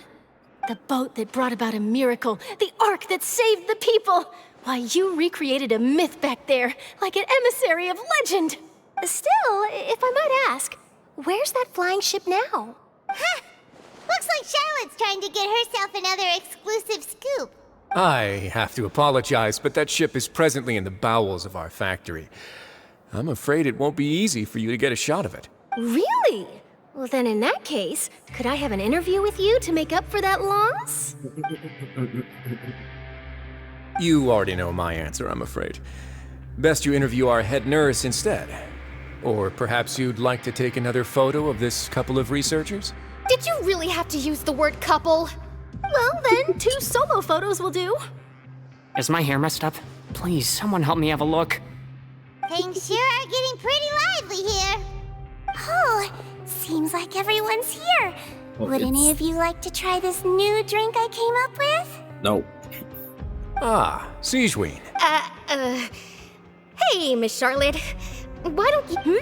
sure. Come on, Miss Siegeween. Sure. Do I have to smile? It's the creepy melody. Things been Same old, as you can see. Fontaine's undergone some changes, but this place is still more or less the same. Other than that flying ship, it got a tad too much attention, I think. That's why I decided to let the interview go through. We should direct more public opinions toward the behind-the-scenes heroes. Am I right, Mr. Jurrier? Miss Lurvine? You're too kind, sir. I believe that you too should have your day in the sun. Not that you would want that, which is a pity. I'll just leave the spotlight to you. I see. Lots of things happened that day, huh? Anyway, regarding that Harbinger, I'm not sure you remember, but his 3 young followers are still waiting for his return. He sure did win them over, huh? I'll tell them that there's good news and bad news. The good being that their boss seems fine, and the bad being that they must face extended sentences for abetting his escape. Oh, actually, what about you? Are things gonna change for you? What change can there be? The Fortress will keep chugging along, and so will my do. As to what Miss Farina's departure will mean for the nation, and if our laws and governance will be transformed, we'll leave those to the folks in the overworld. Hey everyone, the photo shoot's done. Good. In that case, let's call it a day here. Thanks for your cooperation. Come on, Traveler, let's go. Till next time, everyone. There'll be a next time? Maybe. Who knows?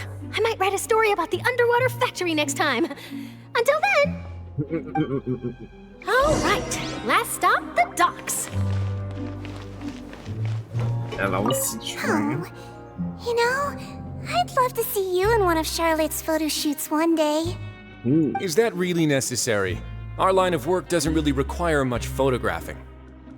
It's precisely because we don't need the picture that they'll have value as keepsakes. You don't really look all that opposed to the idea, you know? Maybe I'm just happy that I managed to once again avoid the spotlight. I think this interview went well either way. Yes, you successfully kept prying eyes away, but You should be happy for them. They have... Where are those 2? Okay. Here are the interview notes. They mentioned that the flying ship may have many uses in the future, and the journalist asked me what I thought of. Seriously, how would I know anything about that? Flight is just flight. Whether people want to use a flying ship to broadcast good news or organize weddings is none of my beeswax. What if these 2 are the inventor of the Astral Express? A wedding?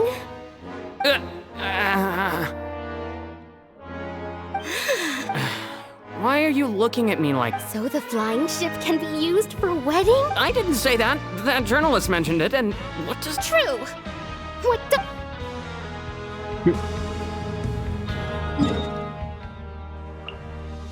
Oh, from the start.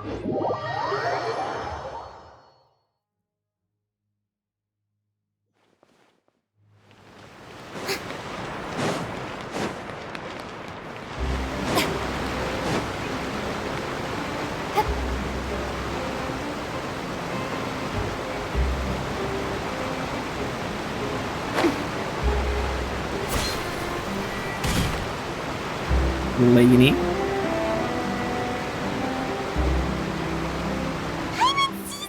They really are here! How did you know? Navia mentioned that she stayed in touch with Linny and the others after working together. Apparently, they've been at the docks distributing these strange pockets the— Traveler, Paimon. Ah, and Miss Charlotte, too. What was Would the you like a magic purpose? pocket? What was the purpose of this magic What pocket? sort of gadget is it? It's a wondrous bag that can be used to carry many things. The water level has returned to normal, but if you see any of your things floating around, you can use this to carry them. Or you could trick a friend into doing it for you. Trick a friend? I wonder which of my friends would fall for that. No. You could just make a friend like Fremine here. Isn't that right, Fremine? The shy boy and the extrovert girl. Is this what you meant by I'll help you make some more? To be honest, that sounds pretty sweet. Could I have your contact, please? Oh, no. Sure. Please, write down my address. You sure are working hard to help Fremine socialize. He was the one who proposed doing this. He even wants to assist in our magic shows. Yes, I was planning to first introduce Pear as an assistant, and later Fremine himself. In the future, I think we can leave underwater escape magic to him That said, would anyone want to see a diver escape underwater? Oh, it'll work out. Every journey begins with the first step. He'll become a part of our show eventually. Fremine and Charlotte dated now. Lynette, could you come over? Got take it. a picture. My, that Charlotte is rather perceptive. She got rid of everyone the moment she realized I had something to say to you. So, Father says that you did a great deal during the latest events. She's very grateful for your contribution. That's all right. We were more than happy. Oh, I guess you haven't. After Lady Farina left, Father and Monsieur Nervillet opened negotiations, during which he gave Fontaine's gnosis to her as a diplomatic gift. What? Oh, Nervillet. Okay. So does it mean that he is half dragon again? A diplomatic gift? A gnosis? Yes, I was quite surprised at first myself. But when I thought it over, there were actually a number of things going for it. It could have been done as an apology for the incident with Lord Child, or as thanks for his help in tying the all-devouring narwhal down. Furthermore, Father did also lend significant aid to Fontaine and Poisson. That's true, but this is a gnosis we're talking about. Doesn't this seem a bit irresponsible? I would agree, but I've also heard that it seems that Monsieur Nervillet has had a significant change of heart regarding the matter. So there's some reason for this that only Nervillet knows about? Okay, let's ask Nervillet. I suspect you'll have to ask him about that yourself. Ah, yes, speaking of which, I did see him strolling around the entrance to the Fortress of Meripede a while back. Isn't he real busy and stuff? But back to the topic. The gnosis was given to the knave, right? What about Child? They say that he's returned to Snezhnaya to recover from his wounds. I hear that the recent disaster really did a number on his health. Poor buds. That's true. When you think about it, we've had loads of run-ins with the Fatui. To think we'd be allied with them this time. So shocked by such a simple switching of sides? What's that? Pose. Father! Father. Well, what do you know? Come to the docks to see how my children are doing and meet the traveler by chance. Please do not pay my accomplishments in Fontaine too much mind. I would have done them regardless. Are you going to take the gnosis back to Snezhnaya? That is our duty as harbingers, yes. Don't be too preoccupied with sides. The goal of the Fatui concerns not a single place or person, but the entire world. With such a grand goal in mind, it is inevitable that we must wear many masks. Switching my masks is something I've always done. Well, that depends on many things. No one truly knows what the future holds. What good is honesty if you can't rely on it forever? As for you, I very much look forward to our next collaboration. Good things cannot be achieved alone, and you've proved yourselves to be great partners. Oh. It's... A vision? All right. I'll remember to return it. Thank you for keeping it safe for him this entire time. And that's a wrap for me. Huh? You're... Greetings, Miss Journalist. Hello. If I'm not mistaken, there are diplomatic channels I'll need to report to take a photo of you. That is correct. So forgive me, but I will not be able to serve as a subject in your article. However, feel free to write as much as you'd like about our dear magicians and our upcoming rookie talent. I will. The sea breeze is quite pleasant. I shall continue my walk while the weather remains so agreeable. Farewell, Father.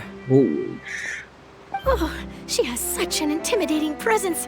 I didn't even dare to take a picture. Thankfully, I've already wrapped up all my pre-scheduled interviews. Thank you all. This'll be more than enough for me to write about, I'm sure. Don't be too nervous. Why don't you take a magic pocket before you go? What the hell's Here, magic Traveler, pocket? Paimon, Nope. you take one too. To move things about? That's right. Funny.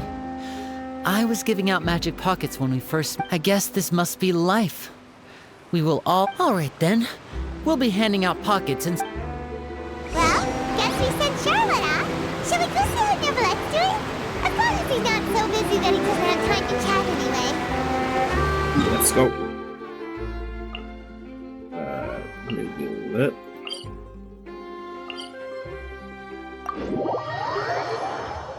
Oh, we can teleport now. No, it's a trap.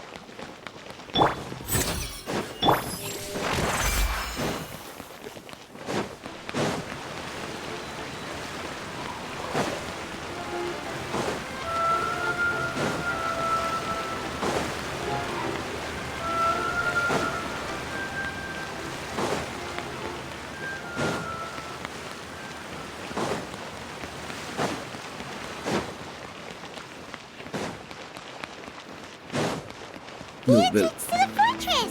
Ooh, he really is there! Nivelette might be answering our questions.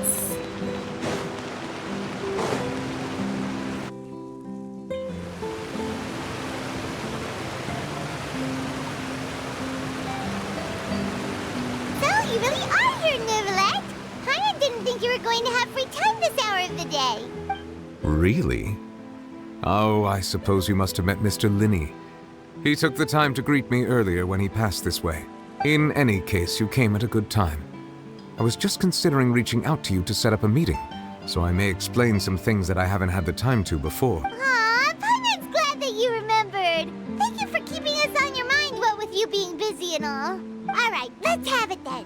How was Fontaine actually saved? The whole business is still quite the mystery to us.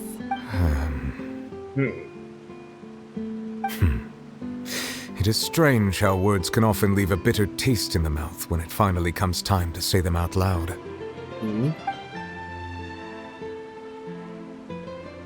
What?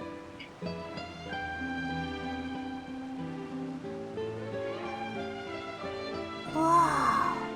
So that's what happened?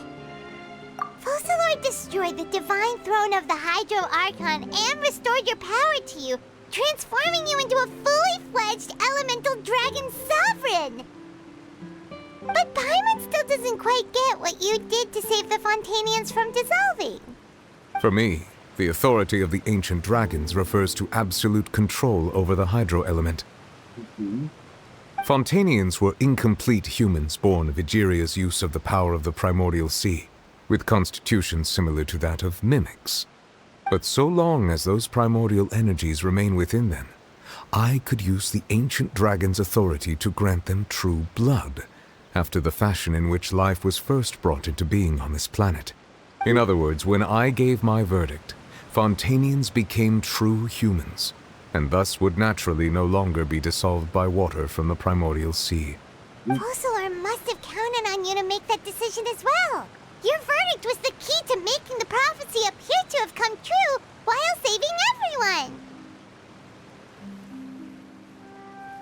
Yeah, and in a manner of speaking, Focalor finally managed to fulfill the original Hydro Archon's wish to turn Oceanids into real people too! Why are you... It seems from your expressions that you still have more things you wish to ask. Yes? Ask away. I will tell you the truth as I know it. Well, heard. I have investigated his case along many avenues, and I have learned that he once fell into an unknown chasm when he was young. There, by chance, he awakened the all-devouring narwhal. Oh. But whether it be by sentiment or reason, that should not have been enough to consider him the root cause of the disaster. At most, he would have had tangential liability. As for the judgment passed by the Oratrice during the trial, whether it was due to that liability by association or Focalor deliberately using him to buy time for us on the assumption that he would be able to hold the creature off, I cannot say. Guess Focalor had Fontainians in mind the whole time. In the end, it was thanks to her that they finally became real human. Hang on a second. Paimon suddenly got another question. Back when Fontainians hadn't yet become real humans, were the children they had also transformed Oceanids? Life has always flowed like water. Do you recall how Fontainians would often come to the Fountain of Lucine to pray for children? Yeah! Lynette said the fountain is where all the waters in Fontaine converge. In truth, even those couples did not know that such prayers were no mere custom, but instead a form of ritual. Those Oceanids who were blessed within the spring water would later descend as new humans in the coming months. Paimon sorta gets it now. Either way, seems like this ritual won't be of any further use, but it'll probably live on as a local custom. Ask away. I will tell you the truth as I know it. Yeah, about that. Risley said Farina has already left. What's that all about? Ah, Lady Farina. The people are only aware that her death sentence has not been carried out. She abdicated the post of Hydro Archon and left affairs related to that title to me, before leaving the Opera House. I related Focalor's words to her faithfully and completely. After hearing them, she seemed neither saddened nor comforted. She simply said that she was tired and needed to rest. Having said that, she then packed her things and moved out of the Opera House, not unlike how an ordinary person might. But she's still got a place to stay, right? You need not worry. I will make arrangements to ensure that she will not want for food, clothing, board, or travel. In truth, I am somewhat happy for her. The wear and tear on her spirit will, of course, take time to heal. But now that she no longer has to play the role of Focalor the Hydro Archon, she can finally lay down her burdens and lead a normal life. What about you then? What are your plans now that you've regained your full powers as the Hydro Dragon? After Focalor passed on, the Oratrice also ceased to function. This matter will directly affect our trials. After much careful consideration, I've decided to take over its role in our courts. From now on, I shall hear cases and pass verdicts by myself. Looks like you're still considering stuff from the perspective of the Udex, huh? As an elemental dragon, there are indeed many things that I must do.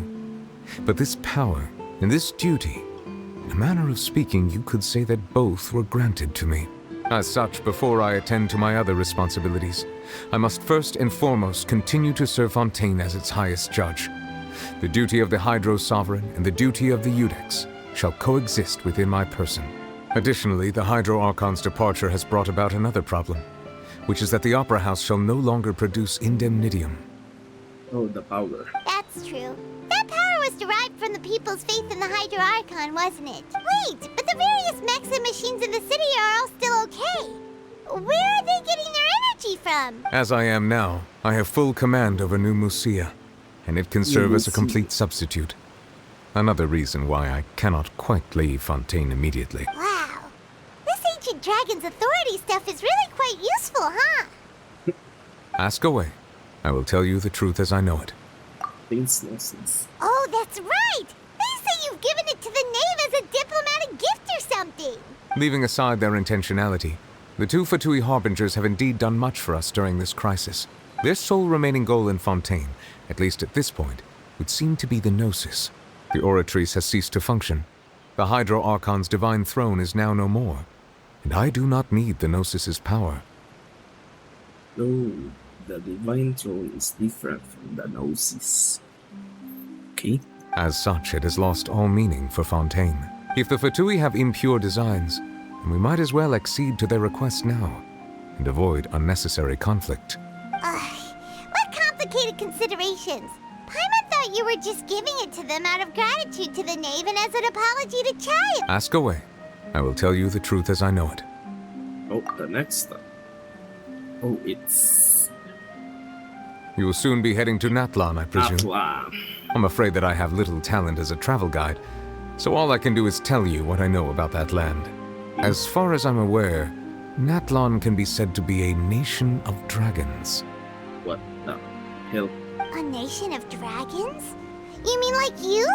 The power scaling is getting high. No, I suspect that I would not find myself welcome there. Unlike ancient dragons such as myself, the dragons of Natlan have undergone long years of development and evolution. Large numbers of them have entered a form of coexistence with humanity. Natlan is also the nation of war. War ravages those lands like an undying flame. There is one other piece of information I got incidentally from my negotiations with the knave that I believe may be useful to you. The Harbinger known as the Captain has thrown his hat into the endless ring of war. The Captain and Varka Crumbs. The Captain. Sounds like a real tough customer. Seriously, everywhere you look, there's a Fatui Harbinger doing their thing. I suggest that you fully prepare yourself before going to Natlan. In the meantime, Fontaine's doors will always be open to you. Ask away. I will tell you the truth as I know it.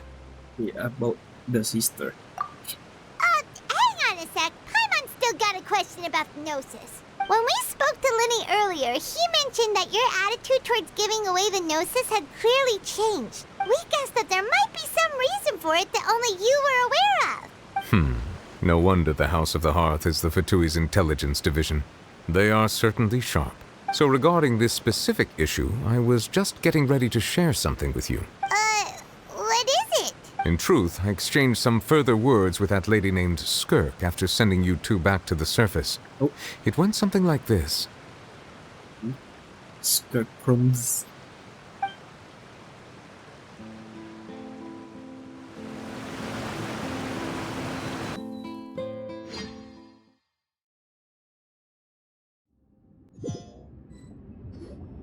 Well, we're going to head topside to see what's going on. You hurry over soon as well, all right,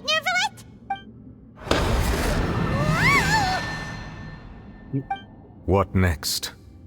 The all-devouring narwhal isn't here, so I'm no longer getting any interference. I can finally catch the scent of your power, what it's made of. It is the authority of the planet's primordial dragons, but with something very similar to a god's curse mixed in. It's quite a novel blend. I'm sure I've encountered something like this before. What was it again? I do not know what you speak of.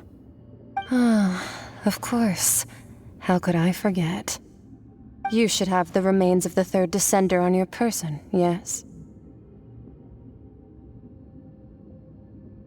Remains of the third descender.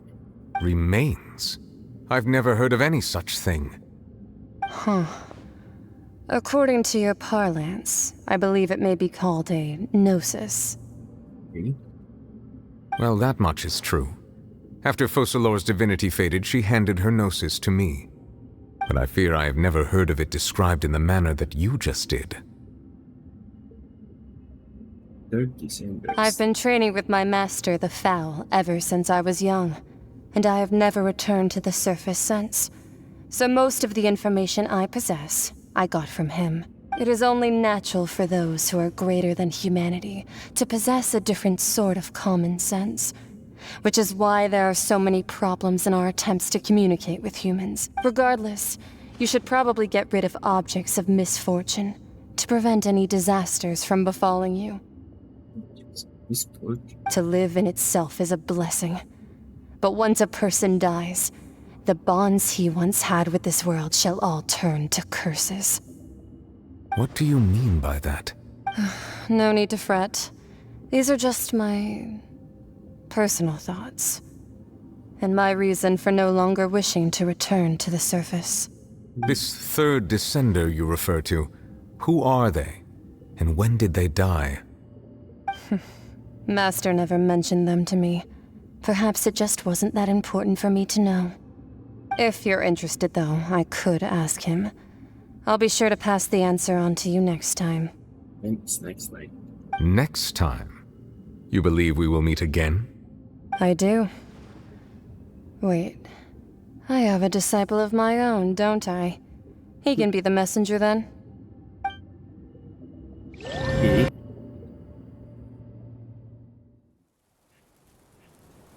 Well, he's the messenger.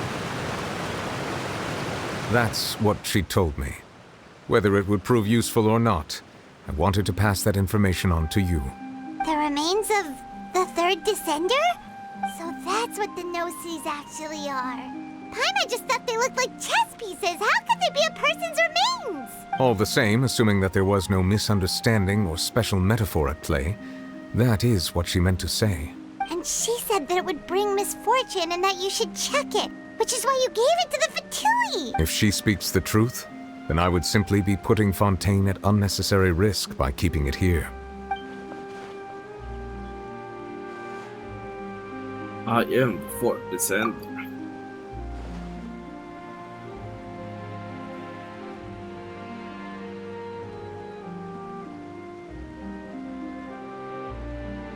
I had guessed that you might already be familiar with this concept, but I did not expect you to be one of them. That means that the Gnosis, which are exceedingly element-compatible and can even enhance elemental abilities, do indeed come from the third descender. I wonder, does your body also possess similar properties? Like being able to use elemental powers without a vision. That does sort of count as special compatibility, right? No, let's not think about this stuff right now. It just feels creepy, comparing the Traveler to the dead third descender and all.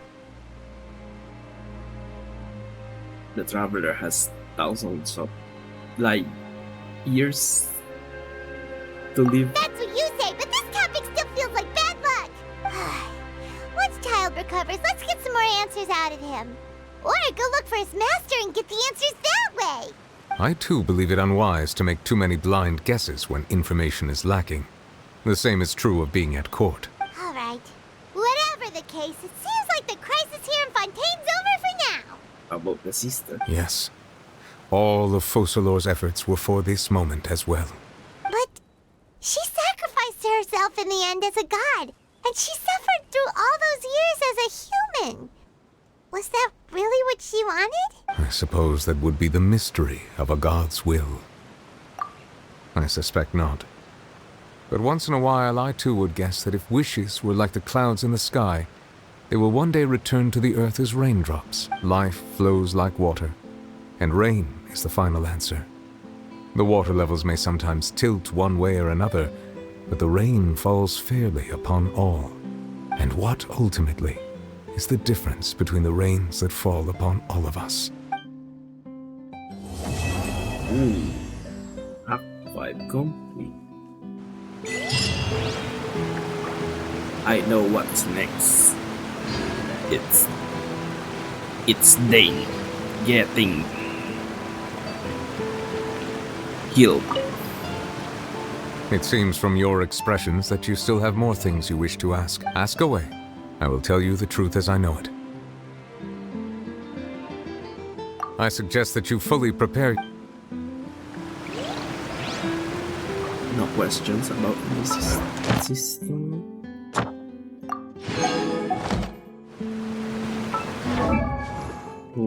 Okay, so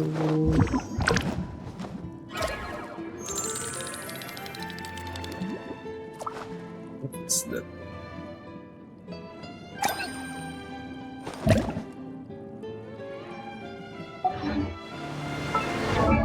Ah, it's the traveler.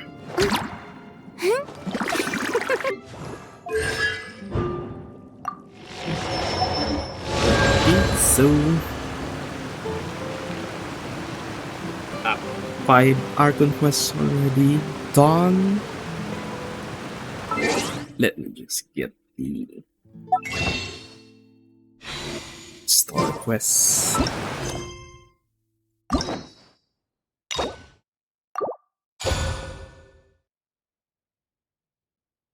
Yep. So I'll be streaming next these 2 store quests. So stay tuned and follow me for the next updates. So, see you and paalam till next stream.